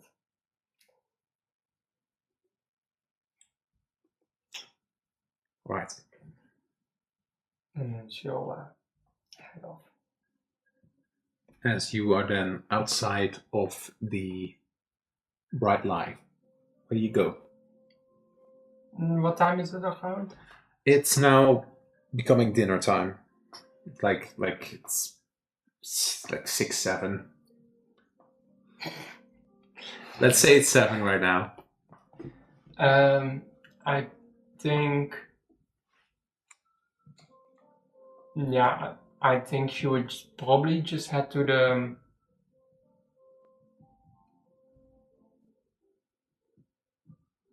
The Drunken Phoenix Inn? Drunken Phoenix. And eat there, sleep there, and just wait till Reinhold joins up on the day after. Because I don't have any other person that I specifically need to talk to. It's up to you. Besides if Gurak or or Vesper needs to see that I'm still wearing it, but I don't know if that's it's up to you. You get returned back to the hideout and stay there. Yeah, I think I would do that. I would probably go there to the hideout, eat something, and then just stay there for a moment, just help around, clean up a little, and then once it's time to head to bed, I'll go to the Drunken Phoenix. Roll me a d6 again. 1. Okay. When you return back to the hideout, Sloan and Beastie are still there, but they've now moved around to the bar and they're kind of like preparing something. Well, Sloan is preparing something while Beastie is still rolling around, probably setting the table for whoever comes. When you step in, so like at the entrance, you spot that Khalees is wandering towards the exit. Oh, damn. He wouldn't immediately address you, just nod, or do you say something to him? I think I don't need to ask how everything is going. I think the simple nod will suffice for them. So at the moment that you pass him by, you would hear from behind that like an incantation hearing as you pass him by. So he is going up the stairs. Would you turn around when you hear noise? I think I would. I know what he is doing, so I'll leave him at that. But you also don't ask any questions about it. No, I don't want to be more of a burden than I already am. Cool. So, Oh, Brigitte. So I'm just leaving it, and if he needs anything, I think he is well aware that he knows that he can always find me. All right. So, You hear noise coming from the dining hall, so like the family meeting hall, the family hall.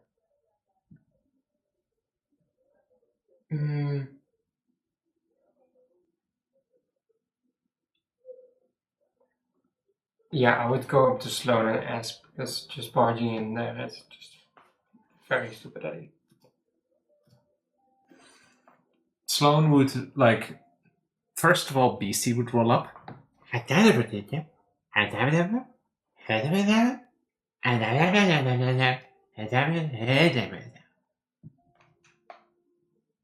Uh-huh. So, I'm just looking at Sloan. So if I'm correct, Vesper is eating in the dining hall with Gazette and the others. No, And talking no, about Rick. no. So, They're discussing tomorrow's trade deal with the Night Tales. and afterwards Vesper is going home. I don't know. Um, Vesper complained yesterday that things were not in order, so not sure. But whatever stuff they have set in the guest room is probably for the Night Tales.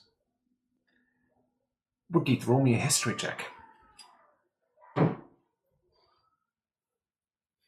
9. 9. The Night Tale name has been mentioned before. It's another family who deals in things. Oh, but what was that city's name? It's another port town. Leon or something. You can't come up. The name Night Tale also, yeah, but doesn't come up.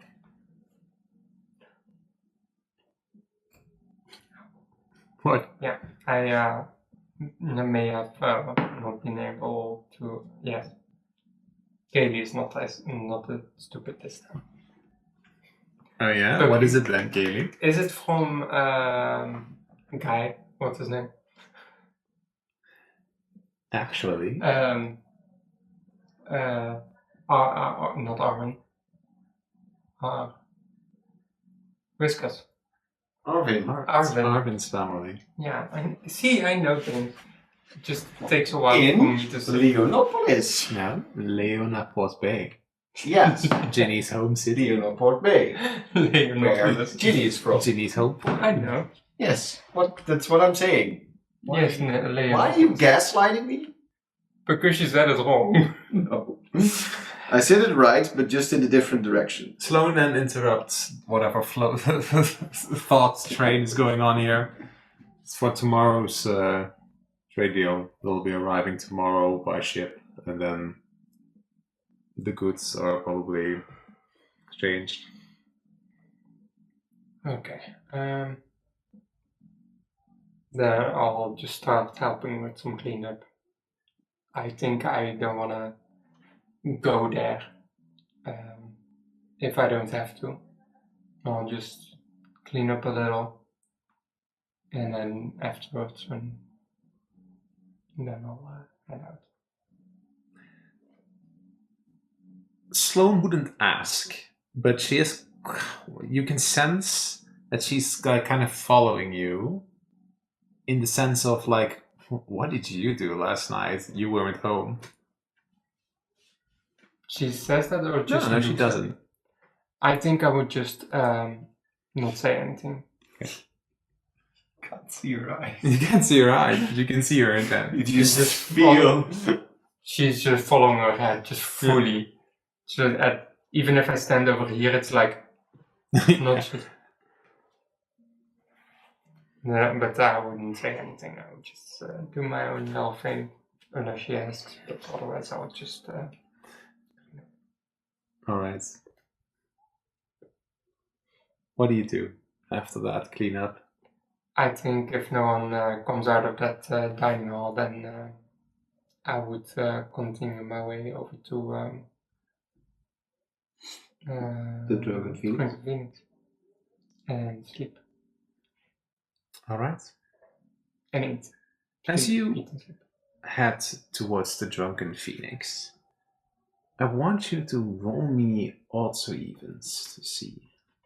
Evens. Evens. Evens? Yes. Okay. Evens sounds so weird. Evens. Evens.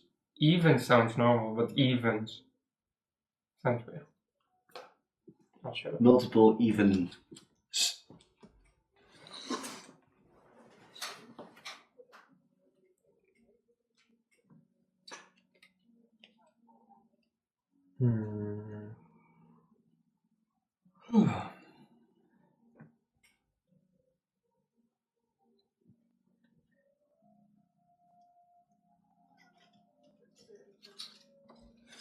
You would spot these three together. How do I keep finding these motherfuckers? And they would be sitting at the bar. And Rink would be sitting alone. And there is somebody else as well. It's a pirate. Oh. It looked for a moment like a pirate, but that's the ears. Oh. Have you seen them? I think we've seen them before. Yeah. In the background. Sure. But you are there, you are there, but in a different way. Oh no. And you're somewhere there. Just thrown. You enter the Drunken Phoenix.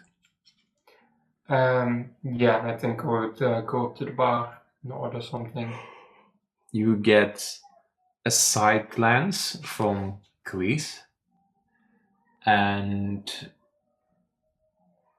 then you can see that there's kind of like they're playing a card game and they're kind of like laughing out loud and like almost get the feel of like he was given a task to take care of this and he's just not really doing that. You wander up to the bar. Isn't that a death sentence if you don't do your tasks? And they kill you? No. Just Well- go up to him and, decapitate him. He's probably just enjoying life as not as a family member, just playing card games and drinking. Well, to be fair, he's one of those tiefling-esque beings that's not looked kindly on. So he's basically just blending in for the first time in his life. Yeah. But Brigitte has no business just, even if they're alone, to say that he's not doing her job, because in her eyes, he is doing the job. Maybe in a different way than she would have approached, but Give me a perception check, please. 4, 6, 8, 6. All right. You head up to the bar. You, once again, you got another one. You flip the special coin for an assigned room, and the bartender's like, well, you know what it is. And no, I haven't seen Rink before, because that was you. So I probably just yeah. Do I notice anything about the hairfolk? Do you like take a closer look? Yeah. Okay. Then you'll have to approach a bit further because they're currently sitting alone at a table. Yeah, I'll just walk next to it towards the upstairs. Okay. I put her over there, but if you want to put Yeah, someone it's else. fine. It's fine. Give me another perception check. 21. 21. As you pass by, immediately something is set off.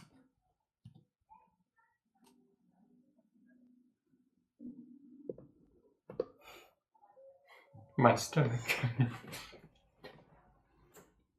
What is being set off, or is it... You're feeling uncomfortable. Do you approach them? No. Fuck no.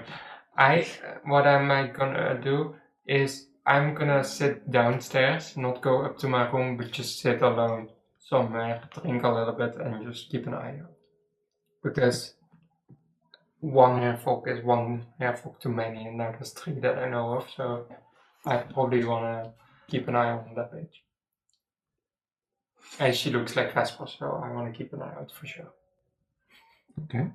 Well, you sit at the bar and you get a few drinks, you remove 1 gold from your character sheet, and at some point you notice that you hear Khalees Fenric say, "Well, you guys, I've had enough for tonight.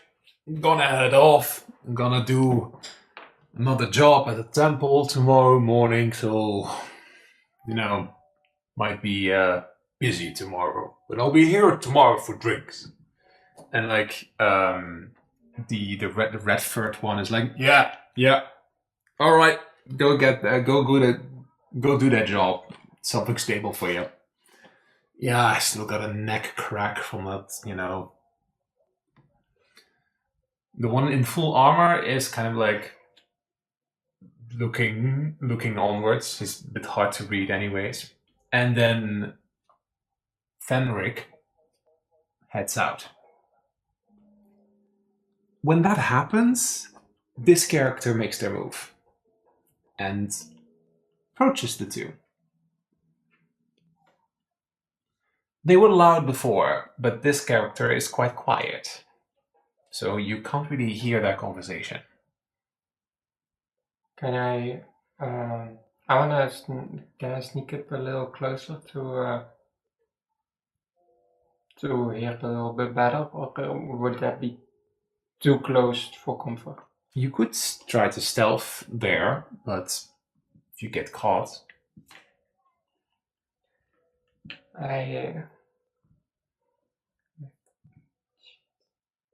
I'll just look from this angle and hope for the best. I'm so bad at sneaking. You see that this hairfolk is talking towards them, but because of the noises of the 2 elderly couple just got their dinner, so they're kind of scraping the metal over everything, and you can't hear what's being said. And about 10-minute conversation, then the hairfolk gets up, gives both of them a handshake, and blink and twitch with the ears, and then heads out. Do I see anything in their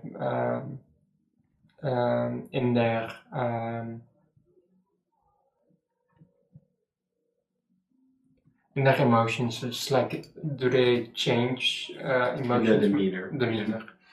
It's gonna be a very difficult check because you're trying to eye it, and they're kind of standing not directly line in sight because you didn't approach closer. So roll me an insight check. That's gonna be a difficult one. 9.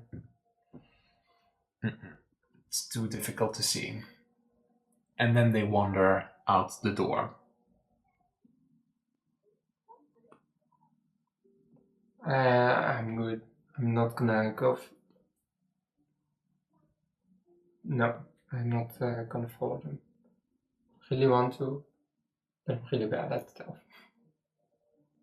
So I'm probably just heading up stairs to the bed.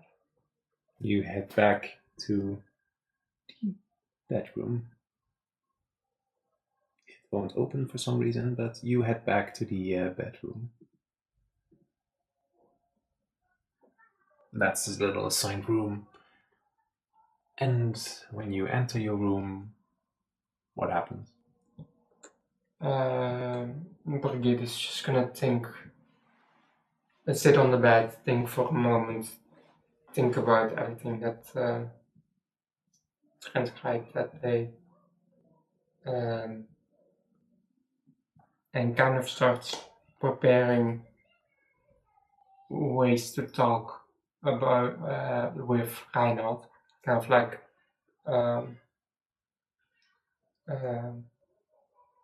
what's it, kind of like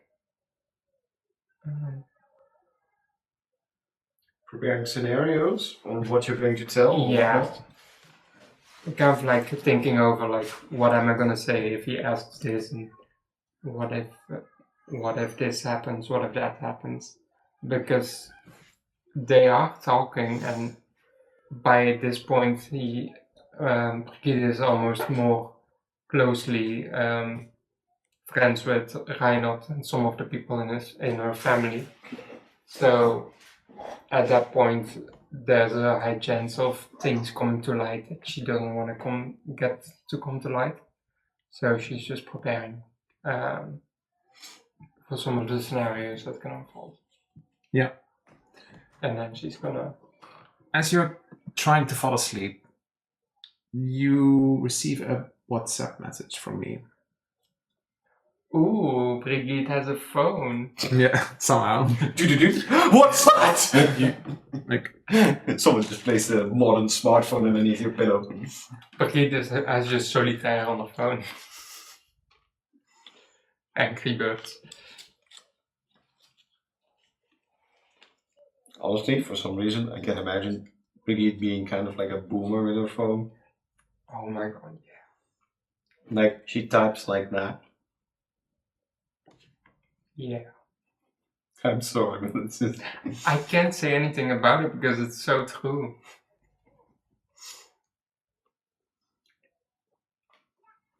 please check your phone.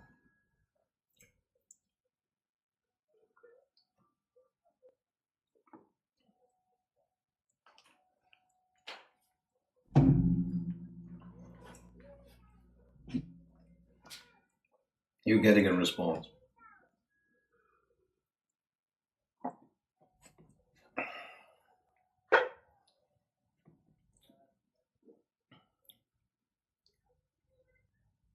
I'm not looking, don't worry. I'm waiting.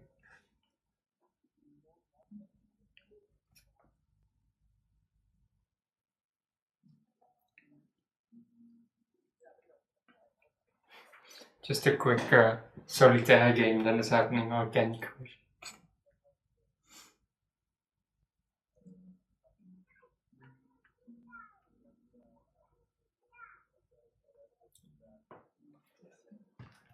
We are going into the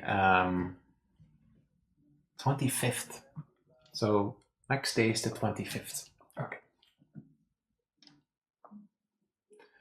And with that, before we quit for this day, Reinhard. It's rainy time. What is he doing on his phone? Victoria returns back. He probably is indeed watching a YouTube video with a Minecraft parkour and a Subway server. Yeah. And has somehow a television on which he has another YouTube video playing. And then Roka has his own iPad. Yeah. Reinhard, you return home. No, I Victoria. am home. Victoria returns home. Oh.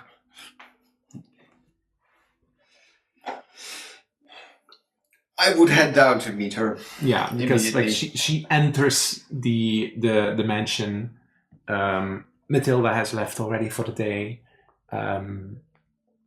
The cleric instructed another cleric to sometimes check in, make a house call, but right now Evelyn is just asleep, and Victoria returns back into the building.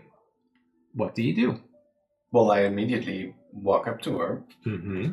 since it's either Victoria or Irvin that walks in. So Yeah.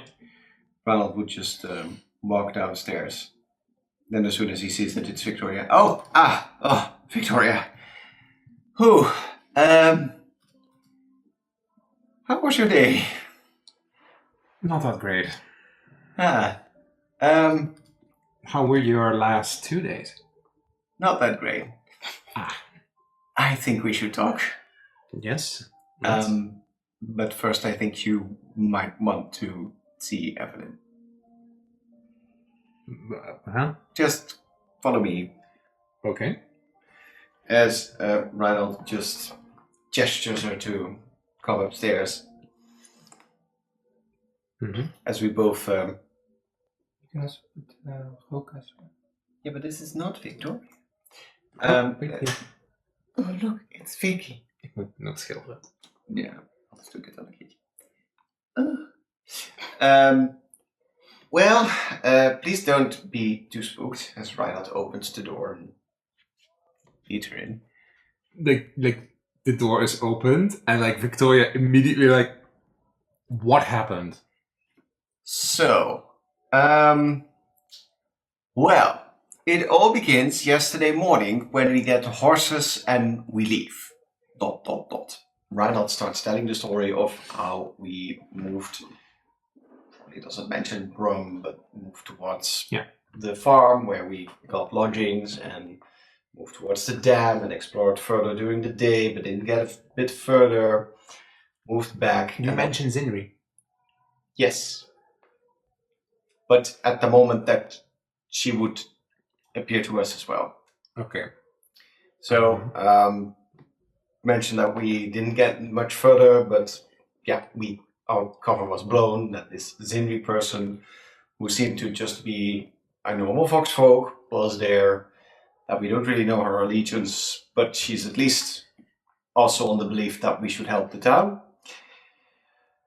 That we would return in the evening, and then during the evening, Evelyn went home on her own, and that we forgot about Periton. Then Reinald would continue with whatever happened in the dam and down below.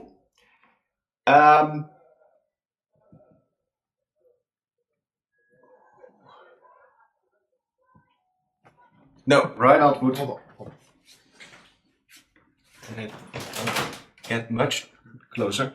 I think Reinald would do a full disclosure. So he would even... I think he would not immediately describe Roka as the spirit that's hiding in his crystal, but he would more like describe him as a sort of major image that he casted.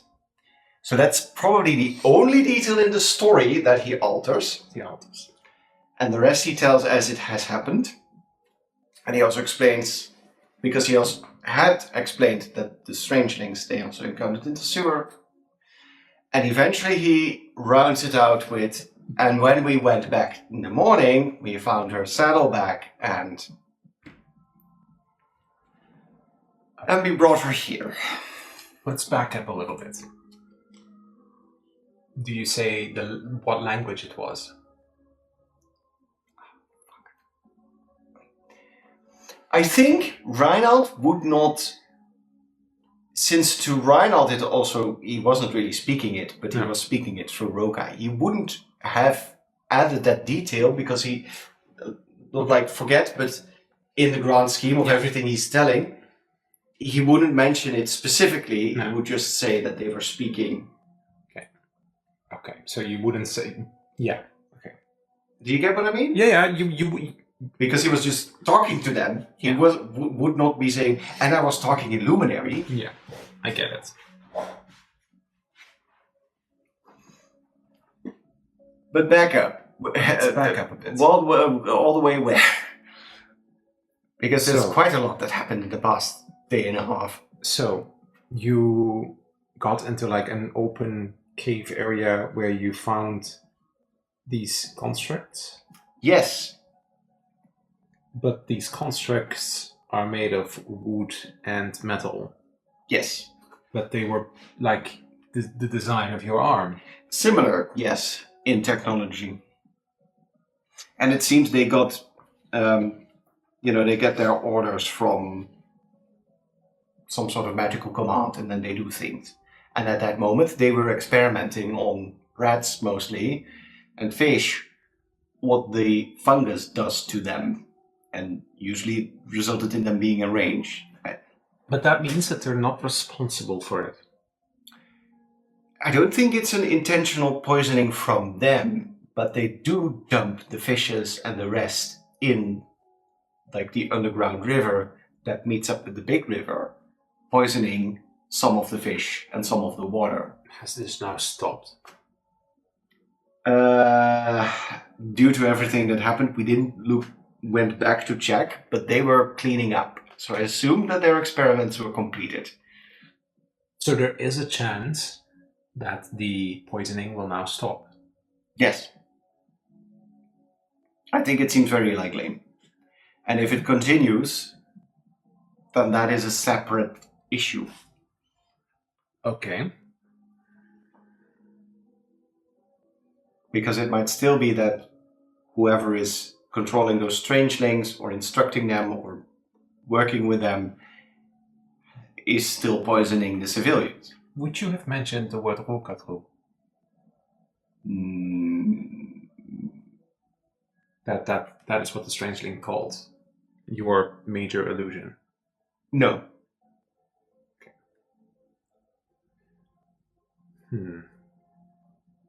Probably not specific. So the strangelings are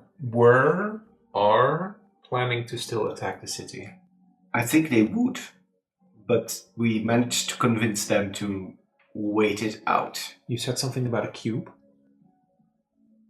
Oh, yeah, the cube. I think they have a cube with an adult Remoras in it. An adult Remoras? Probably. No, that is a threat we cannot ignore. That thing could leverage a city. Yeah. But that's odd. Remoras are supposed to only appear like far up north. So, alright. Okay, but there are still these strangelings somewhere in the city, and they're not entirely affiliated with the same ones? It's strange. It's like they're two different clans or tribes. Would you have said about them freeing them from whatever bound they were? I would have mentioned that I magically unbound them. How did you manage to do that? By powering some magic into the bracelet, overpowering its magic, and then they let loose. But they were bracelets, and what did they say about the bracelets? They enslaved them. I think they might have been some sort of way to shackle them. Maybe they hurt them. Because they didn't really fully explain that it was like a fire spirit in it. So Reinald doesn't know that detail. No. I think they had red gems. And they said that if they didn't follow the orders, or that they would be what? I think they would be hurt, or that these bracelets would activate and they would die? I'm not sure. How? I didn't really fully had the chance to talk everything through. No, I understand, Reinald. A lot happens. But that means that there are bracelets of the flame of the cult of the flame spawn are back in the city. Or at least back in rotation. I told you. I think I heard about that. It's the cult that I fought. Remember of my adventures in Concordia? Yeah, you mentioned that. When they attacked the king. But what are those bracelets doing here then? Were there any cultists or flame spawn? But no, that wouldn't make sense because those are humans. They wouldn't be related to that at all. There was a dwarf woman, I think, with them, but we also set them free because it seemed, yeah. I'm not entirely sure if that was the right move, Reinald, but no, But it was either that or fight them, and I think they would have overpowered us. Yes. I can understand where you're coming from. Reinald, what everything you've told me is leverage. With this, I could make a case and demand answers from Lewis. However, considering what you told this Zinri individual helped you get out, I have no idea what she was doing there, but she's apparently a very powerful mage. did she have an insignia, a crest, something that would stand out? Only you noticed it, right? No, I did say I would mention her. I said I didn't mention that Rokai is who he is. You also said that you Hmm. wouldn't mention Ziri to anyone. That we have no clue that she was there. Oh, we promised that to her, Yeah. but I don't fucking care. Reinhard doesn't trust her over Victoria. So he knows that it might endanger Zinri's position. But backing up, because this is an important detail, I think that you were the one that noticed that symbol, but I don't think you mentioned it to Reinhold. Because I think I rolled a shitty you rolled perception bad. roll. Yeah. So Reinhold would say that he doesn't really have any clue of a particular... Oh, yeah, the moon Please. symbol. No, the sun The sun symbol. symbol, sorry. Same thing. Well, it could be an undercover scholar for the Eureka's gem, but then I would have known about it. I don't think she was affiliated with Eureka's Gem. Did she have like an accent or something to recognize her? Did she have a way of dressing? Did she stand out in another way? Well, the funny thing... Shut up. The funny thing is, I don't know how acquainted you got with the townsfolk, but there is this shop, Rinkedy's shop. Wings trinkets. Yeah, Rings doesn't know that, but Rings Trinkets. He's apparently her son. They both have one blue and one yellow eye. she rolls a history check. Which I thought was very unusual. I mean, heterochromia does happen in foxfolk, but It's quite rare. bright blue and bright yellow. Quite rare.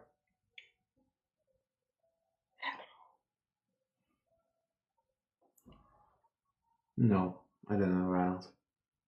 But what age was she? I think similar to maybe a bit younger than Victoria. Close. Yeah, but she was quite a bit older than Reinhold. She was like, yeah. She was like a little bit of a middle-aged mother. Something like 40 or something. Maybe slightly older, 45. I think Reinhold would say, well, a bit on the older side, something like 40, 45. And she was able to cast an eye that followed you around, and I'd almost say that I wanted her to teach me that stuff, because that could be really useful, but yeah, we weren't in the position to bargain. We already kind of owe her a favor now. Okay. Whatever group she is then associated with, let's assume that she is either neutral or on the side of righteousness. If she's a foxfolk, perhaps she is still an undercover scholar. Although, well, I assume that I wouldn't know about everything, so it's possible that it could be a spy from the academy, from the Spellwith Consortium to keep an eye out on the dam. Could be one of the scholars. It could even be a cursebreaker. All right. Could be. But then she's a long way away from home. I wouldn't know. There was something distinct in her magic. Well, I did notice there was some sort of sud in the glyph she casts. What I said about sleep. There was also something on the door, but other than that, that was a bit unusual. Could be a bit of earth magic, but I don't know. Yeah, me neither. Regardless, we have a decision to make right now. Do we present everything you've told to me to Lewis, or do we follow it into another plan? Well, that is a good question. I have agreed with Brigitte to meet up tomorrow morning and discuss what has happened so far. Because due to everything that happened and that adventurer that joined up on the way back home, we haven't really gotten a chance to fully talk things through. I think our next move would have been to find and somehow make contact with the group in the sewers and move along from there. Mm-hmm. And I also don't know if it's very wise to fully inform Lewis of everything we know. But you could use it as a sort of bargaining chip to force his hand. Then I'll need to present most of the things you've talked about, which would get you into probably into trouble. Yeah. Well, I wasn't planning on becoming a fugitive. Because this Zinri character put them to sleep, right? Yeah. So it's possible that she may present the situation as if it was like a bad dream or something. Well, that is what she said, yeah. She's going over something in her head. It's very odd that you would say the same thing. You don't happen to know her from anywhere. The name Zinri doesn't say me anything. Yeah, it could of course be some sort of cover name.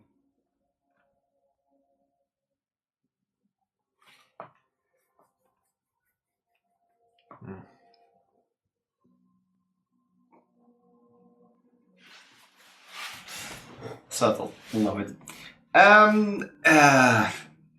Maybe wait just a moment before divulging everything to Lewis. Well, Or do you have a meeting tomorrow where it's necessary? there is a city announcement. Lewis is going to do an announcement at Crowspear. Oh? What is he going to announce? Or do you not know? I do not know. But apparently they're building like a podium for him, and in the morning all the guards are instructed to go by most of the houses to get people to come to this collection. Well, So that's probably not something good. no. So if I wait for that, I don't know what he will announce.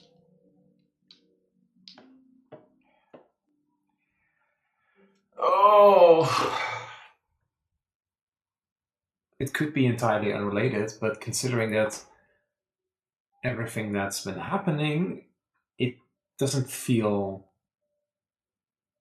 right. I suppose that the best option would be to inform him.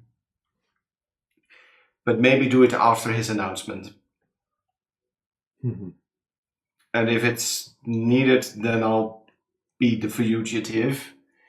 I have a feeling that my new friend knows her way around town and would be able to help me stay out of the clutches of the law.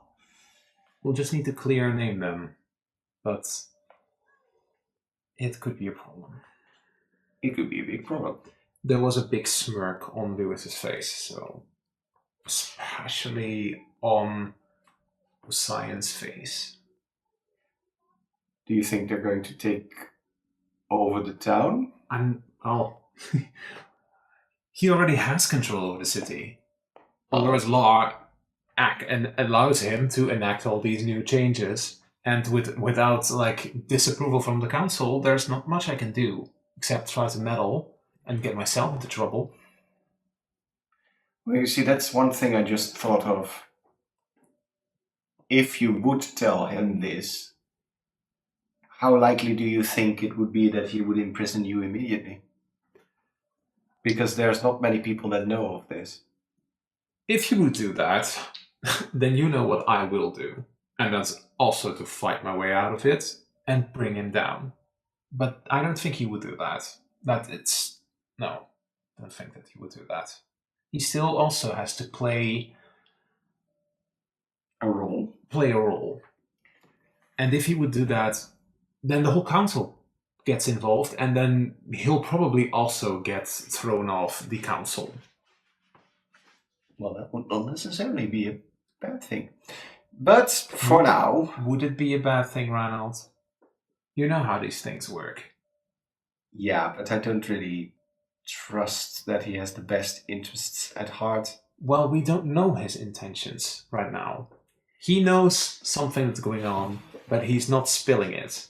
Probably out of the need of having to protect something as well. Do you have any idea what those strangelings mentioning a harefolk has to do with all of this? A harefolk? Yes, what I said. Yes. Some sort of shadowy harefolk is keeping them all enslaved. It could be another player in the game, or in this incident. But there are not many. There are many harefolk in this region, but I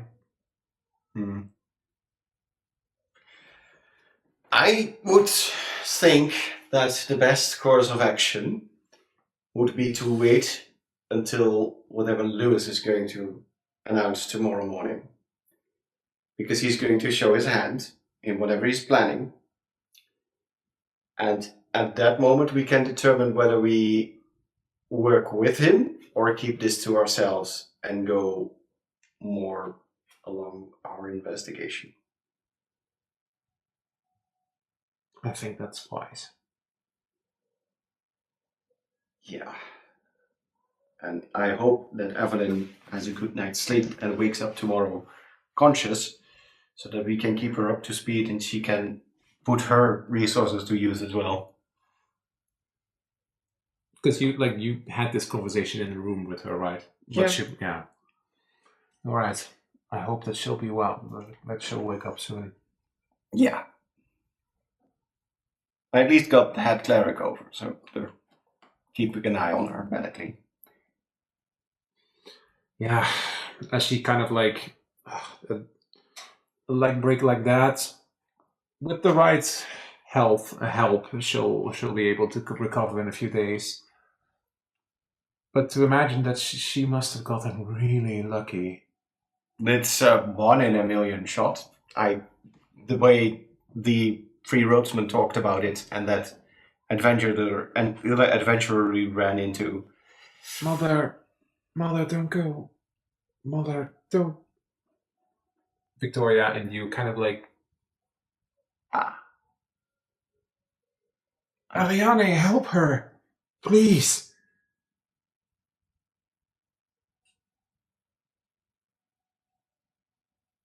Do you know that name? No. The Free Roadsman that took care of her mentioned it in passing as well. Ariane? Yeah. I don't know that name.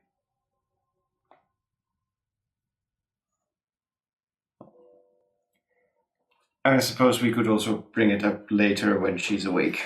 Victoria kind of holds her hand against her head. She's running a fever. As she then rinse out the thing and puts it on her head. Yeah, she needs a rest. Let's let her sleep. Yeah. Ariane. Ariane. Haha. Suddenly everyone bursts into song. Musical episode. Reinald, do you think I should write a letter to all of you? To Lucien about this? If it can get to him safely, then I would say yes. I think he would want to know if his daughter got injured. I can send a letter privately. What do you want me? Do you want me to inform things about this, or do you want to keep him out for now? Because could also imagine that if Lucien learns about his daughter's injury, that he may Barge in. Barge in. Well, I don't think it's wise to put too much information in the letter. We don't know who reads them. But you could say that the investigation took an interesting turn and that the town might be in danger. Yeah. On the one hand, Reinhold, I'm concerned. On the other hand, good work. Thanks.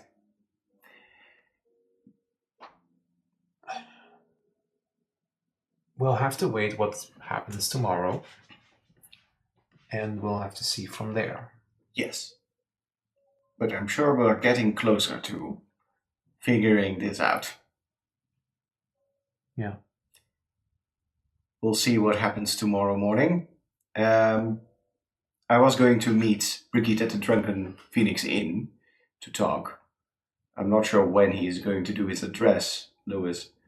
But that might not happen beforehand, so we'll see afterwards. Not quite sure what time. I assume it will be like around 10. Oh, then we have some time. I'll wake up early to meet with Brigitte, and then I'll inform her as well. The announcement is going to happen. All right.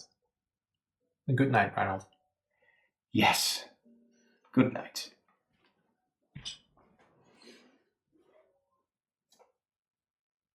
And then she'll head back to her room.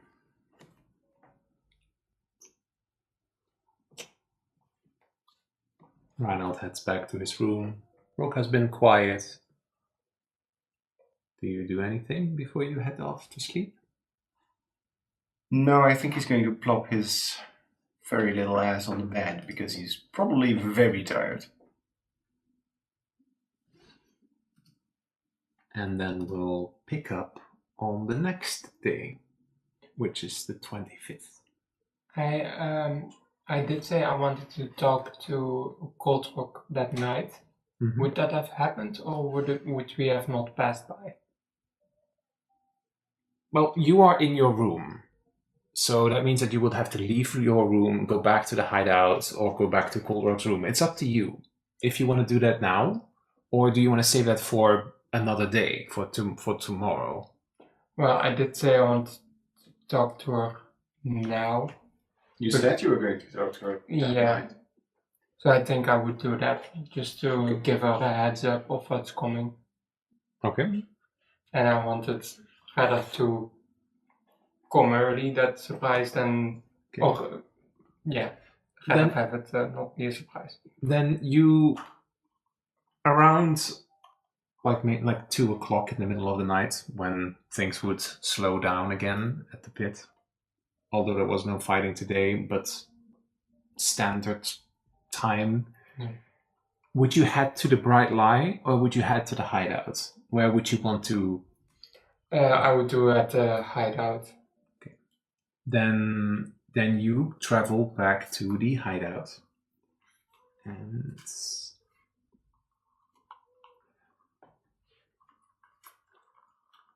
roll me odds or evens, if she's here. Oh, ik was zeggen wat natuurlijk. Yeah. Odds. That is a 3. So that's odds. Okay.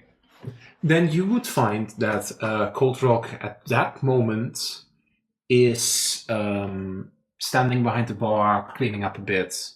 You would probably find Khalees at the bar as well. Those two. Sloan and Beastie have probably went off to bed. You haven't seen Gorak, you haven't seen Branded. But those two are at the bar. I would come up to Goldrock. How did everything go at the bar? I can imagine quite a lot of people were disappointed. They'll just have to deal with it. One was trying to make an argument of still going down. I gave him a good bash on his head and then he left. That's how it goes.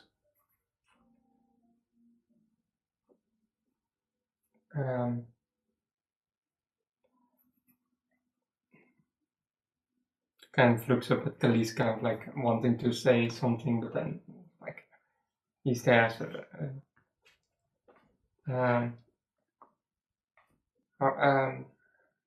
Khalees, how are your things with those wolf folk?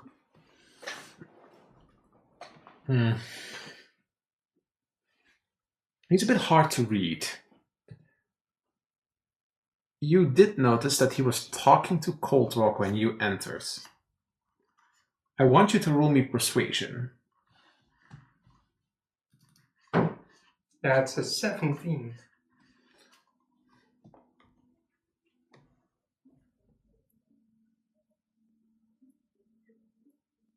I may be enjoying it a little bit too much. Well, I mean, it's understandable. It's a different life after all.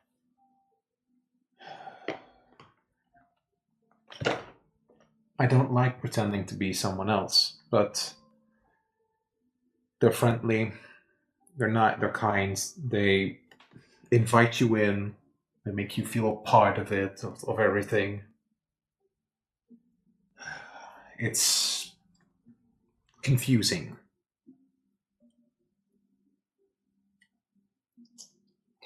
Yeah, it's also been a while since we've done actual family things. Yeah, but Actually played a game. Actually just been relaxing with all of us. What are you getting at? There's just so much going on, and life's going further and further, but we're not taking time to enjoy ourselves. I tried to do that with some of us to go to the bathhouse, but we don't have anything going on. It resembles anything like what you're experiencing with them.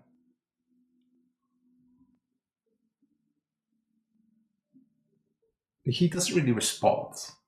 He's kind of like, he admitted that because it felt right in the moment, because he doesn't like to lie, but he also understands that this is going against Rosette's orders, this is going against doing this the right way, and if he gets uncovered, it fucks up even more. So Brigitte would also realize that if he messes up, then it only doesn't fuck up your situation, it fucks it up for him, it fucks it up for the family. But he is unsure about it, because perhaps he also feels bad about lying to them. But yeah, I think what Brigitte said, the part about just not having moments to enjoy life and just and not having family moments where we're just sitting around drinking, just all of us, and playing games, is something that is what she would believe in, more of something that she would think is something that the family would need over safety, over this whole situation. I don't know, Brigitte. What do you think I should do?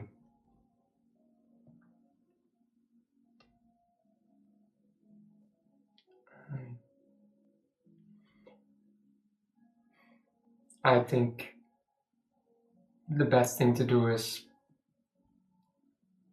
having to stop. Is for you to stop lying, which means you have to lie one more time by saying goodbye to them, saying that you're going somewhere and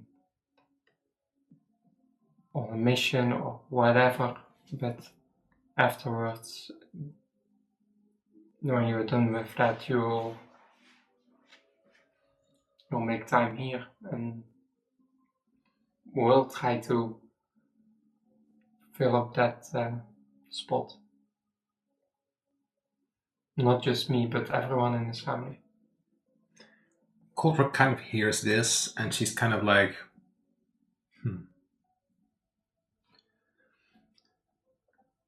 I'll think about it. Roll me insight.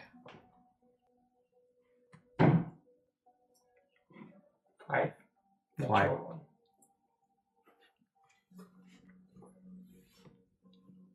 You think you got through to him?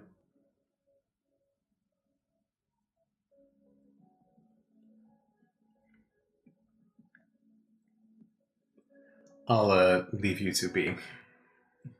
And then he kind of like fiddles with his necklace for a moment, and then he, like the wind, slowly moves off. And then he leaves into the hallway as Coldrock kind of like cleans the last cup. So what did you want to talk about earlier? Yeah.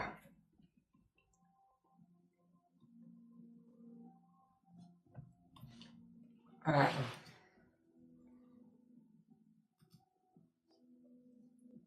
think I just need to rip the band-aid off and just say it.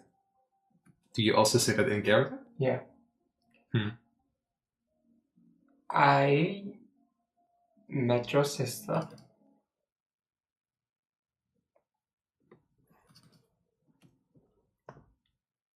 And I told her that you were in town.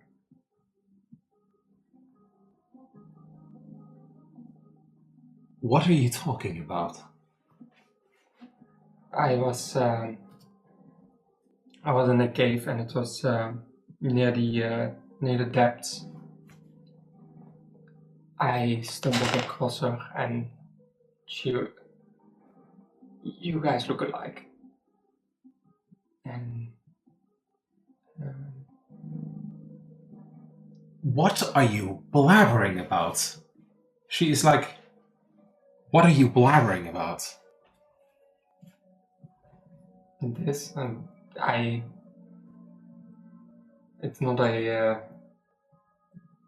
prank or a joke or something cruel like that. It's the truth. Hild's been dead for 2 years.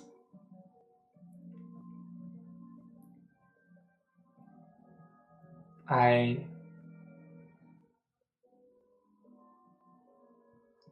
think I know what I saw. And she was clearly not dead. And there must have been something going on, but I know what I... Did you not mistake another dwarf? She knew exactly who you were. And what do you mean at the depths? Where? She's like getting agitated. We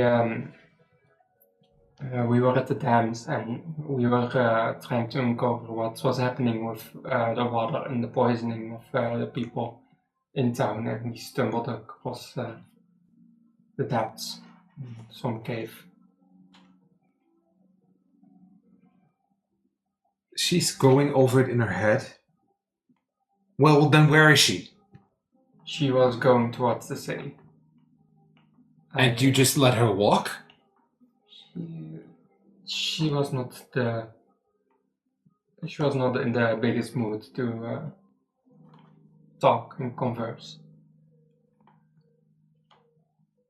She had a bracelet around her arm, and we were able to remove that, but I think that was something that was controlling her, or making sure she was doing things that she may have not wanted to do. But now she doesn't have the bracelet anymore. She's You notice that she walks toward Rosette's office and like starts banging on the door and like loudly, "Rosette, open up now!" And she's banging and bashing loud on it. What do you do? Can I? What is she? What are her emotions? Is it like pure anger? Pure rage. Because she said, "My sister's been dead for 2 years. You say that she's alive and apparently on her way to the city." In her head, she is going over it. Her story does not line up with yours. The fact that she's now going to Rosette's office means that he's either involved. It's up to you if you try to bring her in or let this play out. I think I will stand beside her because kind of like trying to meddle the situation just between the two of us is not working because she's clearly just full of rage. But I know that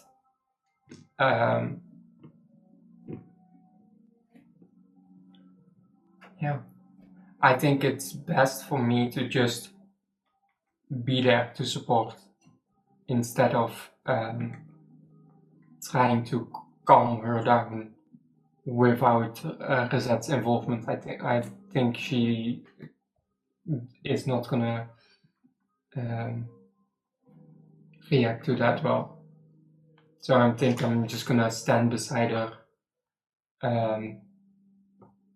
and try my best to cool that situation down with Rosette. Okay. At the moment that she's bashing on the door loudly and loudly, she's getting completely impatient and she starts kicking the door in. Do you let her?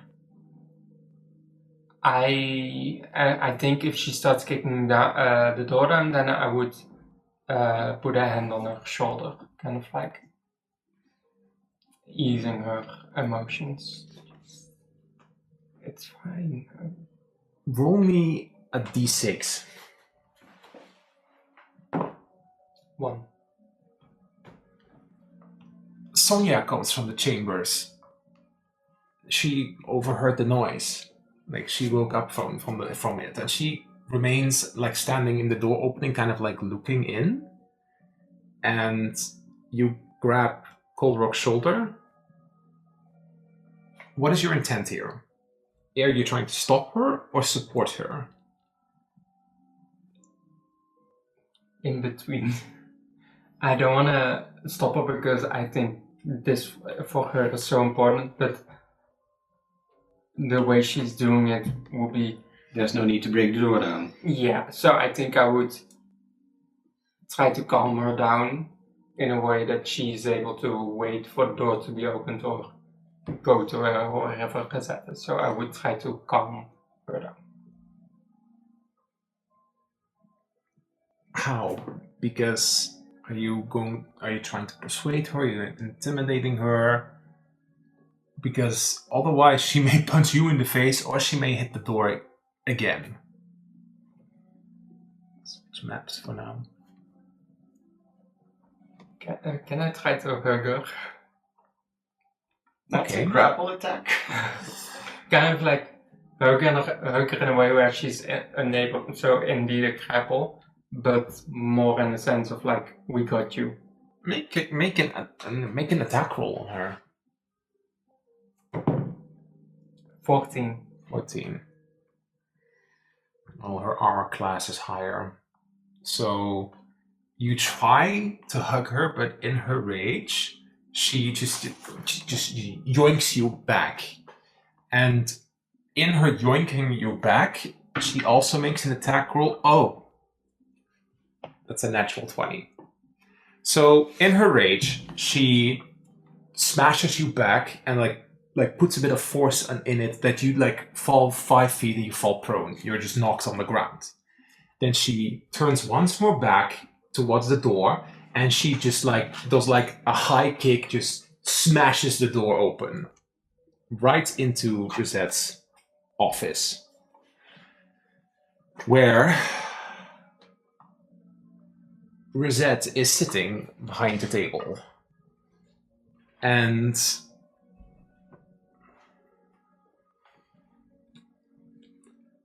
Cold Rock storms right at him and like throws her hands on the table.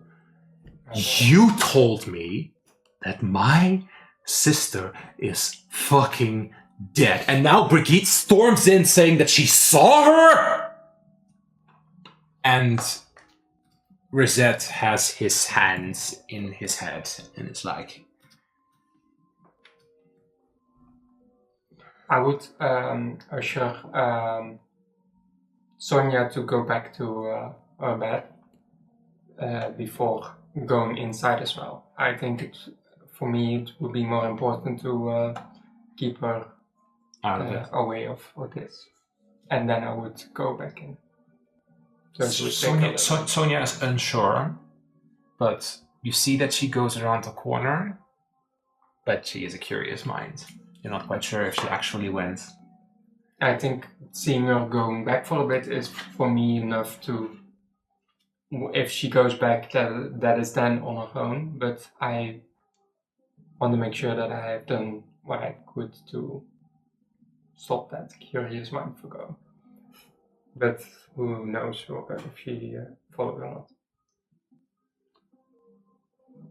You see that Rosette has his head against his palms, his head against his palm, and is kind of like looking towards Cold Rock. He looks exhausted.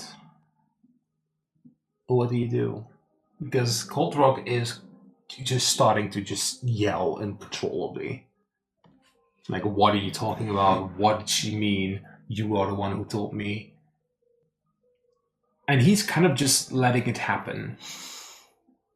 I think I'm just gonna try the same approach, just hand on her shoulder, trying to calm her down a little bit. And if that's not working, I'm just going in for her, trying to hold her tight, just trying to hold her so she's not doing anything rash. But also just trying to calm that storm inside her.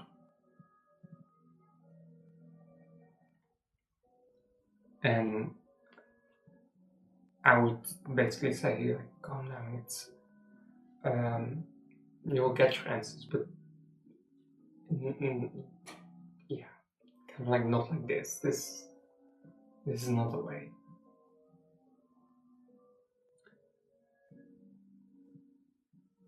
Roll me persuasion or intimidation. Yes, because both are shit. 7. So I can imagine that you're putting a bit of force now more into this grapple. You're not reaching her mentally. She is just she is worked up and like now at the verge of like almost like tears, just frustrated in unable to grasp whatever you all said. Rosette gets up and Coldlock remains yelling, just complete yelling. And he goes to the cupboard. He picks out a big bottle of whiskey and steps to sit down. He puts it in front of her, an old dwarven whiskey that she would probably appreciate.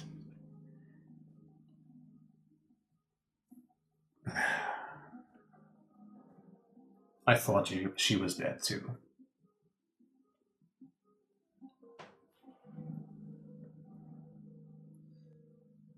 What do you mean you thought? I thought she was dead too. Until recently.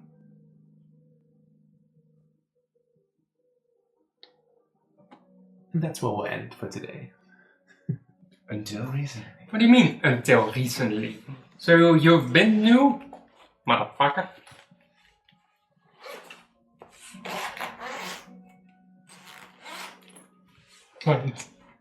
Exciting. Brigitte, this will change the dynamic in the family a lot. Perhaps In the bad way. in this way wasn't the right choice. We'll have to see how this happens or how this plays out. Well, I think I made the right choice in my mind, so that counts. Yeah. You know what I mean? Like, I wouldn't I have fully wanted. support my decision. I wouldn't have wanted to go to Cold Rock, where she would know this and then find out that I've been new. Oh, she would kill you. Yeah, She would kill you. She's going to kill Rosette, she would. but she would kill you. She would rip my throat out and feed it through my asshole. Yeah. Like, I would have wanted her to have it come from me, even if that meant she would attacking me. I think this is the right choice. I think so too. But if it changes something in the dynamic, But you yeah. might need to find a different home to live in. Yeah, and some pillows to defend my. But Sonia's taking care of that. Of course, She's getting something.